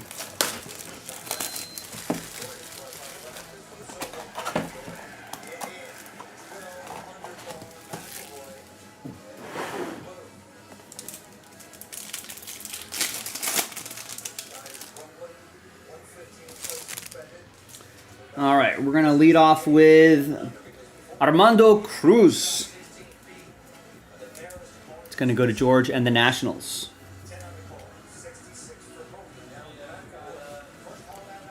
Here is Taylor Dollard. That's going to be for Adam and the Mariners. And we got Jesus Barra. 18 out of 299. Speckle autograph going to Adam and the Brewers. Worth looking some of these guys up, seeing what their progress is in their career. All right, let's flip back over here. Let's gather everybody's names. So this is the big moment here.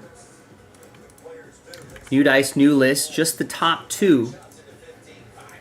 Just the top two after 8 are going to get into the next video. 3 and a 5, 8 times. We can get into that mystery crate break. Fingers crossed, everybody. Good luck.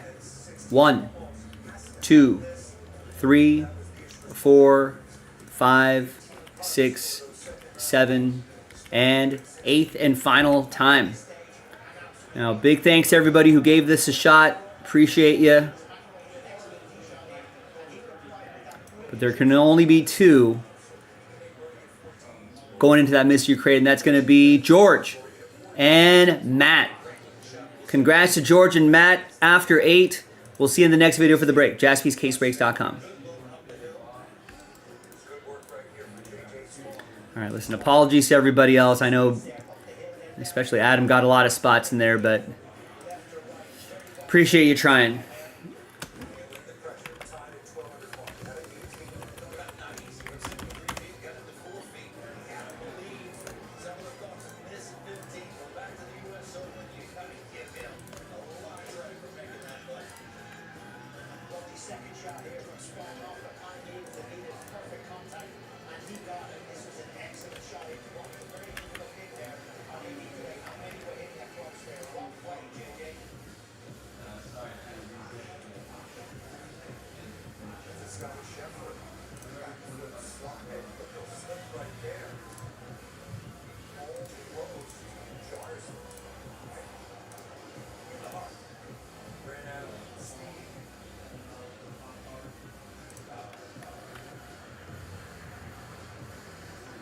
Spawn in with 72, right where he started the day at 12 under. Showed some Muncie late.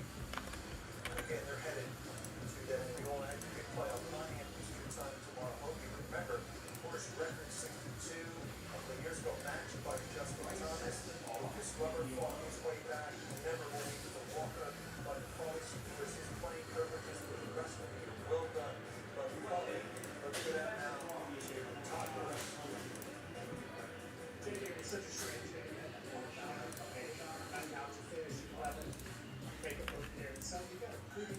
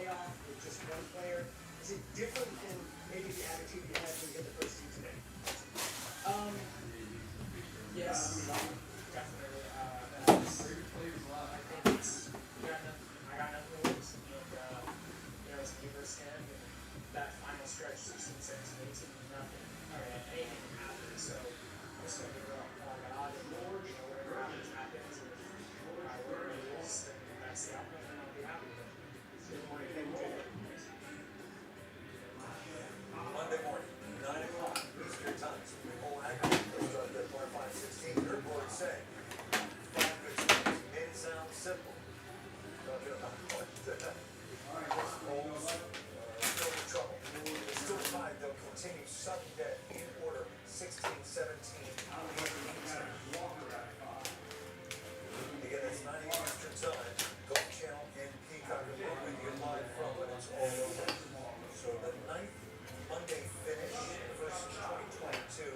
It is the 5th playoff here at TPC Sawgrass. Garcia in 2008. Williams 117. KJ Choi to throw over David Tom. Ricky Fat from that game. Multiple birdies on that 17th hole. On that final day. Beating Kevin Kisby now removed next to Dan Hayes on Sergio. And tomorrow it is Rory against JJ Sparks. We're going to start with Rory. Listen to Rory sort of get wax philosophical about the state of his game, the way he's grown as a player, so he's more of a complete player. He's capable of scrambling a little bit more when he doesn't have his best stuff. Rory, of his 27 wins, typically he dominates, not surprisingly off of the tee, but off of the tee with his approach play, has some solid work around. He's occasionally brilliant, but if you look at the 21 measure PGA Tour wins with strokes gained down, of his 27, only 21 are measured. Okay, he's first in strokes gained off of the tee at mind-blowing 11 times. Second 3, top 5, 16. So he dominates with the driver, and that's why I look at him as a different player. What he did this week, only 2 of his wins, has he driven it, and I'm gonna air quotes, worse than he did this week. I'm not saying it was bad. It was just not Rory-like. Strokes gained off the tee, 17th. Drove it abysmally day 1, corrected day 2, drove it average day 3, and a little bit better than that today. But through the week, again, this is a different kind of Rory, able to fall on and lean on sort of some scrambling, some wizardry. I don't know that I've seen Rory with that finish too often. This is another day he won. He came into the 18th hole 4 under par, drove in the right trees, lots of danger to the left. If you try to cut it off that pine straw and it doesn't cut. We saw that with Justin Thomas. Heroically around number 2, he got that up and down. He made that putt there. Let's fast forward to today. The 6th after he misses the fairway to the right, similar to 18 day 1. Massive cut here. Massive. See how close that came to the trees on the right? It was cutting that much because he needed to cut that much to get onto the green. So save par right there instead of scrambling. Got it up on the green. All right. Then, yeah, take a look at this. It reminds me of some of the great scramblers, right? Tiger could win a million different ways. And the reason why is because he was such a great scrambler. Who doesn't remember this shot in 2019 at the WGC in Mexico? Of course, this was a harbinger of some fantastic things to come. I mean, look at that. We saw Tiger was hitting a million of these shots throughout his career. I don't know that I ever saw more wizardry than that. Now, again, Rory didn't drive it great this week, so he ended up with some really tough shots. Two of them. This isn't my shot. This is a tough shot. Right up against the lip of the bumper. Could really use his legs. He had to just... All right, here we are. Hopefully we have Travis, James, William, Ryan, Michael, Akoram, Adam, Matt, George. Scheduled this break for the 45-minute mark. Want to make sure everyone's here to watch. Pretty easy for those of you not familiar with the random hit format. We just open up the crate. I'm just going to pull items out, right? And then show you what all the items are. We'll type them in. And then randomize your names, randomize the hits, and we match up with something. Simple as that. Only 10 items per crate. It can include boxes, packs, cases, break credit, graded cards, autographs, and more. That's right, James. It's the main event. It's the big one. I mean, obviously, we still got time to do some stuff after all this. We're going to do Spectra right after this. And then we'll actually be pretty close to the probably get into, gosh, in about 15. Oh, yeah, I took a late dinner break. That's what it was. I was like, why is it already the 4th quarter of the show? But yes, this is the main event. Let's go. Ready or not? Let's go.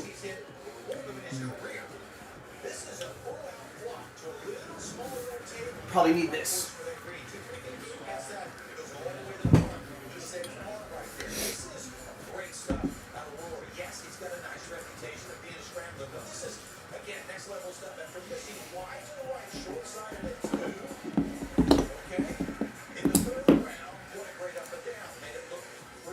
Hi everyone, Joe for JaspysCaseBreaks.com coming at you with Jaspy's High Roller Mystery Crate Random Hit Break number 15. It's a 10-spot break. There's 10 items in there. There's your ceiling. It's the Otani. There's your floor as well, so you know what you're getting into. So pretty easy. We're gonna open up the mystery crate, show you all the hits first. Right? Big thanks to this group for making it happen. Travis, James, William, Ryan, Michael, Akoram, Adam, Matt, and George. Appreciate all of you getting in. Thanks for taking the chance on this break. We're gonna open it, show you all the items, type them in, and then we roll it, we randomize it, and we match you up with a hit. You're guaranteed something though. All right, so here it is, the mystery crate, the crate of mysteries. It's like Indiana Jones. What could be inside here? Nobody knows. Well, we know one thing that's inside there. The rest, I have no idea. But we're going to find out right now. Oh, we got boxes here. All right. First box is... Nice. This nice sealed box.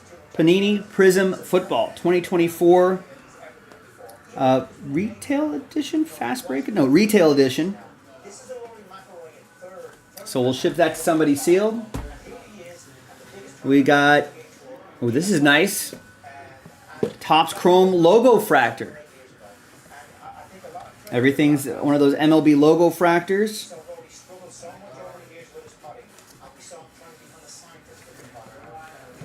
Looks like 2022. And we got, is that the only box? Yeah, 3 boxes here. Third one is 2021 Topps Chrome Sapphire Edition. Love the Sapphire Edition. All right, that's not bad. Now I think the rest should be cards. It's the first one here. First one is a Juan Soto autograph. It's like from 2021. Nice on-card Heritage Juan Soto autograph, Nationals edition. Probably worth getting this graded.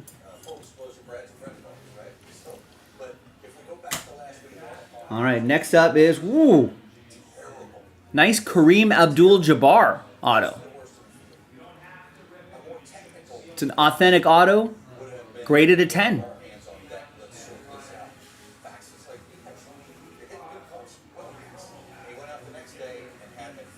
All right, I dig that.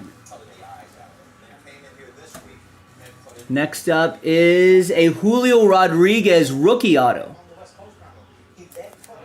Rookie refractor autograph.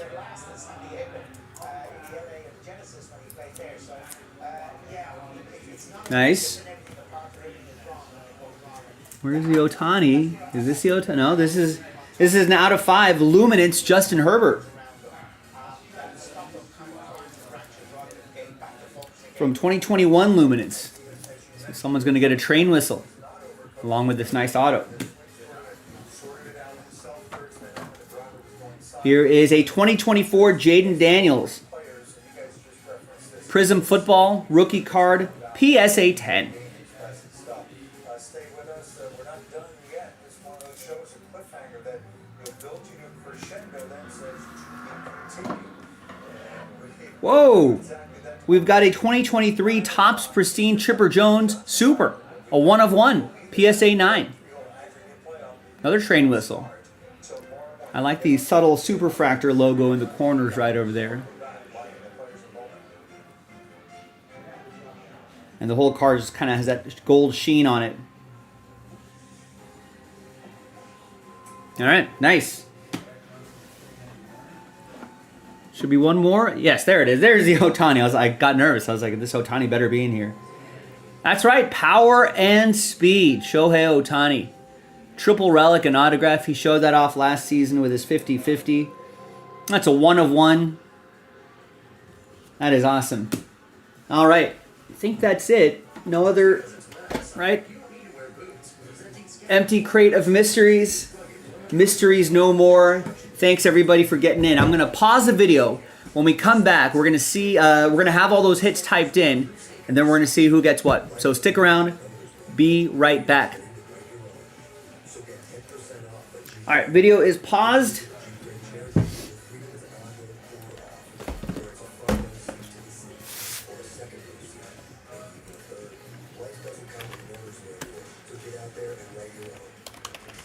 During a Jeep Celebration event, get 10% below MSRP for an We got a 2024 Prism retail box. on these 2024 Jeep Wrangler models. 2022 Topps Chrome logo fractor. Or mow your yard. Ace has all the power you need to get the job done right. Because gas or battery, your local And then we had a, what year was that? 2021. like Steel, Egan, Milwaukee, and Toro.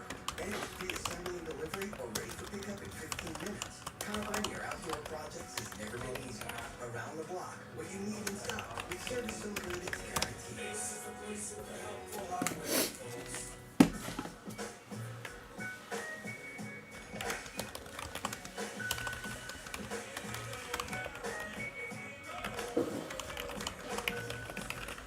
If you want Toto Heritage autograph.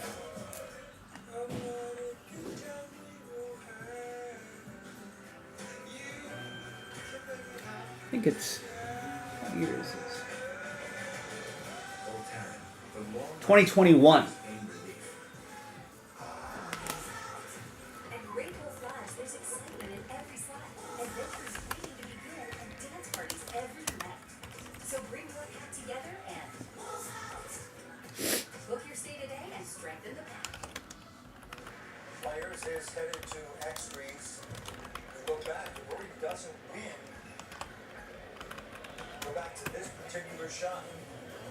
Short of 16 to par 5. That's his third shot. He would miss that putt. It was just a par. A disappointing putt. That one, meanwhile, from behind. JJ Spawn. In a similar spot, in a much better chip shot. This one runs out. Almost runs in. Again, two shots number 14. Spawn making birdie. Birdie making bogey. And then birdie for Spawn there. And only a par from that where they're at the 12 under 8 Monday's playoff 9 a.m. Eastern time on Golf Channel. Johnson is down there to give us a look at what both men had this afternoon. Johnson? Rich, can't believe we almost got it in tonight. PGA Tour staff did everything they could, and it was close. What a wonderful night. You know, here on the 16th green, and by the way, Akshay Nadia hit a beautiful shot in there, had a good putt, ended up three putting. We're talking about Rory, and we're talking about Spawn. Rory came in first, and his ball landed on this, it stopped right on this upslope right here. JJ's came in. Now, I think it stopped right, because it came out of the rough, but it stopped right here on the downslope, downgrade. I've made a practice swing, it was pretty ugly off of this uphill into the green line, and I think that had a lot to do with the fact that Rory's ball came out with just a little bit of spin that he was confused about. This is a delicate shot, and the greens were fresh. This is both of their first and only pitch shots off the fairway since the restart. A little bit different conditions, a little softer. You want this ball to take one hop check and have the right speed coming over the ridge. To break a little left and right down there. Oh. Go. That Rory would have taken that right there. Pretty good. Thank you. Appreciate it, guys. And now Spawn's back here. A little bit of a downslope. A little bit easier down the grain to let that club go through. Don't worry, you have to worry about the club head digging into the grain. JJ Spawn. Just All right. Got all these typed in. Retail box, logo fractor, sapphire. 2024 Prism, 2022 logo fractor, 2021 TC sapphire, Soto, Abdul-Jabbar, J-Rod, Justin Herbert, Jaden Daniels, Chipper Jones, and Shohei Ohtani. 1, 2, 3, 4, 5, 6, 7, 8, 9, 10. Great. Good luck. All right, welcome back, ladies and gentlemen. Got all the hits typed in. That's 1, 2, 3, 4, 5, 6, 7, 8, 9, and 10. And 1, 2, 3, 4, 5, 6, 7, 8, 9, and 10. Now, let's roll it. Randomize names and hits, 5 and a 2, 7 times each. Your names first. 1, 2, 3, 4, 5, 6, and 7th and final time. Got Ryan down to William. 16, 17, and 18 will play, and which player, if any, it might favor and why.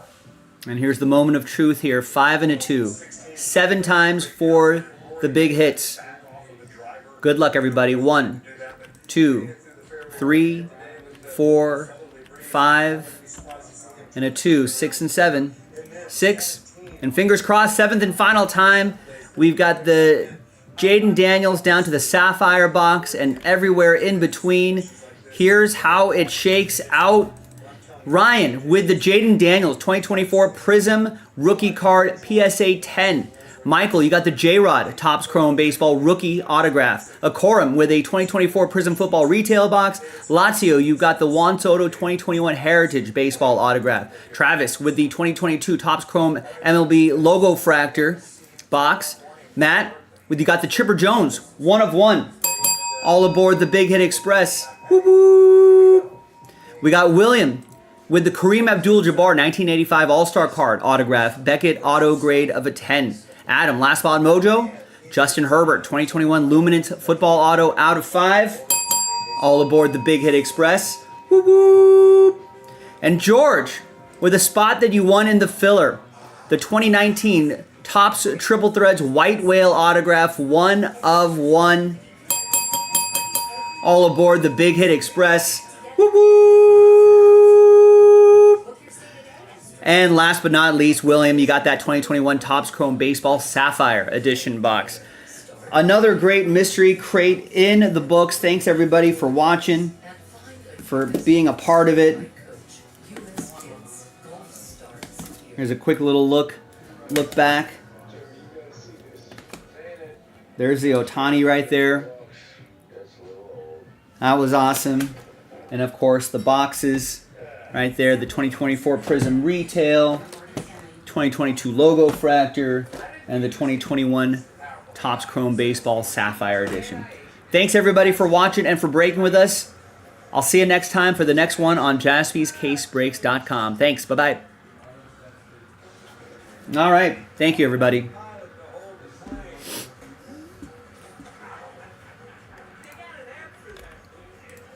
Agent Force helps Heathrow create a first-class experience. Agent Force. It's what AI was meant to be. I'm Howie Mandel, the newest ambassador of signatures. Funny story how I became an ambassador. I went to the store and I lied and said I was an ambassador. Do I get a discount?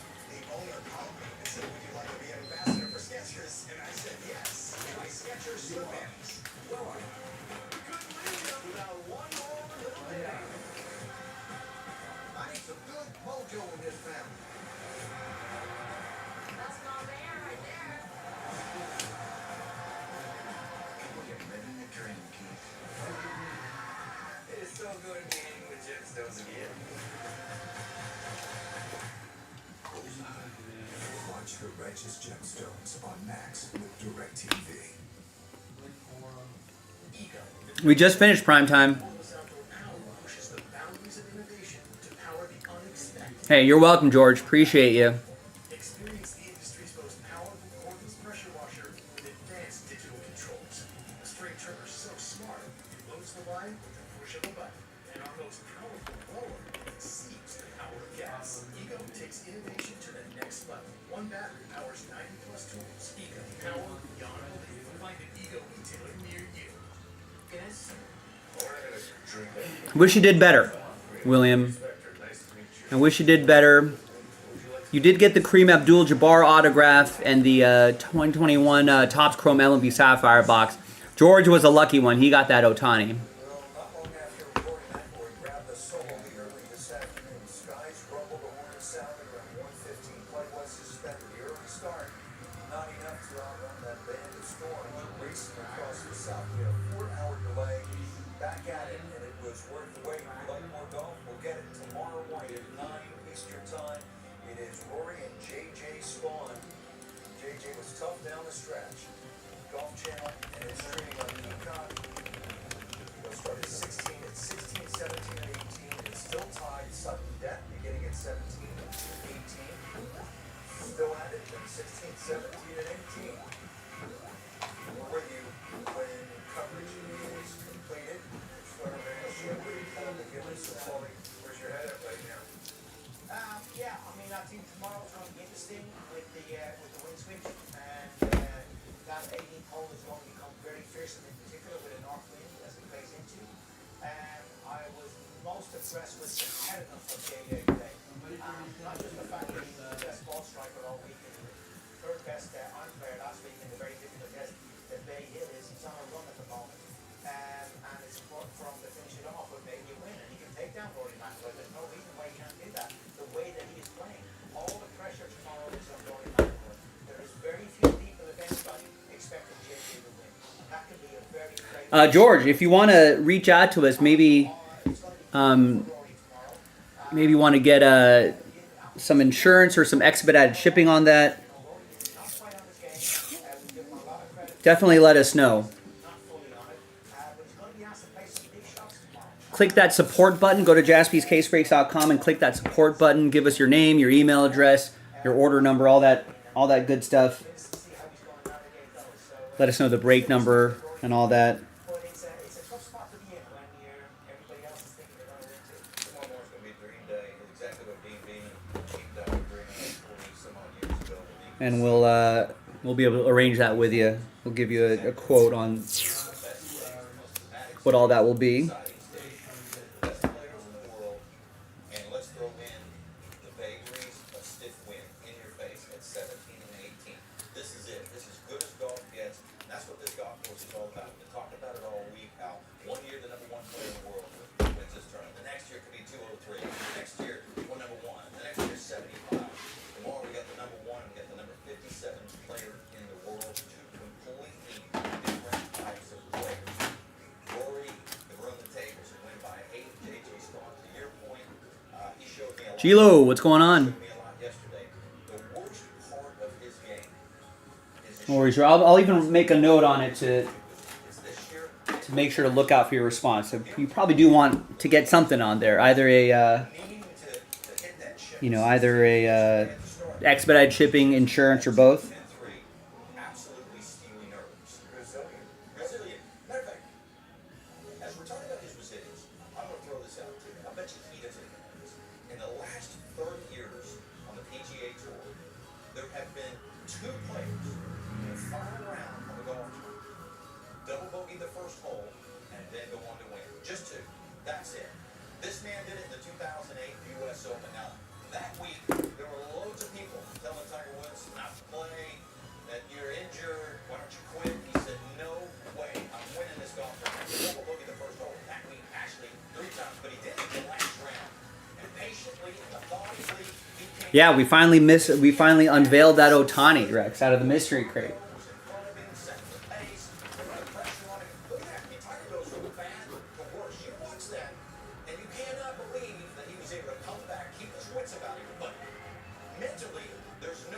There's strong evidence that there's never been a player tougher mentally than Tiger Woods.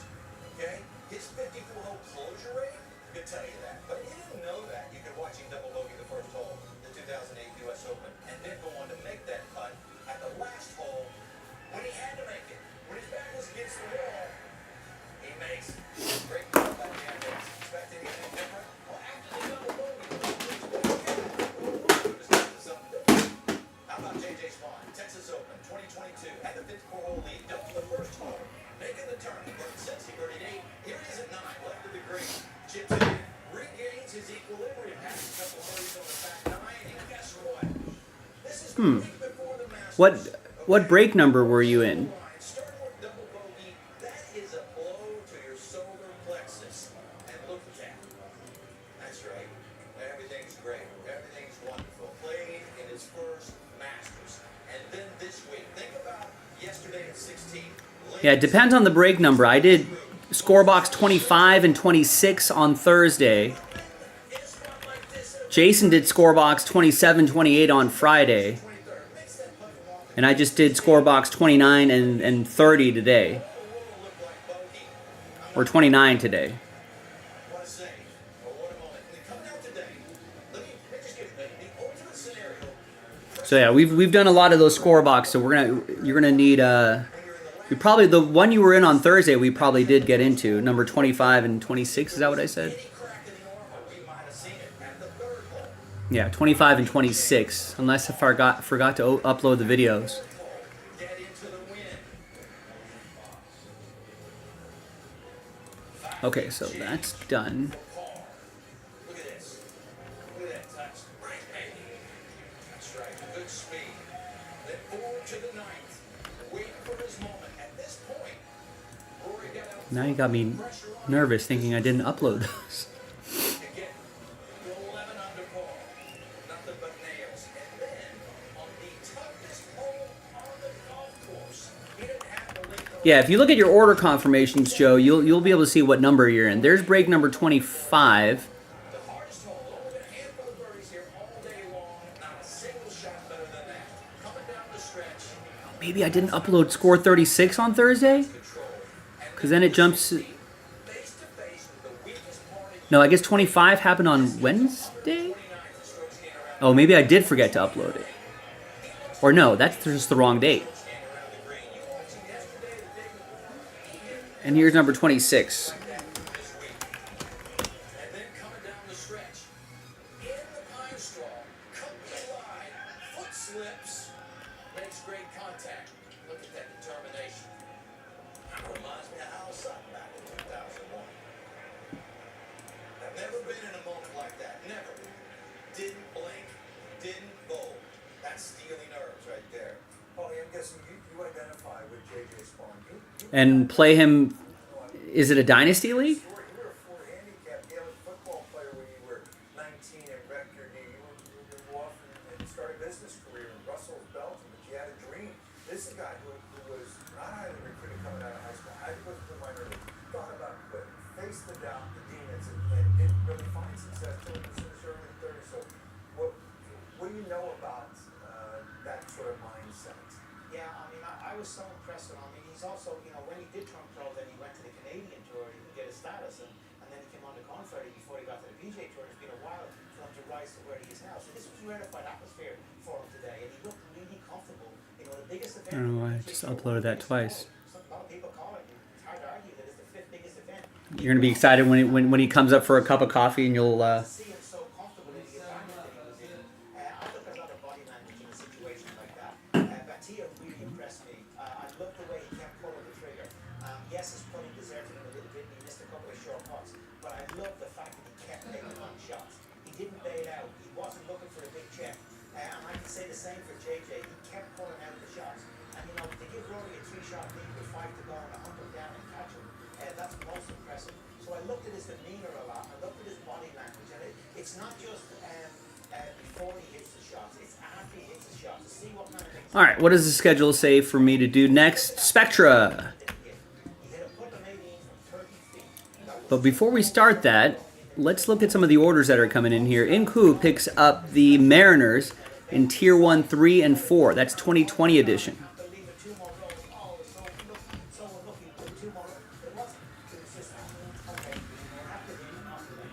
Nicholas with Spectra 20. Eagles, Jets, and Eagles, Jets, and Saints. Nice. Steve Locke gets the Braves in Tier 1, number 3 and 4. Alex with the Niners in Spectra 20. That's the last 2 boxes of Spectra, by the way.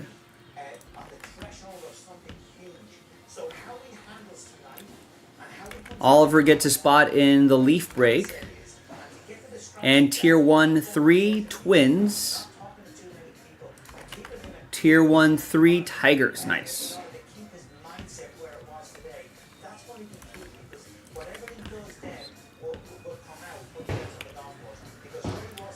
And George picks up Spectra 20 Buccaneers.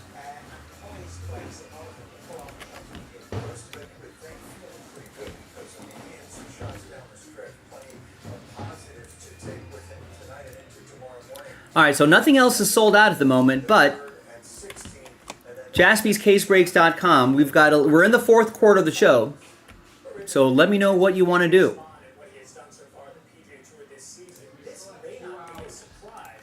All right, so Chad Daw, what's going on, man? Bengals are back. Second place finish at Hermosa Classic. As a matter of fact, he's played 8 tournaments so far this season. He's made the cut in 7 of them. The only one he did not make the cut in is How are the Bengals back? What did they do? Get some defense? and currently sits 15th in the FedEx Cup standings. What's wrong with Mookie? What's wrong with Mookie? Comfort and confidence. This is the first I'm hearing of it, Rex. Of course, that big rain delay, that suspension because of inclement weather happened while he was playing the 11th hole. And there's a lot of time to do a lot of things during that break.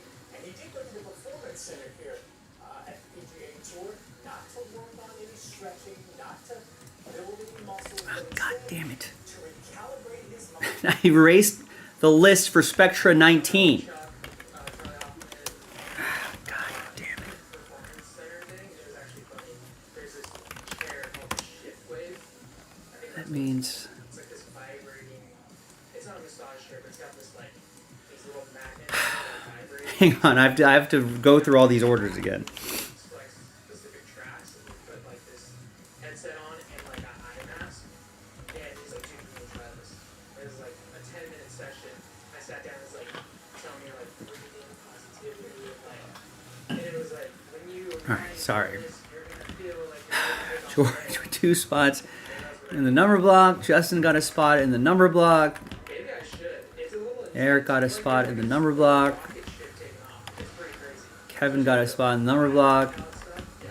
What do you think in general of the people playing on? John got 5 spots in the number block. No, I didn't even know it was a real round. I thought we were just going to go straight to second like tonight. And Garrett, no, coming back in the morning, so. I could, but then that'll delete all the other orders that I just added, and I'd have to go through those all over again. Yeah, you kind of have to have some. Right? You kind of have to play off of how he's playing too, I think. And I'm really giving it too much thought, but I just know those 3 holes, anything can happen.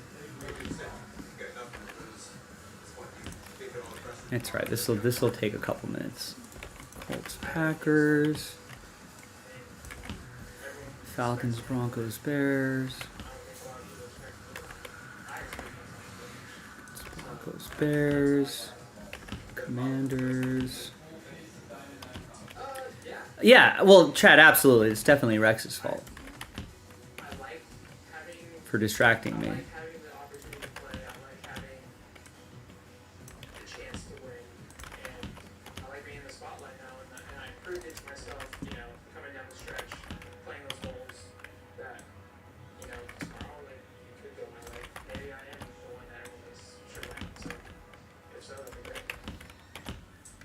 Now, J.J. Spawn is a bit of a winner. Somehow it is all just Rex's fault. 37th in the official rolled off rankings. Saints, Top Jets. 50 after the Houston event, which is in a couple of weeks. Alright, it'll be fast. Automatically qualify for the Masters. Even if he loses in the playoff tomorrow, finishes second, he should be well inside the top 50, which would guarantee him, all but guarantee him a spot. So yeah, I mean, I don't know. He has an illness. What? Well, it's a zero gravity I guess an illness bad enough for him to not play a baseball game. So pulse pressure waves, put you in the right frame of mind, Rich. I'm not sure if the golf I don't know if they've released any more information after that. as we get ready for the live we can ask. I saw people running in circles today, just as they missing during the delay. Look, I don't know. You travel internationally, maybe jet lagged. You eat some new foods that don't agree with your stomach. Who knows? There could be a ton of things that happen. You just get sick. You're traveling. You're in airports. You're in cabs. You're it comes along once a generation. It takes Paul a while. Not Eugene a little bit. Yeah, me too. It took me a while. But I mean, the more typical route. all right. Giants is last spot mojo, and then Vikings were the random number block team. And Raiders, Browns, and Titans. All right, all spots are now accounted for. And that's what JJ has done. He set a record on the Canadian Tour, got on the Corn Ferry Tour, straight away to the PGA Tour, lost his car, back to the Corn Ferry, back to the PGA Tour. Dabbling. Yeah, Chad, you think the As I pointed out last night, every year is unquote. you think the Cubs are just the Dodgers away from World Series, Chad? And then that's You'd have to sabotage it a few more teams than that. Yeah, I'm looking forward to seeing them come out tomorrow. You know, you've got, Bad suit. I mean, I doubt that the you've got them with the superstars in the game. I doubt that the Dodgers are allowing their players to go out and get bad sushi. A life-changing tournament. You know, Roy wins this tomorrow, it's not going to change his life. JJ wins it, it is going to change his life. I'm looking So did they send him home? Was it bad enough for they're sending him home? We've had the same boring win to say every day down on 17. Now we're going to have a bit of fun tomorrow. Now this whole run with the air is deep. The high pressure on 17 and 18. No, if you say Rory wins, it won't change your life. From a financial standpoint, of course. But it would be the quickest he's ever won 2 tournaments on the PGA. You know, we talked about this, and we're going to do this more. But imagine trying to win a career Grand Slam. Gene Sayers will win it, nobody. Might as well start at the top, right? I doubt Ben Hogan will. Then you'd have to sabotage the Dodgers and then the Yankees and the Braves and Phillies and Mets, Probably so inevitable. Orioles, probably Red Sox. Rory has been asked about it every single moment. So, for 10 years. 11. So, to win here, you're going into the Masters on such a high, with more success early in the year than you've ever had, to set him up. I realize it wouldn't change his life. Hi everyone, Joe for JaspysCaseBreaks.com with 2024 Spectra Football. 2-box pick your team number 19 featuring the Vikings, Raiders, Browns, and Titans. Big thanks to this group right here for making it happen. There are the numbers right there. And let's roll it. Randomized names and numbers 4 and a 1. 5 times for names and teams. 1, 2, 3, 4, and once more. 5th and final time. This week being, you know, as I say, 3.5 years out of 5, and still getting in this position, I'm good as confidence goes. Now he goes to the And 4 and a 1, 5 times for the numbers. 1, 2, 3, 4, and a 1. 5th and final time. Got 2 down to 1. Rory is that athlete that is so good when he doesn't win. All right, John with 2, Kevin with 4, John with 3, George with 5 and 9, John with 6, Justin with 8, Eric with 0. So Eric, you'll get any and all redemptions for those handful of teams. Justin break 29, including 1-of-1 redemptions. John, you'll still get live 1-of-1s. Pretty rare occurrence. I think I could probably count on one hand how many times that happened in the many years that we've been doing this. You also have number 7. All right, now let's sort by number, and we'll see you in the next video for the break itself. JaspysCaseBreaks.com. Bye-bye. Just to get to a World Series, not to win. Oh, okay. I know. Fair enough. Fair enough. 2 feet, 6 inches. So now all of a sudden, instead of being top of the leader for a couple of shot lead, he's got a 1-shot lead. This is today at the 15th hole. All right. So got the team list printed out. Let's print out. 73 feet away to Lagan. Up to here. And you got all that time, Paul. That wasn't an easy putt. And he had to wait for all his playing partners to putt out. He sat on that for quite a while. He was coming across the slope there. It wasn't, Terry saying PC is overrated. it wasn't straight down. Well, if you listen to Rex, Terry, It was almost we know he's not a ball knower, but he thinks the popularity of Pete Crow Armstrong and Justin Turner's presence in the locker room is suddenly going to turn into playoffs, championships.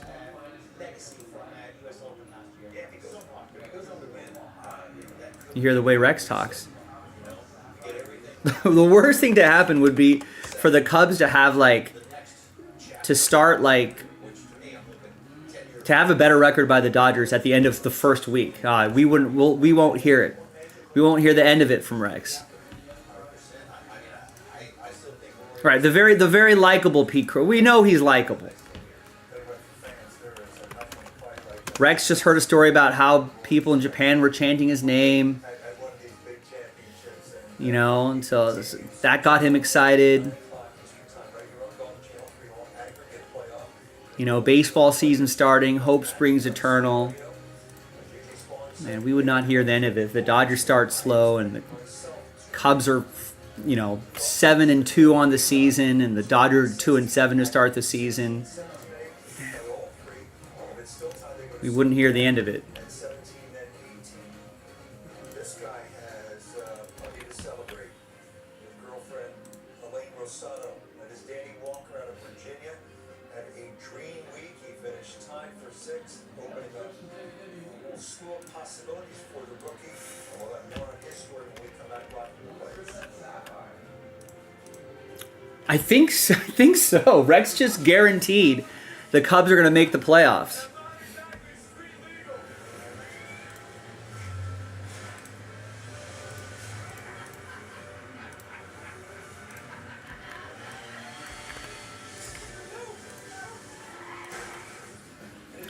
All right, Spectra football time.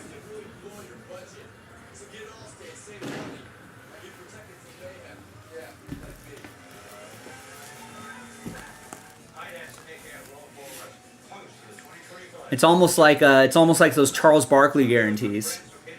Guarantee. Every trip to the British Isles is customized, featuring the finest courses, breathtaking coastlines, local culture, and accommodations tailored just for you. Seamless, luxurious, unforgettable. And you can always take in some of the perfect break between rounds. Time for some riding. Shut that dream of tomorrow. You're seeing Skechers famous glide step footwear everywhere. And now, the latest design is available in hands-free Skechers slip-ins. Get the comfort and style glide step now with the convenience of slip-ins, with no bending down or touching your shoes. Try glide step Skechers slip-ins. Cleveland Golf will take you things to the next level with a revolutionary wedge made from Z alloy, an all-new material you've never seen before. New steel, better feel, new RTZ wedges from Cleveland Golf. Did you know more golfers use Ship Sticks to ship their clubs than ever before? That's right, Ship Sticks is trusted by millions of golfers. No more dragging your clubs through the airport, and no more worries about lost and damaged clubs. Trust the experts at Ship Sticks to ship your clubs hassle-free. We'll pick up your clubs from home or office and deliver them safely and on time. Ship. All right, good luck, everybody. It's easier than you think. Make it simple. Make it Ship Sticks. A Chewy order is on the way for Radar, who hears everything. And that sound means Chewy isn't earwides, kibble. Yeah, I mean he's a speed, maybe power guy. The batting average that needs to get up, but I don't think he's proven that yet. Whose favorite seed is also on the way. And prices Mom loves. Because 2 pets means twice the savings. For low prices and fast shipping, for life with pets, there's Chewy. All right, here we go. Hi, everybody. Joe for JaspysCaseBreaks.com coming at you with 2024 Panini Spectra Football 2-box. Pick your team number 19. From JaspysCaseBreaks.com, big thanks to this group for making it happen here on a Sunday.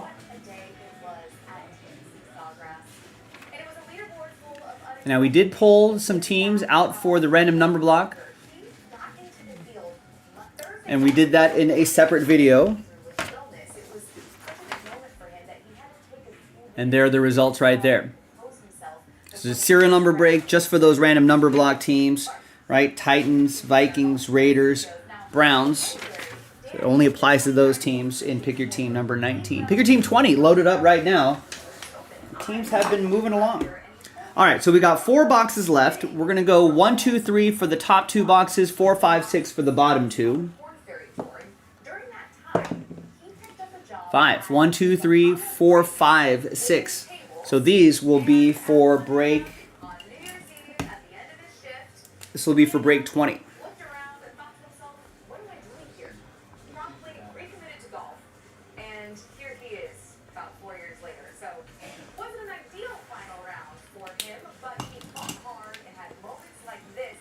So there it is. There's Pick Your Team 2 in the store right now. JaspysCaseBreaks.com. All right, now let's see what's in here. I have not pulled that All of the Lights Mahomes card. I haven't seen one of those yet.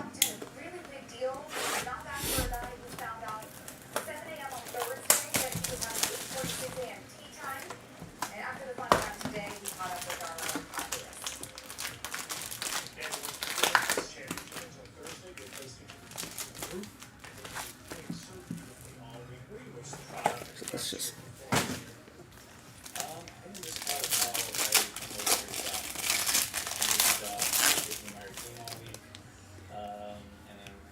The times I did have like some mistakes, adversity, I just bounced back. Got out there with a bogey, and that kind of almost kind of helps have that bit of adversity. Rushes come out of the under,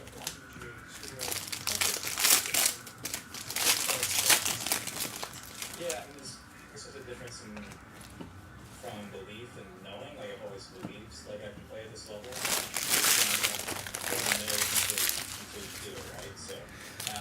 all right, gang. Here we go. Good luck. You got Travis Etienne, 2 out of 60. Funny to believe it for Danny Walker. Jaguars, Now, Alex. Taylor May's spotlight. Let's take a look at how Danny's week came together in his strokes gained performance. Ranked fourth I mean, I haven't seen one live, Chilo. I've seen one, and 19th but in I've not seen one certainly get you to a top 10 players championship. out of a pack. On the number, by the way, so his performance 4 out of 25, Chris Olave. was That'll be for Nicholas and the Saints. We got Dan Marino, 18 out of 99. For the Dolphins, that'll be for Matthew K. when we come back, Rich in the game. And then we got a Jalen Hurts die cut. That will be for the Fly Eagles Fly, Adam P. And the Eagles, 33 out of 50. All right, now our hits. This is the autograph, so this should be the relic. Yeah, there we go. We got Terry Bradshaw, Epic Legends.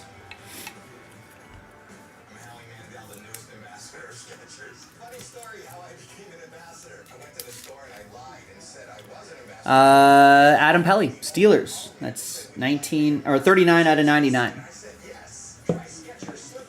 And the autograph is Retrospect autograph. That's Roy Williams. We got Dallas edition and Bengals edition to 149. Dallas is going to be Eric. And Adam has the Bengals. So we'll do the randomizer with that on the end. And this is Packers, not numbered, going to Jeremy H.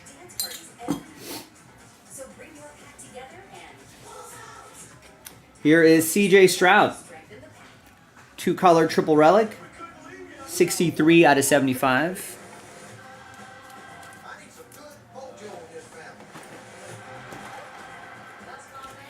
It's going to go to Chris and Houston. 63 out of 75. And here's Adonai Mitchell. 2-color relic and neon purple autograph. Nice matching parallel there too. That's an inspiring rookie jersey and auto. 10 out of 30. Jeremy H. and the Blue Horseshoes.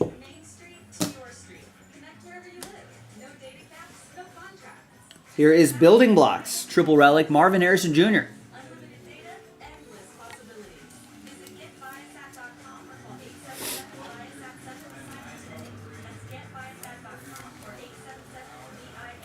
$50 out of 99. That's going to be for Richard and the Cardinals. There's Xavier Leggett. 59 out of 99. Rookie auto for Carolina. That'll be for Adam Pelly. Panthers.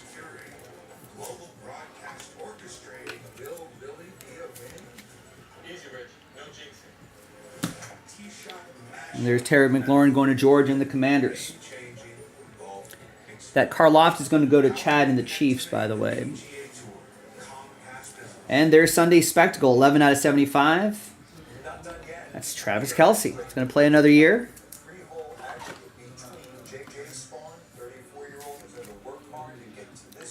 Chad with the Chiefs, 11 out of 75. And then we got Tajay Spears is your autograph. Titans. Titans are a random number block team. That'll go to Tennessee 8. And that will be for Justin in the number 8. They'll start at 16. They'll play 16, 17, 18, add them up. If they're still tied, they'll go sudden death, beginning at the 17th hole, then to 18, and back to 16, 17, and 18. If they Malik Neighbors, 32 out of 50. Golf Channel streaming on Christopher and the Giants. that we're with you immediately following coverage.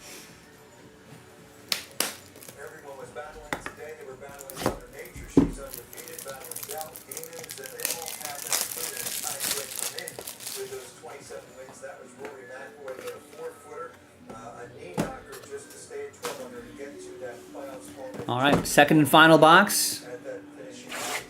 Let's get you to the highlights here from this a long final day. It was a 12-hour day. Remember, they had put the tee times up, and Rory out very quickly. He made 4 shots. You can hear this shot. I saw it. He hit it right at it. He put it in the first after a beautiful iron shot. And after that, about 10 feet away, eagle, he'd make it. The lead. He was chasing. He was 4 back. All of a sudden, he was 1 back. I'm sure they would have been It looked like he was going to win some of these big ones at some point. He was pretty good today. Just didn't punch straight, although he really struck one. So he's 1 back at 11 under par. Now Rory, this is shades of Tiger 7. If not the shot of the week. Move this one about 40 yards in the air out of the pine straw. And find that green at 6. Take the car there, stays it in -11. But if you move back at this stage, And Rory, just a gorgeous, towering, high draw 5-iron, 234 into the wind. All right, your final box. I think this is a low number. This should be out of 5. Gerard Jordan? Yeah, Gerard Jordan, 3 out of 5. Remember, had the course record 62 a few years ago. Matched by Justin Thomas. He was at it again today. Here at the 13th. That's going to be Chris and the Texans. This course is tailor-made for go course record. Nice, Chris, out of 5s and under. All aboard the Big Hit Express. Woo woo! We got an X Vision, Xavier Legette to 50. That'll be for Adam in Carolina. DeAndre Hopkins, Titans, 44 out of 75. That'll be for Tennessee 4. That'll be for Kevin. Mari Cooper die cut, 1 out of 50. I think he's still a free agent, right? Cleveland, this is for you. Cleveland number 1. That'll be for John. All right, let's just start from left to right. We've got a dual relic, Rivals dual relic. We have a couple of randomizers to do at the end. This is going to be between the Bills. Joseph M has the Bills, and the Dolphins, that's going to be Matthew K. 22 out of 99. And behind the Brock Bowers is a Charger. That's Antonio Gates. It's going to be for George and the Bolts.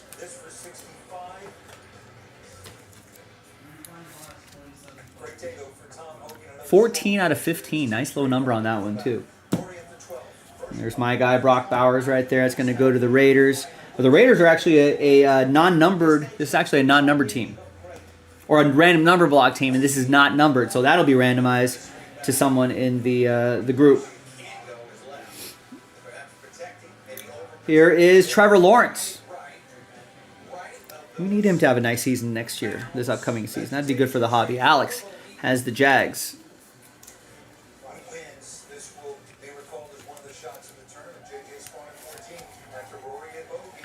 94 out of 99.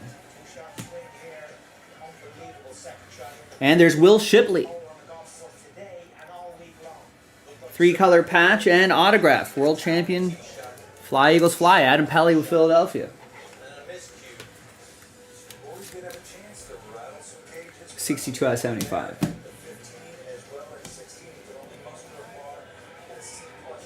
Here is Building Blocks. Braylon Allen.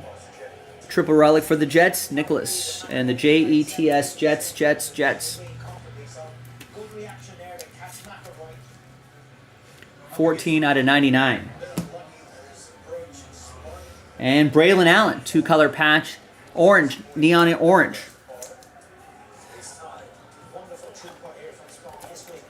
I tend to lean with Terry. I mean, if the Mariners, here, let me finish this break. Can't be any worse than last year, right? I guess is what I'm getting to. There's Isaiah Likely. You're saying that bad offense is going to stay exactly the same? The Mariners players don't know that? They look at the numbers too. They're like, man, we had a terrible... They're going to be like, we'll do exactly the same thing this year. No one will improve. There's Isaiah Likely for Tim and the Ravens, and we got monumental Jermaine Burton, rookie relic for the Bengals. That's going to be Adam Pelly.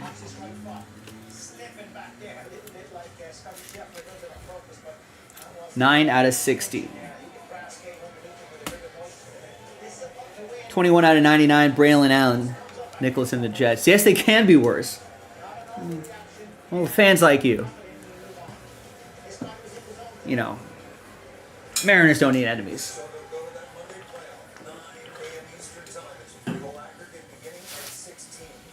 All right, so let's do some randomizers here. Let's flip back to random.org. I need 3 lists here. So there's 1, 2, and 3. We'll do that Brock Bowers. That was the only non-numbered card for the number block group. Let's do that one first. Then we'll do the dual relic first. That's Jim Kelly and Dan Marino. Buffalo, Miami. And then we got Dallas and Cincinnati. All right. Let's roll it, randomize it. 4 and a 5, 9 times for all 3 lists. This is for the Brock Bowers. 1, 2, 3, 4, 5, 6, 7, 8, and 9. George, you'll get that Brock Bowers card. All right, 9 times. This is for the Jim Kelly Dan Marino dual relic. Team on top gets it after 9. 1, 2, 3, 4, 5, 6, 7, 8, and 9. Buffalo. So my apologies to Matthew and the Dolphins, but Joseph M. and the Bills. You'll get that dual relic card right there, the Rivals dual relic to 99. And the final one, Dallas and Cincinnati retrospect autograph. 9 times. 1, 2, 3, 4, 5, 6, 7, 8, and 9. After 9, we got Dallas up top. So apologies to Adam Pelly in Cincinnati, but Dallas, that's going to be Eric Leal. You're going to get this retrospect autograph, Roy Williams. And there you have it, boys and girls. Pretty nice break. The final 2 boxes of Spectra in the store right now. Get after it, jaspyscasebreaks.com. I'm Joe, and I'll see you next time for the next break. Bye-bye.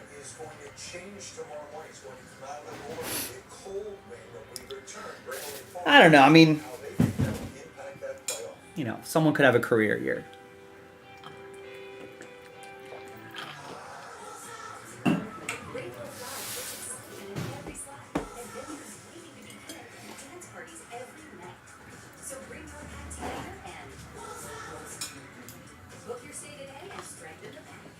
This tiny home trap, not for me. Now this is more like it. The same goes for my footwear. So I went hands-free with Glide Fit Skechers slip-ins. Just step in and go without bending down. But I mean, outside of the Rangers, that the NL or the AL West isn't super terrifying, is it?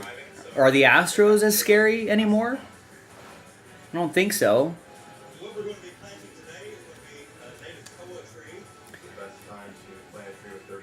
You know, Angels aren't going to be very good. So you just have to compete with the Rangers.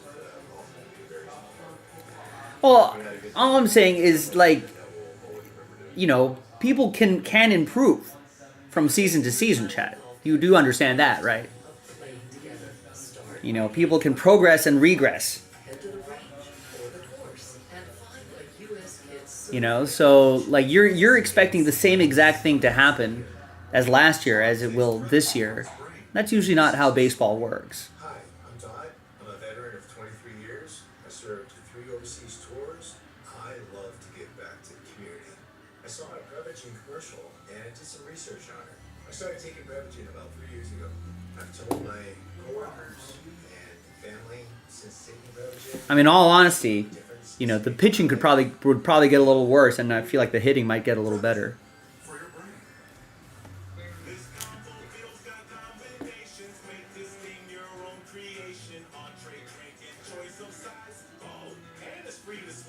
And really, the pitching's so good, and as you said, the hitting was so bad that hitting just has to get a little bit better just for them to win some more games.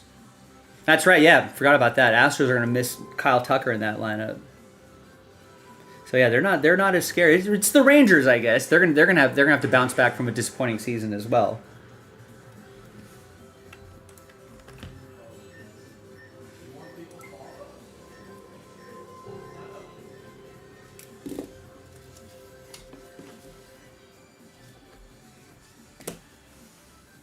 Hope we get a playoff as exciting as the one a decade ago. Ricky Fowler.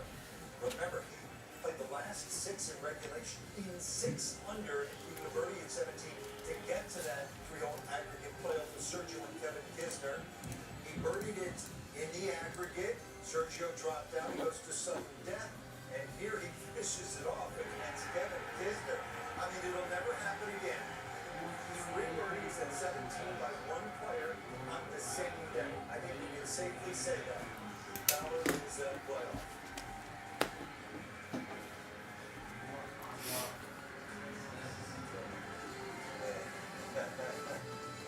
Came on our set, he asked me about those big bill caps. You gotta have confidence, right? You gotta own it. You gotta own it. Own it, you own that day. What position does Cam Smith play? Coriolis in water that year. That ball's in the air at 17 with all that riding. You hold your breath. Yeah, exactly, Terry. There's always like a team where you're like, I had no idea this team was going to be this. Why not the Mariners, Chad? Why can't they be the Mariners? Gary Williams, by the way, 80 with his 5 clubs. Conrad, Fred Johnson, Mike John Wood. Every year there's a team where like, holy shit, what happened? This team came out of nowhere. At Great Hills Bars, there's excitement in every spot, adventures, and dance parties every night. So bring your pack together and I didn't know about the hitting coach. New hitting coach, that could help.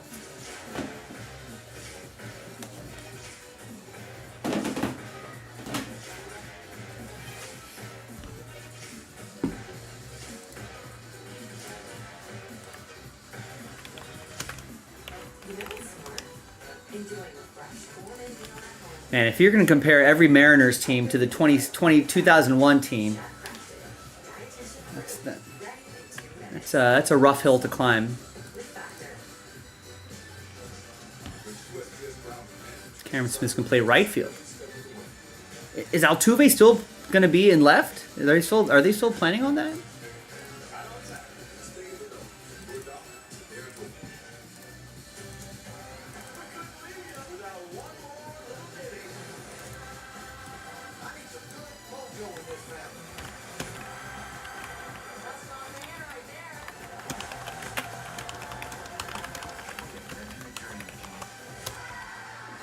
It's so good in the end when Jim still scared. Watch the righteous gemstones on Max with DirecTV. Unlimited satellite internet when you switch to Viasat. Connect, browse, and explore. Coastline to countryside, Main Street to your street. Connect wherever You know, Chad, no one's putting a gun to your head to be a Mariners fan, right? You can just become a Dodgers fan. You'll be a lot happier. We've got a gigantic bandwagon for you, Chad.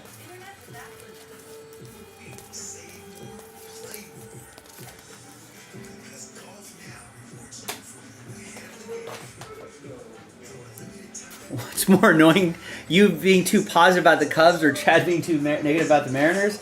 That's a good one.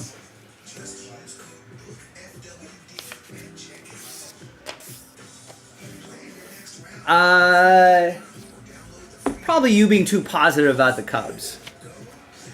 Chad at least has a point. Players that have become a great American sporting event, I think. Instantly identifiable stadium, that's for sure. Producing Is the Dodger bandwagon full? Chad, this afternoon. you don't have to. In the 50s, where they You know, you don't have to watch. You don't have to support Mariners baseball.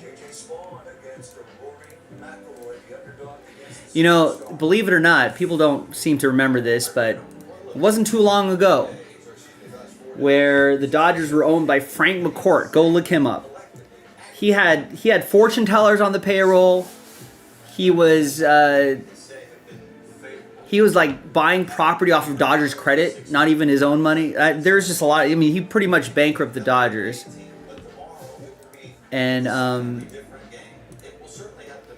like, how did people just stop showing up? You know, like attendance was noticeably lower. And that happened for a couple seasons before some people were like, we can't do this.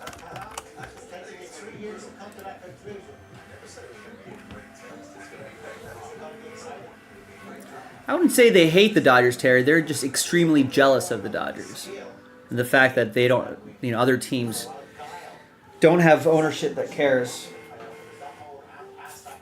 But yeah, those McCourt years were pretty bad. Was that McCourt era? I thought that was Fox era. Because after the O'Malley era, that great family-owned era, then it went to Fox for a chunk of years. Then it got sold to McCourt.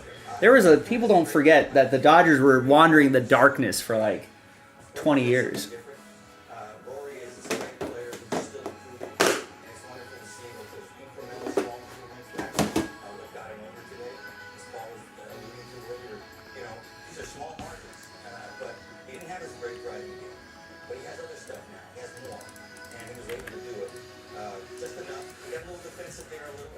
Right, and you know what, Chad? All I'm saying is just for your own mental health. Oh, you did cancel cable, so you can't even watch the Mariners. Yeah, for just your own mental health. You know, these owners, yeah, they just want to pocket money. That's pretty clear.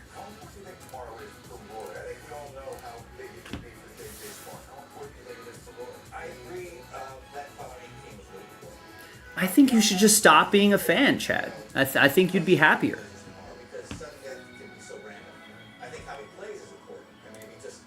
Maybe it did. That Kevin Brown deal. There were so many horrific deals that the Dodgers made in those dark eras. Dark era. That's something that I think gives them confidence going to these majors. He doesn't have to peak. He just got to be rolling out the way and not pushing. Because he's got so much game that actually is in reserve that he's starting to access when it matters most now. So I just thought today was, you know, sort of the educational golfer. He's 35, almost 36 years old. He's a mature player. Oh no. If you're not a fan, you have no meaning in life. Let's hope Mrs. Chad doesn't hear that.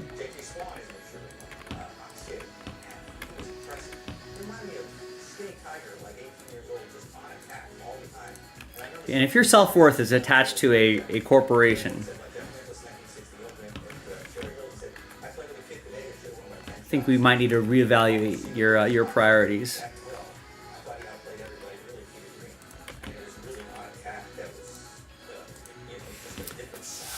Yeah, I mean, the Dodgers in the 90s especially were weird because they rattled off a handful of rookies of the year, but they couldn't keep them together. They ended up trading Piazza. You know, there were a lot of lean years during those years, and they got sold to Fox. You know, and they didn't really do anything with them. They sold to McCourt, didn't really do anything with them. This is where I understand where Chad's coming from. She's fully aware. This is where I understand Chad's coming from because remember, Terry, those years where we kept losing to the Phillies in the NLCS, and all we needed to do was get like 2 starting pitchers. That was the guys could hit. You know, unfortunately, the Dodgers starting rotation wasn't there. You know, all they needed to do is just add a few pieces here and there, especially in the pitching. And that would have taken them over the hump. And that never happened. So.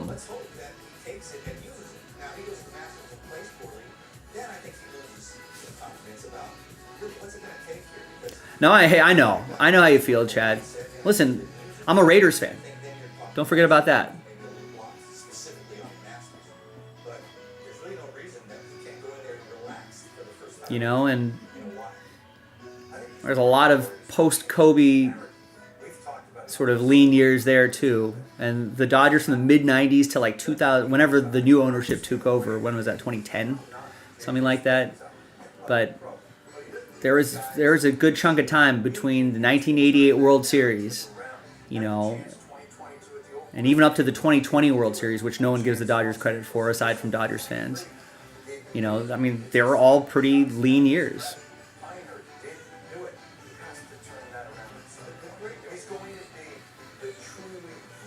The Dodgers are lucky because they did get ownership who came in and said, what we want to do is win, and we know what we want to do is make money, and we know that how to make money is to win. And I think they kind of understood that. We're lucky to have that ownership, to be honest with you.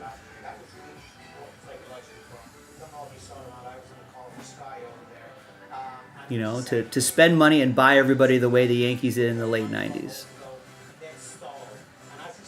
So, yeah, they won the Super Bowl like, what, 1984? I don't think I even knew what a football was in 1984. I should send you a text, Rex, when. So you don't care because season games don't matter. Right, not, I mean, right, not to the Cubs, right?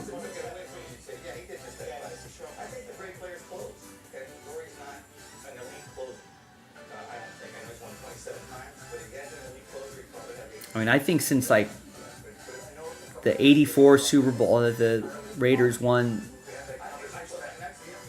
beat the Eagles. Actually, I'm pretty sure. But I think from 1985 to 2025 has been an embarrassment. And like, you know, like you can look. Sure, you're like, oh, the Raiders went to the Super Bowl in Tampa Bay against Tampa Bay in the early 2000s. Then I'd be like, all right, well. Remember how they traded their coach away, and their new coach didn't even bother to change the audibles or the signals or whatever, or the audibles, I think. So they knew every play that was coming.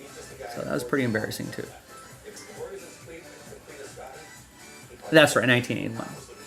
So there you go, the 80s.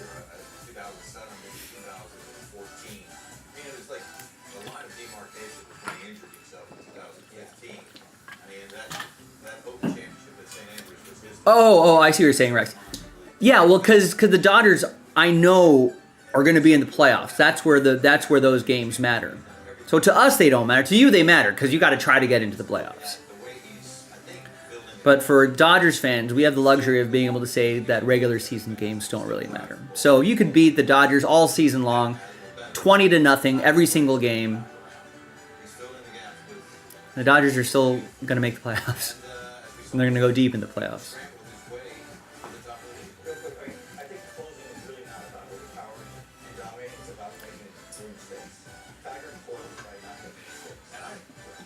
What has the ownership situation been for the Mariners? Their current ownership hasn't always been the owners, right? 47 years. That is a long time. And the fans have done what? Nothing? Have they protested? Have they stopped going to games? Have they expressed their opinion to ownership? How forcefully have they done that? Seems like Mariners fans are kind of complacent. They're okay with that.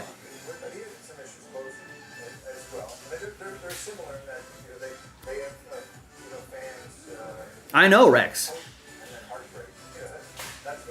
I know. But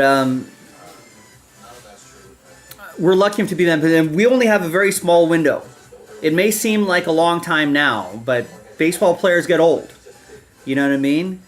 The Dodgers really only have, like, I mean, Ohtani's not always going to be hitting like this, and he's not going to get any younger anytime soon. He's to do two jobs as one human. That's going to eventually grate on him.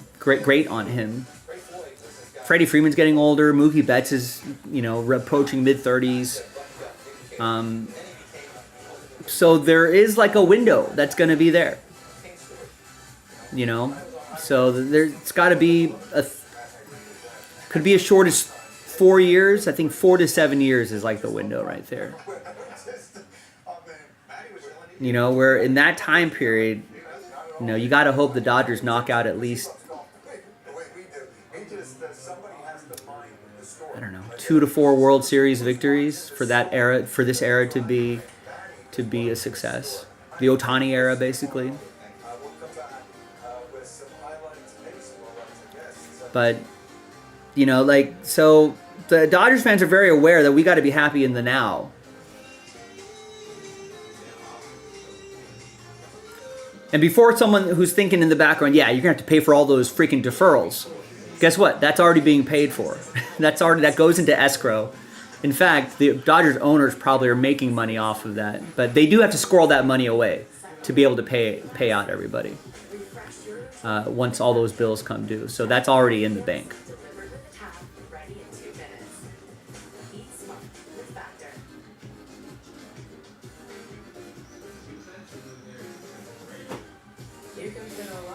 But, yeah. Do I think... Oh, yeah, they were owned by Nintendo for a long time. Who are the current owners? Like, I don't know. Yeah, they're just pocketing money. They threatened to move the team until... Yeah, I mean... I hate that... I hate that... This should be illegal to move a team. They'll never do it. The owners... and the league will never agree to that in the collective bargaining agreement or whatever it is to own a team. But you should be like, you can't move a team. You gotta make it work in that city or not. You know, only under extreme circumstances can the team be moved. But you have to probably be able to you should be able to, like, let's say fans protest and no one goes, and the owner goes, we've got to move the team because, you know, because blah, blah, blah, blah, blah. You know, that should be illegal. They should be like, fine, sell the team. They don't want to see you. They are saying this is bad ownership.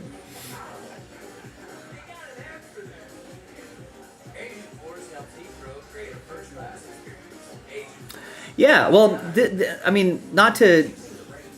You know, I'm not intentionally trying to rag on the Cubs, but in all seriousness, Rex, the Cubs and the Astros did a plan where they were like, we are intentionally going to tank and be bad and rack up like multiple high round picks for 2 to 3 years, 2 to 4 years.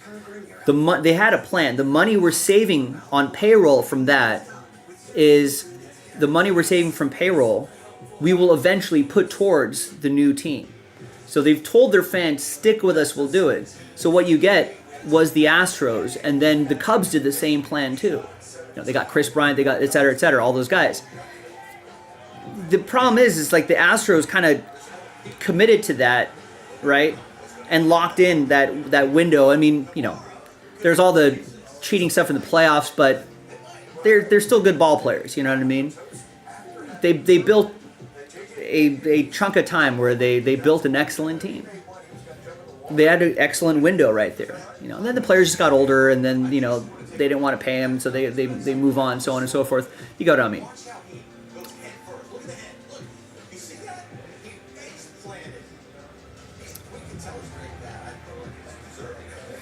So, but that is possible. Those turnarounds are possible, you know. So, but it takes planning. It takes a little infrastructure. It takes a little money. You know, and like the Cubs obviously have some sort of scouting pipeline to Japan.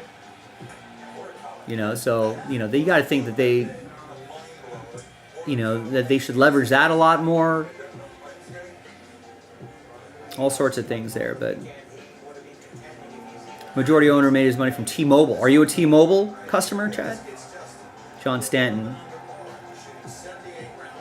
Yeah, I think so. I think there should be a couple more before this decade is out, Terry. But yeah, I'm happy to. Might be really dumb. If they already have money in the bank, why ever defer it?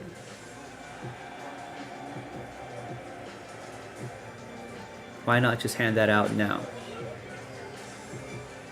Well, because if you defer that money, and this is a part of the CBA that the Dodgers were smart enough to leverage, but other teams weren't, was that it lowers their luxury tax hit.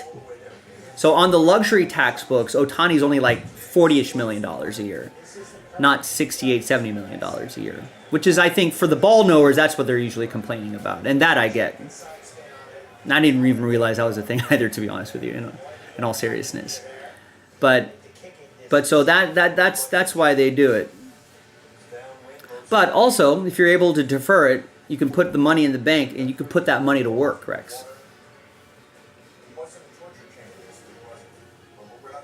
So even with like, you know, a few months of a stinky kind of economy, you stretch out like something as basic as like the S&P 500 or whatever. That's always going up over a period of time. So I'll bet in 10 years,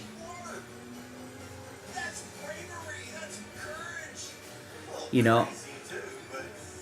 So yeah, exactly. Chad's like that. Yeah, that's $68 million that they're banking away, squirreling away somewhere. You know, it's probably going to be worth more than that by the time 10 years ends up. So the Dodgers are actually probably going to make more money than they're going to have to pay Ohtani out when they actually have to pay him out.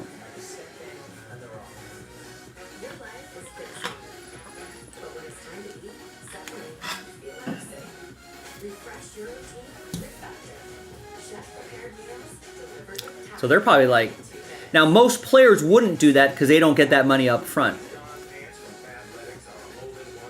And that money's not going to work for them. It's going to work for the owner. So most players wouldn't even want to do it. There are a lot more contracts that are deferred that you may think, not at the extreme that the Ohtani contract has been deferred. But there are a lot of big contracts that are often deferred, a lot more than people think. But most players don't want to not have that money up front. How do you forge pure? With more pressure, more precision, more focus, more control. ZXI Iron is pure forged, pure strict solid. With USPS ground advantage, just like your witness, every step of the way.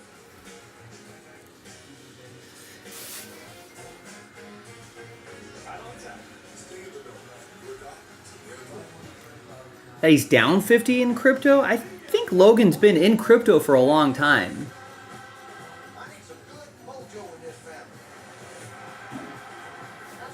So, unless he's been, I don't know what his buying and selling price is, but if you've been in crypto for the last 5 years, you're up 1,247%, Rex. It's pretty good. That's pretty good.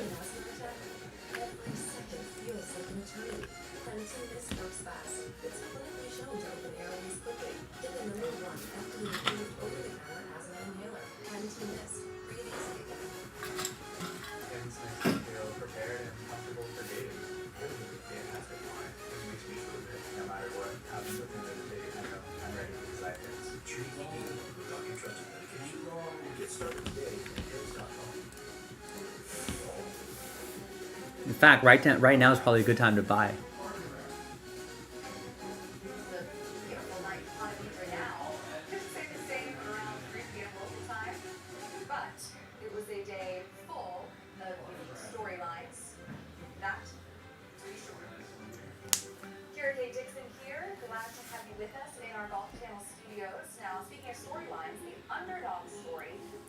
At 7% growth in the money. Right, exactly, Chad. At 7% growth rate, the money doubles in 10 years, so why not just get that return and pay out after it doubles? Exactly. Because it's not like, I guess it's not literally in a savings account, the Dodgers like Bank of America savings account, sitting there at whatever minuscule interest rate they give you for their savings accounts. But it's, you know, I think, I actually don't know how that part exactly worked. They say escrow. But that could also just be you know, you just have to prove that you've paid it and it's parked somewhere. But I don't know if it specifically says you have to park it into a whatever.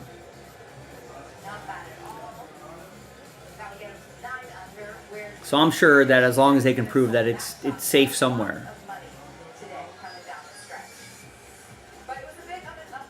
that the Dodgers could easily put especially since they're owned by, you know, a finance company, an investment firm, that they could probably put that to work somewhere in a somewhat non-risky way and still make a big return off of it.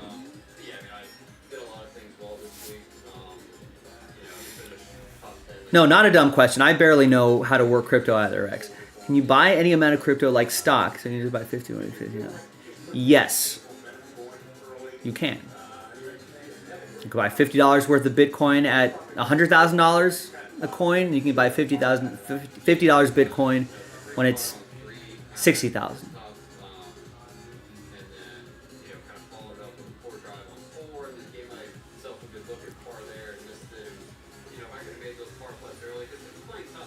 But then you get into the argument of, like, are you actually owning any Bitcoin? I have most of my Bitcoin through Robinhood.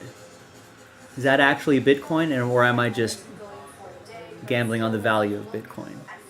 Am I actually owning Bitcoin? Actually, I think I do, because I think I can pay for stuff. It used to not be. I think recently in the last year you can pay for things with Bitcoin. So I think they're also a wallet now.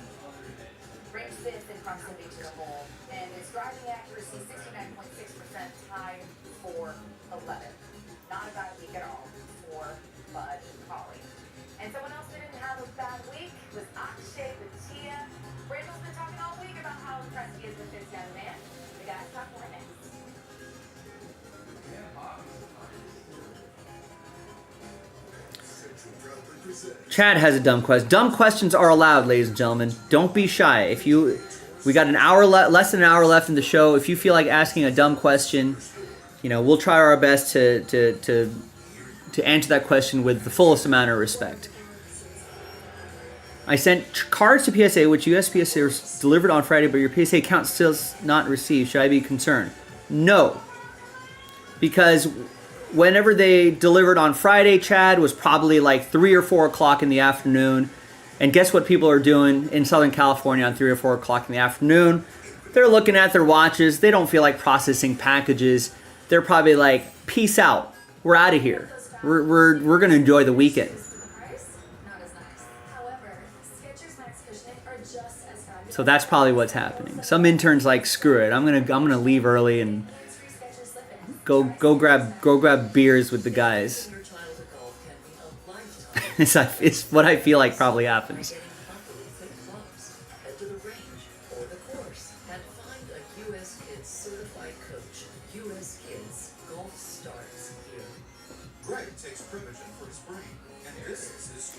I would be concerned. When would I be concerned? I would be concerned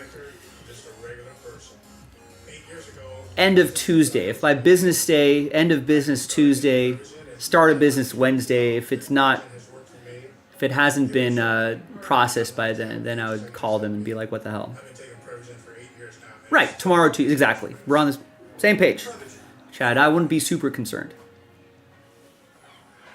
I mean, as long as USPS says it's delivered, now it's no longer your fault or the Postal Service fault. If for whatever reason they didn't get something, then it's on them. Because you can always be like, tracking number said it's dropped off. They scanned it. It's on your premises somewhere. Now it's your fault.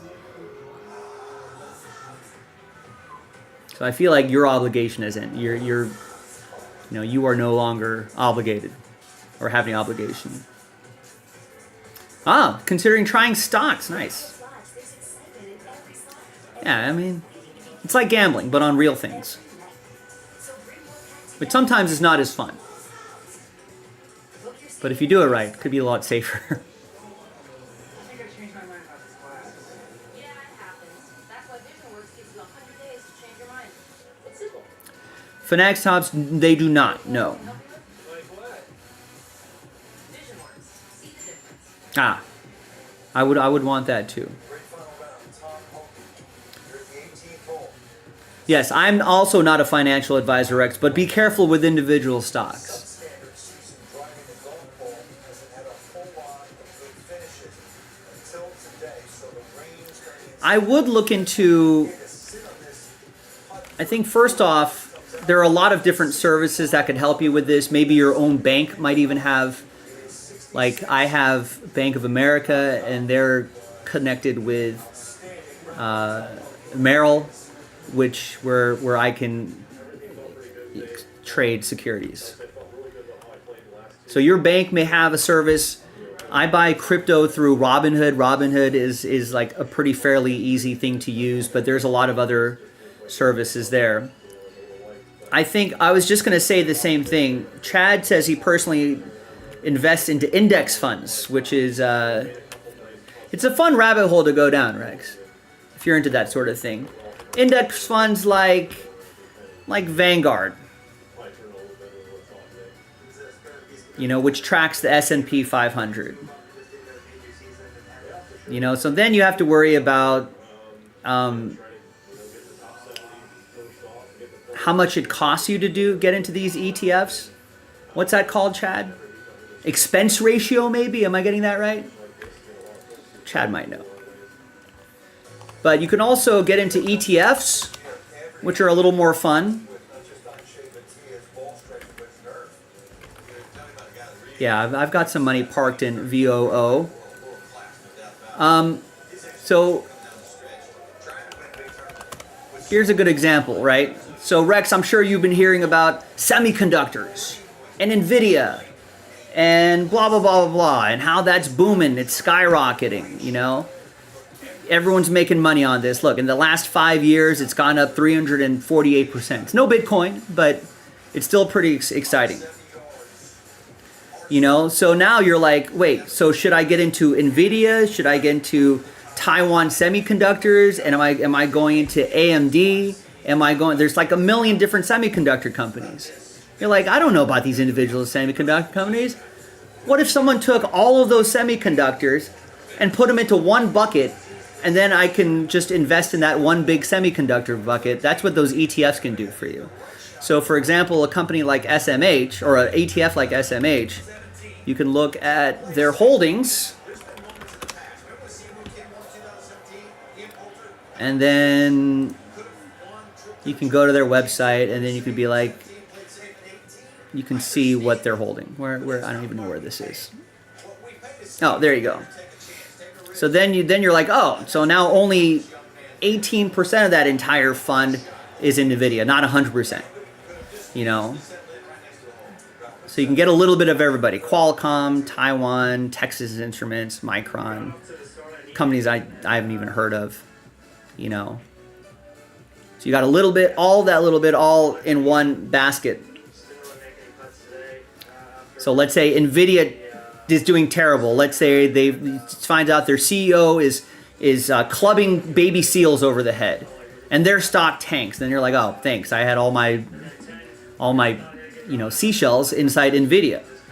And you'd be like, that's annoying. Meanwhile, everyone's like, well, Taiwan Semiconductor, we don't bash baby seals in the head, so they're skyrocketing. Now, most of these semiconductors will probably follow the same trajectory, but you get what I'm trying to say. You know, so that's why, like Chad was saying, and again, not financial advice, this is just from casuals. I'm a casual. Chad might be a little less casual than me. He's kind of in the finance world. He knows more about money than me, but still, individual stocks are extremely hard. I tried playing that game, but it was just like, oh, that's annoying. You know, you have one, like, you know, let's say I'm buying sunflower seed stocks, right? Where I'm like, oh, David sunflower seeds, those are tanking, while Spit sunflower seeds are going through the roof. And I was like, but it's the same industry. So after a while, that got kind of annoying. So yeah, there's a lot of ways you can play it, but that might be the least stressful I've personally found. You may be a little more, you know, feeling a little more spicy, and you want to do individual stocks. That's fine. Does Kroger give you stocks at all? Do they give you any kind of stock options? I didn't use Agent Force, the powerful I feel like they AI should. Salesforce. So an AI agent didn't seem the fastest route. Right, yeah, or door blowing off the plane. But if you had more of your seashells in like a airlines ETF and you had it in that bucket, then that you would some of that door flying off stuff would be mitigated a little bit. But you can go S&P 500 is probably the easiest way to do it. You know, I mean, even with the recent months of sort of last month or so of a little pain, they're still up 10% on the year. It's better than a savings account. You know, you look at all time since whenever this fund started in 2010, they're up 400%. All right, so if you put $1,000 in there, you can also get into mid caps. You can get a big bucket of small caps. You can do that. Yeah, one of my favorite. I like semiconductors. I also like cybersecurity. CIBR is an interesting one.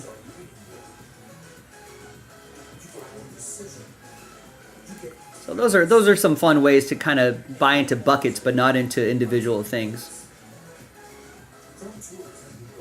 Right? Yeah. Avoid all the cute stuff. I agree with Chad. I've heard the same advice as well. Never put your money in something that you don't understand. Like, I was lucky enough to kind of get into the semiconductors. When did I get into this? 3 or 4 years ago? And my only regret was not putting more money in the first time around. But you know, you kind of have to go into it thinking, well, when there's going to be semiconductors, we need semiconductors for everything. Faster and better semiconductors. It was only until a number of years later where it was like, oh, right, AI, we're going to need a ton of, graphic computational power. So we need even more semiconductors. Blah, blah, blah, blah. So that's obviously been pretty good. But I kind of did a lot of research into that. But it could be pretty volatile, in a short-term level, right? But you have to go into it thinking, I'm holding on to this for as long as possible, right? That's also the other thing. Don't, because, you have to think about holding, basically, for at least a year. Because there's also, obviously, taxes. There is short-term taxes, long-term taxes. If you hold on to something like this for at least a year or more, all the securities that you buy a year or more will be taxed at a lower rate than it would be if you sold. Let's say you buy at 226 and all of a sudden it pops to 300 for whatever reason. It won't, but it pops to 300 and then you sell it and you try to make the short-term profit on that, they'll ding you with a higher taxes. We might change from a card breaking channel to a financial investing channel. Yeah, we might be called snakes at some point, Chad. Or we'd be accused of being pumpers and dumpers, Chad. We might be recklessly giving away financial advice. But man, you know who loves it? Robinhood loves it. All those companies who want to advertise love it. Some Bitcoin newsletter will pay money for us. Get a lot of advertising money. Yeah, well, I mean, Uncle Sam's got to get something, Chad. They're going to try to get something. So, right. But there's also, Rex, tax loss harvesting. That's a lot of fun. Especially this year might be what do you think, Chad? Do you think this is a good year for tax loss harvesting? Could we do that? You think we could I don't think I have enough to harvest anything significant. But that could be something you can do, ladies and gentlemen. At the end of the year, if you're down, write off those losses. Talk to your financial professional.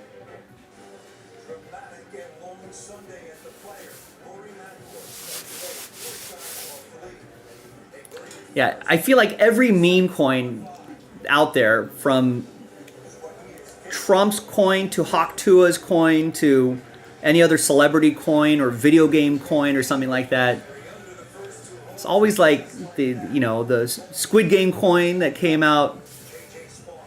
I feel like all of those meme coins have. I don't invest any of that. I don't put a single penny in meme coins.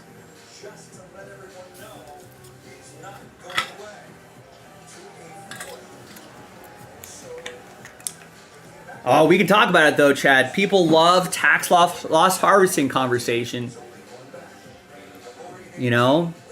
Hey, sell your losses at the end of the year. Get those in before December 31st, Chad. Get those in there. Lower your tax implications for the next year. And then 30 days later, or is it 60 days later? 30 or 60 days later, you can buy that again. It's no longer a wash sale, Chad. Get it right back. We're back, baby. That's how that's the loophole, man. Oh, we can totally do this, Chad. We can totally make a financial investing channel. Top 5 loopholes to lower your taxes for next year.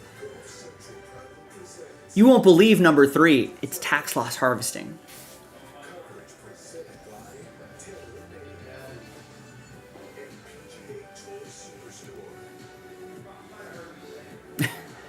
Top 5 ways to time the market. And then we'll pull up all these charts and trends. We'll give you moving day averages. We'll give you candles.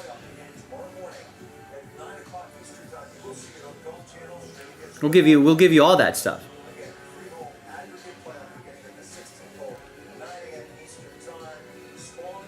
Right, Chad. Yeah, you're telling me that you should sell at a loss so you can offset your gains.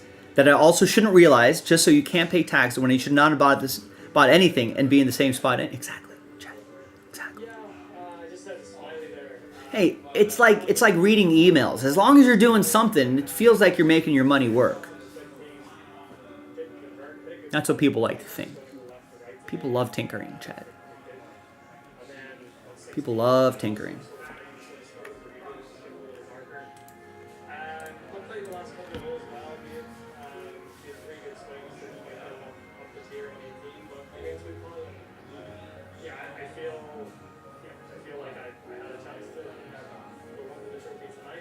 Yeah, I don't think I've ever intentionally tax loss harvested. It just kind of happened. I think there was something I got into. I think I got into like some clean energy ETF that I didn't feel like being in anymore. Move that towards some other broader bucket, probably more into the S&P 500 stuff. There really wasn't a lot, but they were like, oh yeah, sold that as it was at a loss, so blah blah blah. Apparently TikTok, Chad, has ruined people. Has ruined people because of bad financial advice, just because they heard it on TikTok. I can't believe it. But no, I can believe it because this the same people that, of the MySpace generation, they get scammed by MySpace. The Facebook people get scammed by Facebook. I'm sure there's someone on Instagram who fell prey to some Instagram thing, and now for this generation, it's TikTok. They're gonna say, "I heard on the internet." Just the way like my parents will be like, "I saw something on Facebook or YouTube," or it's like, "All right, well, no, don't listen to that stuff, Mom."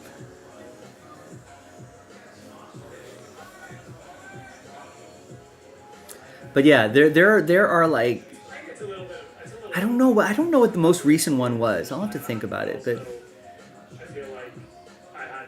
but yeah, I mean it's like it's using like these obscure loopholes that probably don't work, or maybe wouldn't work for someone. I don't know. That probably doesn't even work at all, or works just for a small percentage of the population.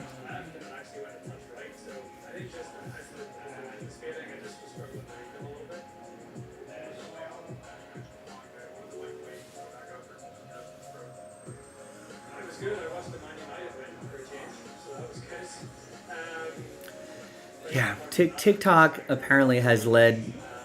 No, I don't know if they've led anyone to financial ruin, or maybe they have. I don't know.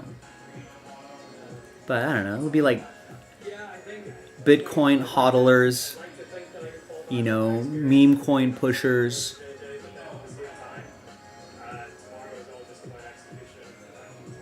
Oh, I don't know. Sometimes it does that. That usually happens to Rex. He's always putting questionable things into the chat.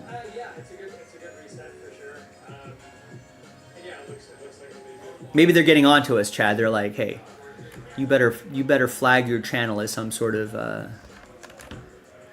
financial advisory channel. We're not. We're just guys. We're just people talking.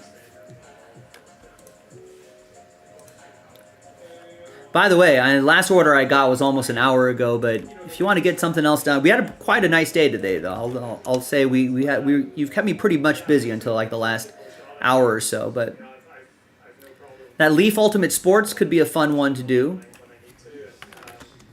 We've got 3 left on that. I mean, we may just have to go rogue. Go create our own channel on Twitch or something. Blue Sky.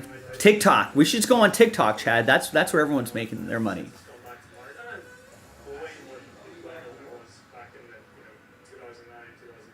The one thing rich people are doing that you're not. This is Chad. He's a CPA. He works for a big airline company. And boy, will he tell you what loopholes he has.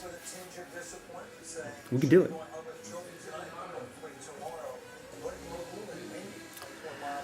All right, Chad. Good talking to you, man. Have a good night. Say hi to the missus for me. The old-fashioned way. No, Chad. Get rich quick. And then buy a McLaren. Obs. And go live in a financial influencer house. That's the dream. That's the dream.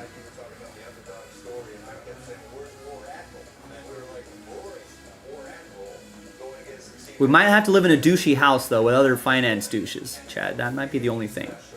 But for the content. All right, good night, Chad. Yeah, Rex, yeah. As Chad's saying, do a lot of research. Good luck with it.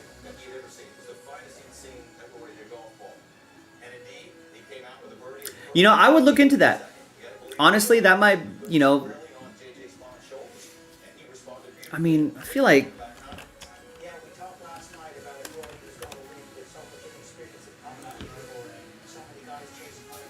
I mean, Kroger stock's not going to be like Amazon stock. I don't think it's going to make you rich.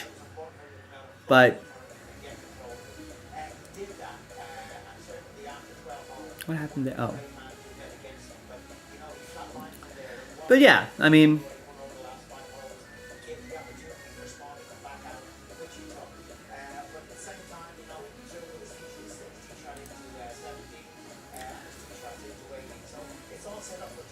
like, I don't know if your kid still is working at the shop, but that'd be something that, you know, if he's intending to be there for any length of time, that's something, you know, at a young age I would have been like, yeah, let me squirrel away, like, you know, or like you're like it'll be like a retirement plan, except it's in squirrel a little bit away in Kroger stock. You know, I really have to think about it, and then you'll be like, oh, I've got all this. You turn it into something else. But yeah, I mean, you should see if you should look into it, Rex. You know, but yeah, like Chad said, I personally would avoid individual stocks. Try to go into the big baskets of a certain industry or something like that. the easiest, and I think the easiest thing would be what like Warren Buffett says is just put it into the S&P 500. Just put it into some sort of broad index. I think like Chad and I were saying, like, VOO is one of the best ways the easiest way to sort of track, the S&P 500 and its value. I mean, in small windows of time, yes, the American economy is there's going to be ups and downs. That's just natural. But, even since 2010, when this fund first started at $101, right, you can see that it's just, I mean, even if in this small COVID window where but the American economy always bounces back and then some, and even if tariffs or whatever everyone's scared about right now, even if that dips it down to what it was in September of 2023, when it was at low point, it might end up doubling this high point right there within, I don't know, 2 to 7 years. Who knows? I mean, that window I can't predict. But I mean, like, look at the COVID bounce back. I mean, we were at a peak of 305 in February of 2020. It dropped to 310 in March of 2020, and then it was back to that same price by the summer of 2020. You know what I mean?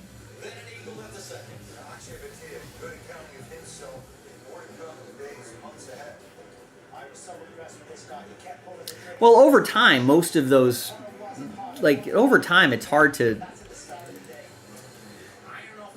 it's hard to tank a stock of a company that big. Unless it's like a banking stock and there's a financial crash, but but the S&P 500 would often, that's the top 500 companies in the United States. So putting into this is totally, short-term risks, of course, but long-term, if you put a ton of money into this fund for the next 25 years.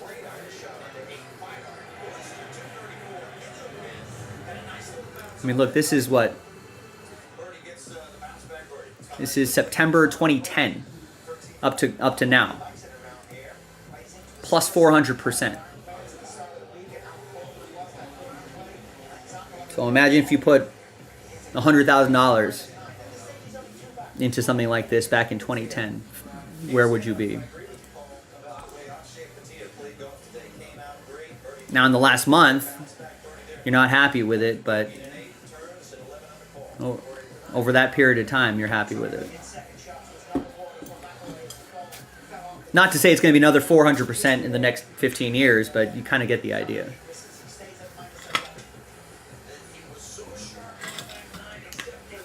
That's honestly probably the easiest way to do it.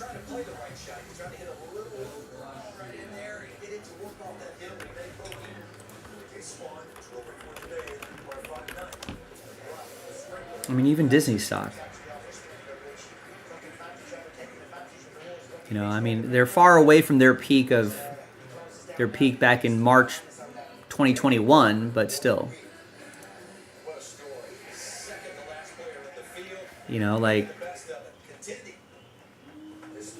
Now, if you started investing right here in 2021, you're probably not too happy.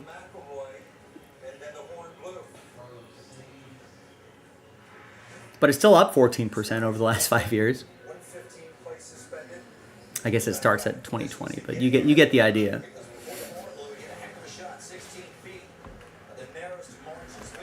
But yeah, do your research. A lot of times your banks will have financial advisors there too that can help get you started.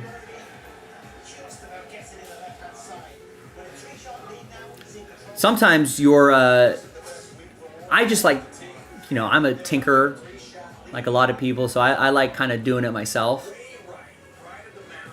But there's a lot of like a lot of banks, probably your bank, may have a financial advisor, or they may partner with someone, or they could point to somebody who will help you. Sometimes you could even just, I think there's ways to automate it too. You can be like, hey, or you can talk to a financial advisor. Like, I kind of want to invest in this, and that. These are like the things that I'm interested in, the industries I'm interested in.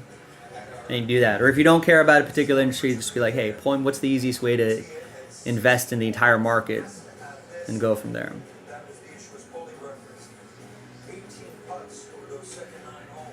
A lot of times you just kind of take a chart, and it's like, I want to invest X amount of percent in this, X amount of percent in that, and just kind of spread it around a little bit. And then more importantly, just let it sit. I think that's the most important thing. And sometimes you just have to ignore what the market is doing right now. Yeah, let me get a little more water up right back.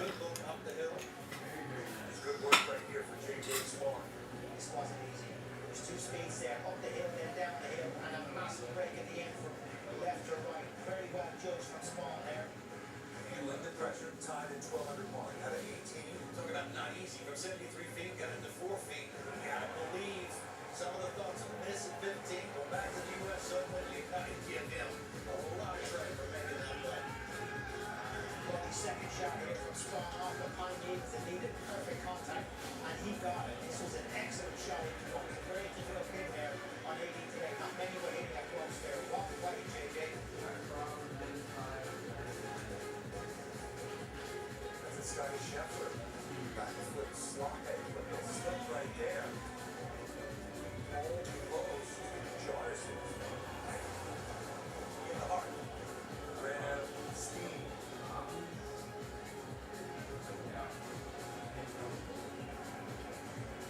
JJ Spawn in with 72, right where he started today at 12 under. He showed some bouncy late.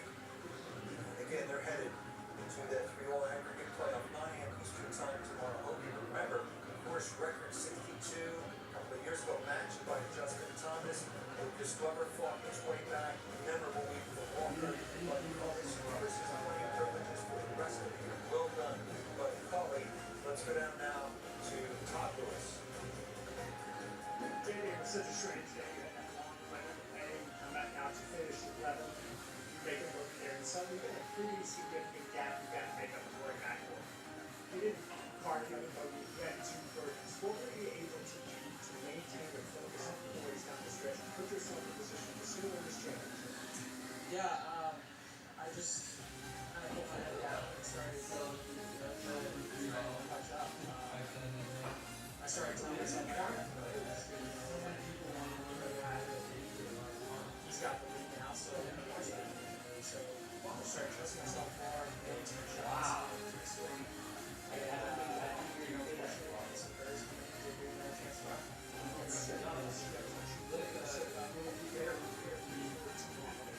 oh, for sure.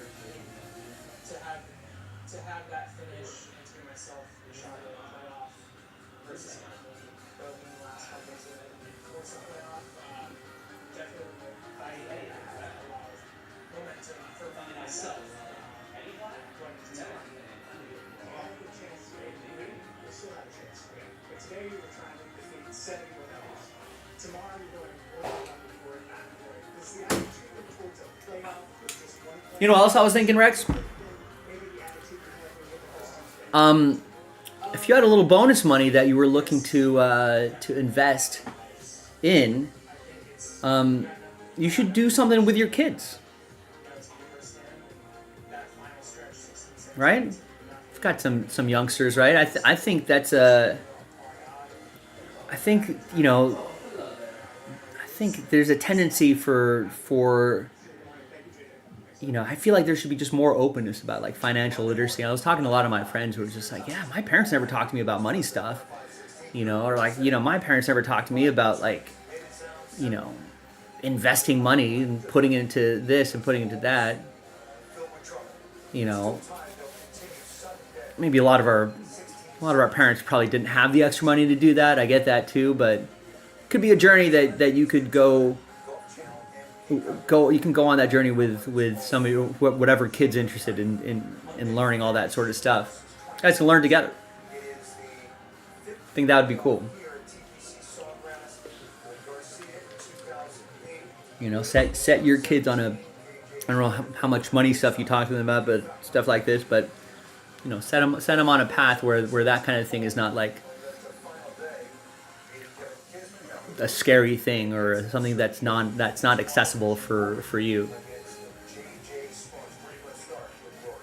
What's interesting, you know, just listening to Rory sort of getting wax philosophical about the state of his game, the way he's grown as a player, saying he's more of a complete player.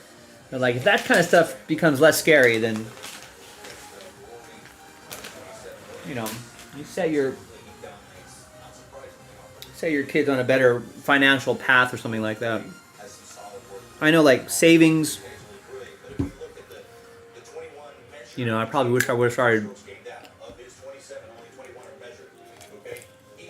started investing in that sort of stuff earlier. Although, I don't know, it's only the last sort of, I think, with like the Robin Hoods of the world and stuff like that, and other brokerage accounts like that. I think that has made it a lot more accessible in recent years. You know, so it's definitely a good era to try to kind of get into it. The accessibility is a little bit better.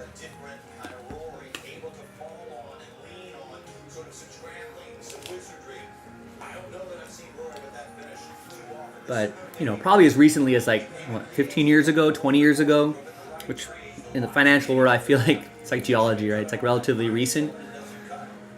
But I feel like back then there was still like, if you want to get into, you know, some sort of brokerage fund, right? You know, if you wanted to get into like Fidelity or Charles Schwab or something like that, you know, they'd have to be, well, first you have to have a minimum of X amount of $1,000, and every trade you make, there's going to be a fee on every trade, blah, blah, blah. You know, maybe that still was a little bit longer ago, but then they kind of grew into, all right, you can do no fees or you can do that. So, yeah. So, like, nowadays with and I would research a bunch of different companies and stuff, but nowadays, like, firms like Robinhood and other similar firms, I think make it a lot more easier. They let you deposit as little as $1 to $1 million, you know, so, and they let you trade every day if you wanted to. Although there's some implications there that you should probably not do it every day, but you get what I'm saying. Like, makes it a lot easier for you to do. But it's good to kind of, you know, maybe just put a little something in to an account and just goof around with it, and then as you get more confident, familiar with it, you can start increasing that. Yeah, I think like Chad was saying earlier, at least from the get-go, I would not try to invest in individual companies. ETFs are a lot, or index funds are a lot easier to invest in, like the S&P 500. It's a lot easier to do that. You know, and not try to time the markets, and it's impossible. And plan to invest in a long period of time. Like, your time horizon has to be really long. Don't expect it to be like, oh my God, I'm going to make double my money at the end of the year, and then put it towards, you know, a new car vacation in 2 years or something like that. Not sure if it works that way.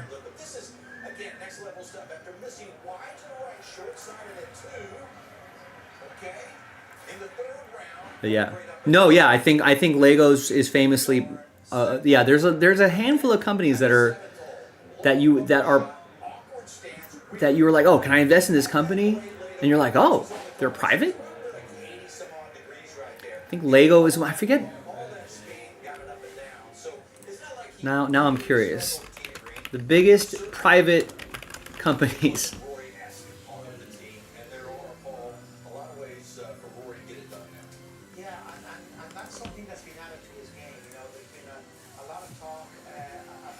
What year was? When was this written? This was last November. He could only win when the scoring was low. He could only win when he was able to wrestle a golf course to his knees and overpower it. Cargill, Food and Drink. I'm not familiar with them. Cook, I am familiar with them.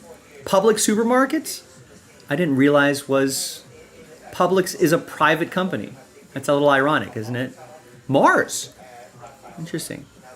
I don't know. HEB, that's in Texas.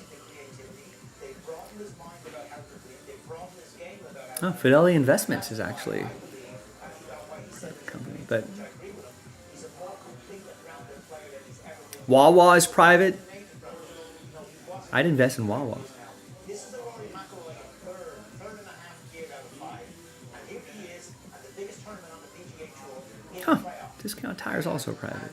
That would not have happened 7 or 8 years ago. And Fanatics is private. They're 68 on the list. Uline's private. so much over the years with his putting. Chick-fil-A's private. That's right. They are. He did some work with Phil Kenyon, who's had great success with so many other players, Frank Sheffer included. And Rory was New Balance, a shoe company, is private. a good match. It was a very scientific You telling me Legos is not in here? activity that Rory has had. And it wasn't a good blend. So when Brad came in, it was a different approach. It was more of an artistic approach. And I think that combined with conversations with Robbie Todd, with conversations about being fully Oh well, they're certainly when it comes. they're a Danish company. Maybe that was. Yeah, I guess they're still a Danish company. Dividends, and that's why I believe he's a more complete player, and why you can, we saw Scotty Scheffler last year win on one ring around here. This year we're seeing Rory McIlroy win with. But yeah, if you're a private company, you don't have to disclose anything to shareholders. Just to add one little thing about that. Look, full disclosure, Brad's credit numbers, right? So, but if we go back to last week, the Arnold Palmer Invitational, Rory putted terrible in the first. No, they gotta make more than. Close to the worst. Is this in billions? A more technical They gotta make more than $10 billion a year, right? Legos? No, maybe not. all hands on deck. Let's sort this out. Anyway, they don't have to disclose it. They don't have to tell you. They're private. He went out the next day and had a phenomenal day on the greens, and the rest of the week putting the eyes out. Came in here this week and put it beautifully. I think there's an argument to be made in Hollywood where since a lot of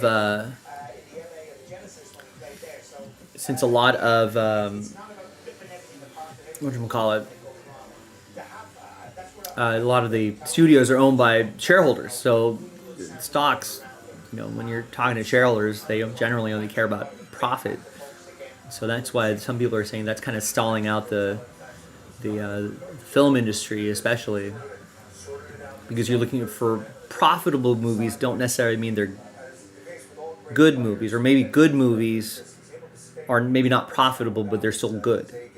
So but those movies may not be getting made. We're not done yet. It's one of those shows, a cliffhanger that builds you to a crescendo, then says to be continued.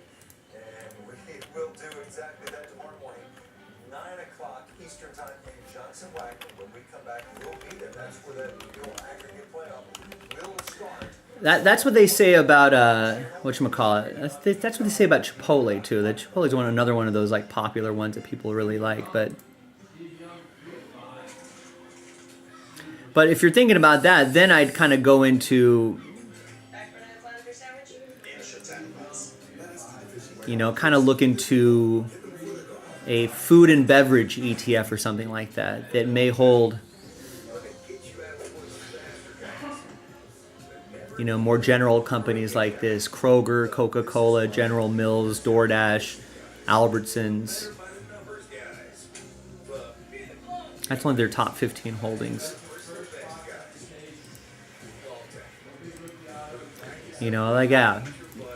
I would get away from investing strictly in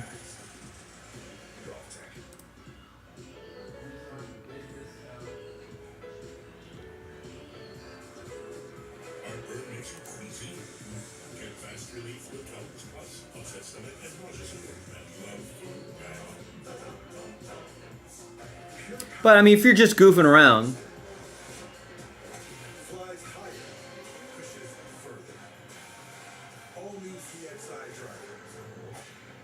see, a lot of these guys have Chipotle in there too. Did you know more golfers use ship sticks to That's right. But you know, try looking for a more broader bucket. If you're like, oh, maybe I like the, you know, the restaurant industry, food beverage industry, the consumable industry, or something like that. It's easier than you think. Make it simple. Make it Ship Sticks. I don't know. I'm always a little nervous about like.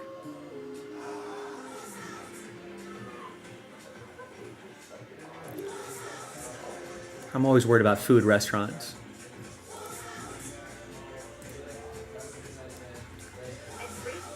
In like 5 years or something like that, you know, like in 5 years, you know, who knows if you know, food trends can change. You know, there was probably a point in time where someone was like, you know, brand XYZ will never go anywhere. You know, but then they're gone. Someone might tell you a number of years ago, oh man, guess what? Sbarro's pizza is in every mall and every airport. There's no way they're actually they are still in a lot of airports, but you know, I don't know. There's probably a better example, but you know, there could just be more competition.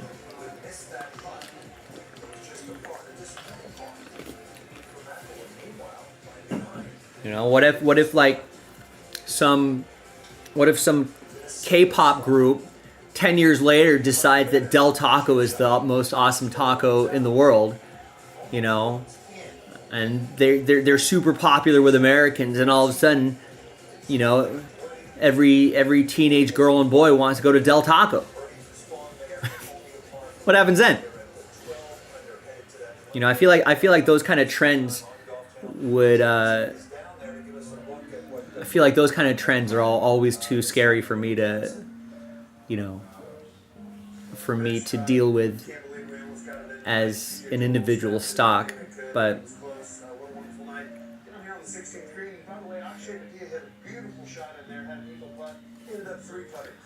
like, yeah, those kind of things, food's always difficult. People always say invest in real estate. That's always scary to me too. That requires a stronger stomach than I have. For me personally, you know, that's why I ended up thinking about semiconductors, you know, because that's in everything. That's in my phone, that's in your phone, that's in a computer, that's in your car, that's in an iPad, there's a basic semiconductor sitting inside my remote controls. Everywhere, really. Inside every computer, my graphics processing device, you know. So there's something that has to conduct all that, and it's going to be in a point of sale machine, right, at your grocery store, at a Taco Bell, or at the new Taco Bell, you know. Like, try to think about what people. I try to think about what people, everyone. If I'm investing in a more narrow bucket, something that every person has to use. Otherwise, I'm investing in like the S&P 500 broad market. You know, maybe some mid-cap, small-cap stuff, smaller corporations, but mostly in that sort of larger S&P 500 space, semiconductor space, and then my sort of gamble would be the cybersecurity space, which is still a little volatile, but eventually we're going to need that too. Consumables, food, that sort of stuff, food, restaurants, God, that's always a little. You have to write out a lot of trends if you're investing in the long term. But yeah, I mean, think about it. In the 80s and 90s, no one ever thought, even at the beginning of the internet, no one thought Toys R Us was going to go away. Toys R Us's problem might have been they should have probably leveraged online sales, you know, before anyone else did.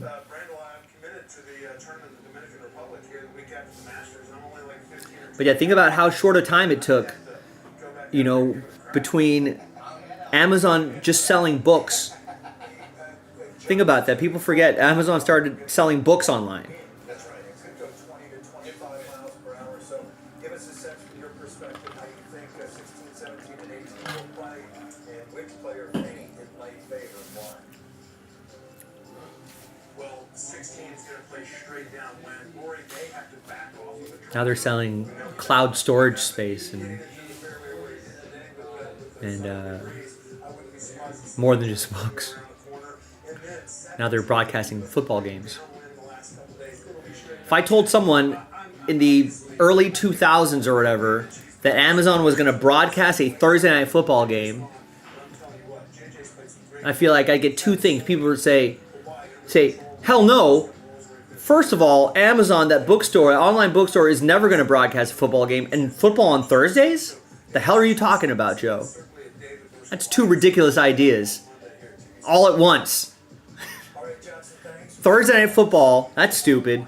And an online bookstore broadcasting Thursday night football? Get the hell out of here. 2025 Joe went back to 2005 Joe or whatever and be like, hey, guess what? I'd be like, F you, get the hell out of here, you sorcerer.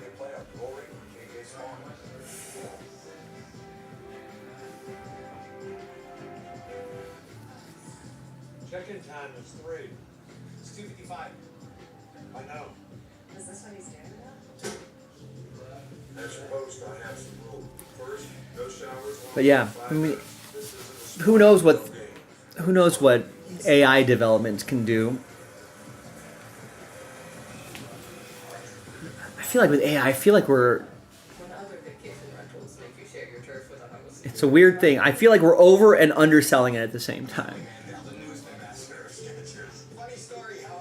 Like, I think it is going to be a big thing, but not in the way that the general public may think.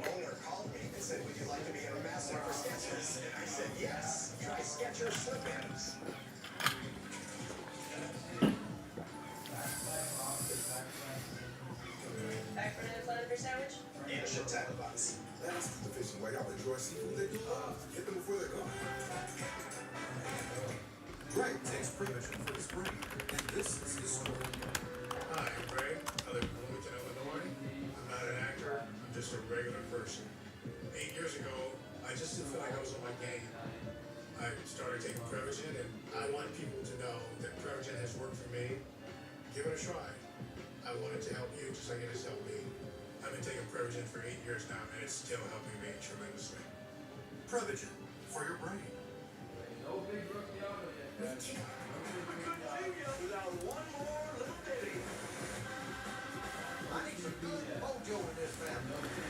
I haven't looked into this yet, but there are a lot of people who do love the cloud computing world, this cloud storage space world.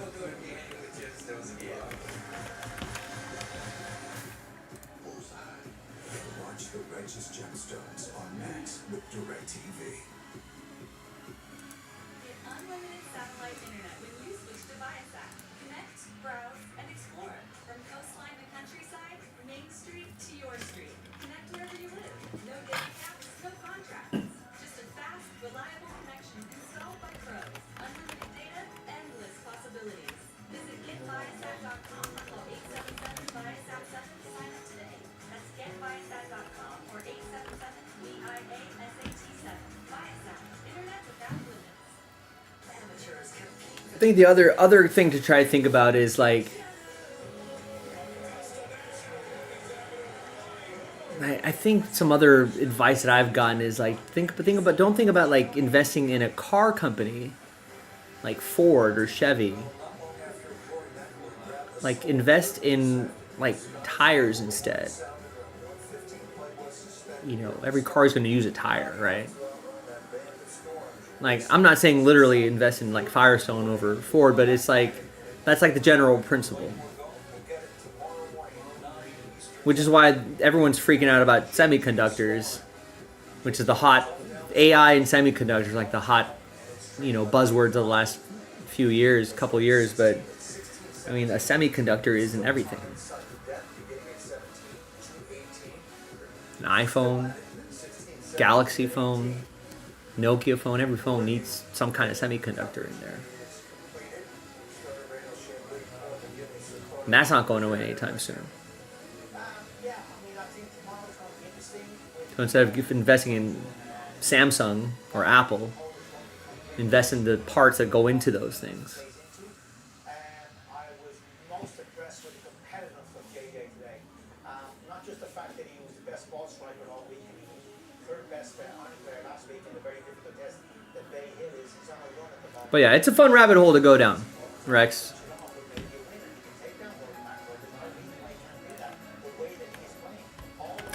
All right, folks. Looks like we got a little bit of a later start today, but looks like it's kind of slowed down a little bit. If anybody wants to finish off that Leaf Ultimate break, I would kind of love to do that before I sign off. So what does everyone think? I'll stay a little bit later, maybe in hopes of grinding that break out before I call it.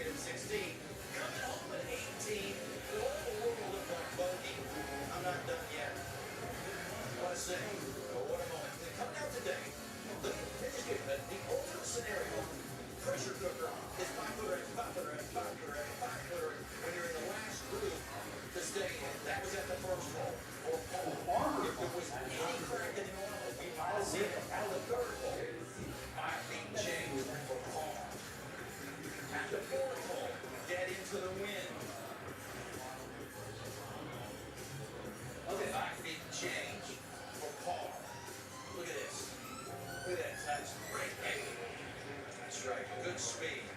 Then forward to the ninth, waiting for this moment. At this point, Rory got out front, put the pressure on him. This was for birdie to get the 11 under par.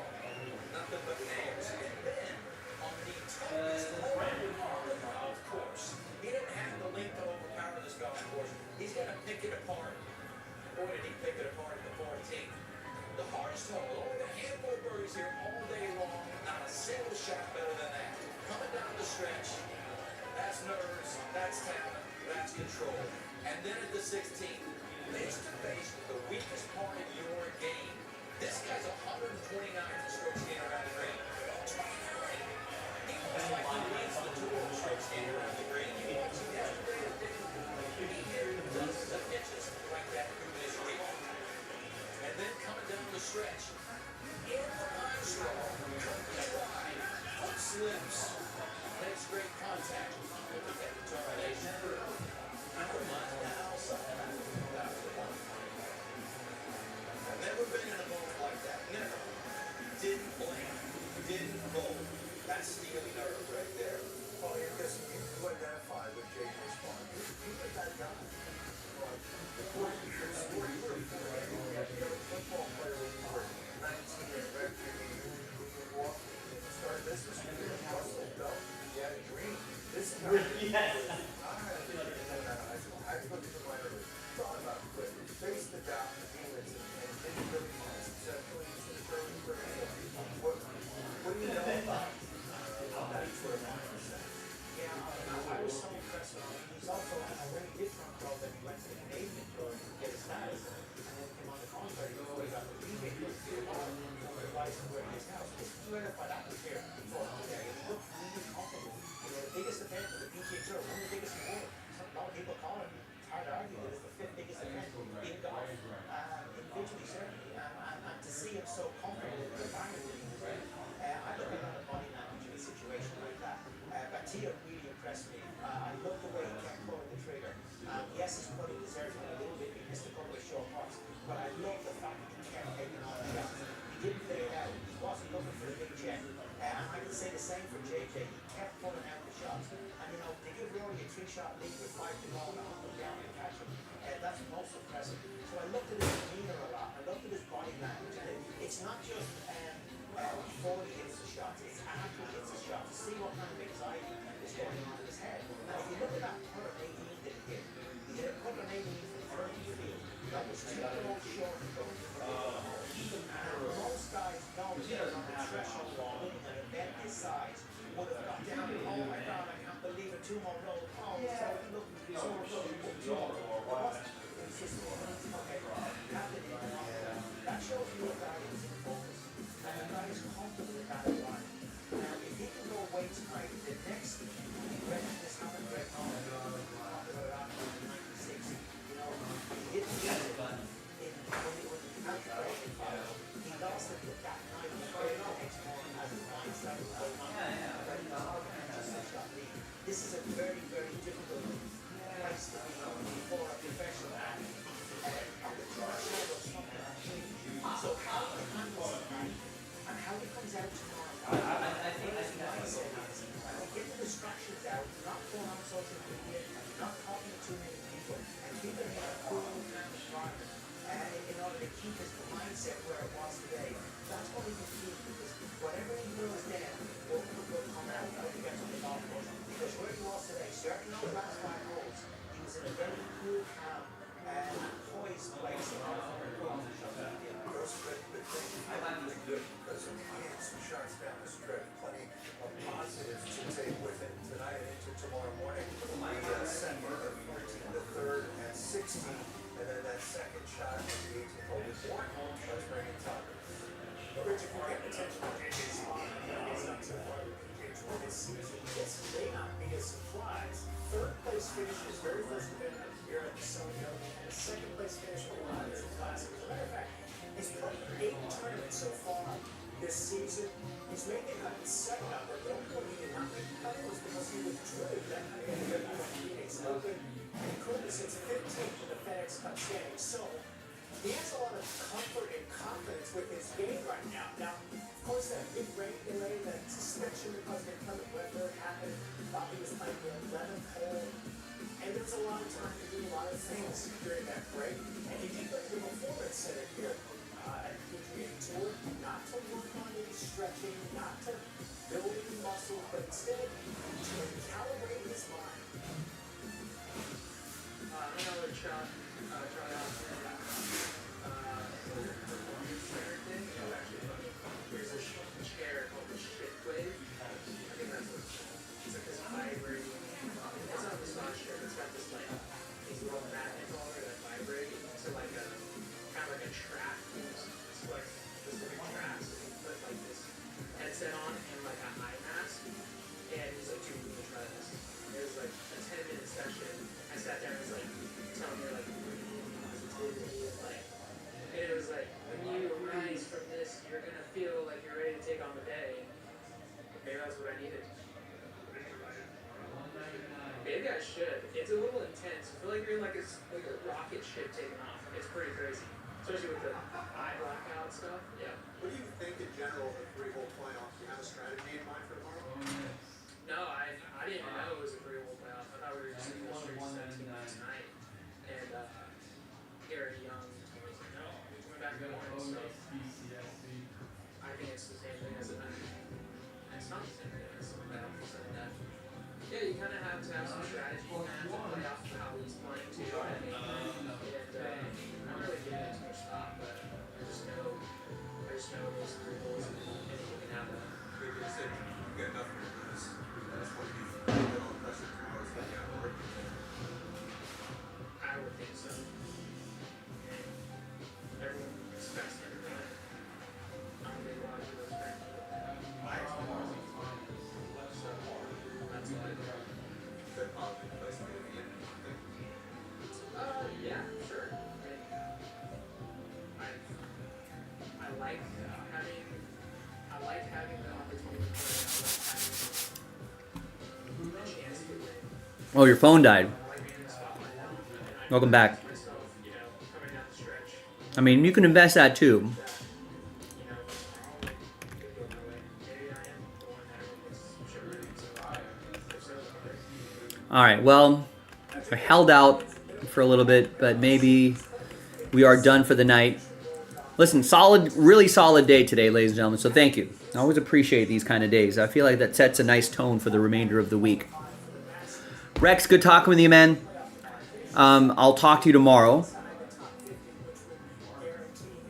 You should listen to the end part of the stream. I feel like I said other stuff after your phone had died.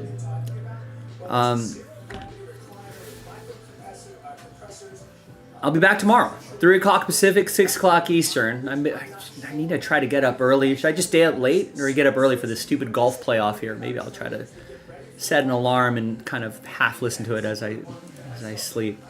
Maybe that's what I'll do. All right. Have a great night, everybody. Sleep tight. I'll be back 3 o'clock Pacific, 6 o'clock Eastern. And again, we'll do all of this all over again. Keep your eye out for more stuff on JaspysCaseBreaks.com. Bye-bye.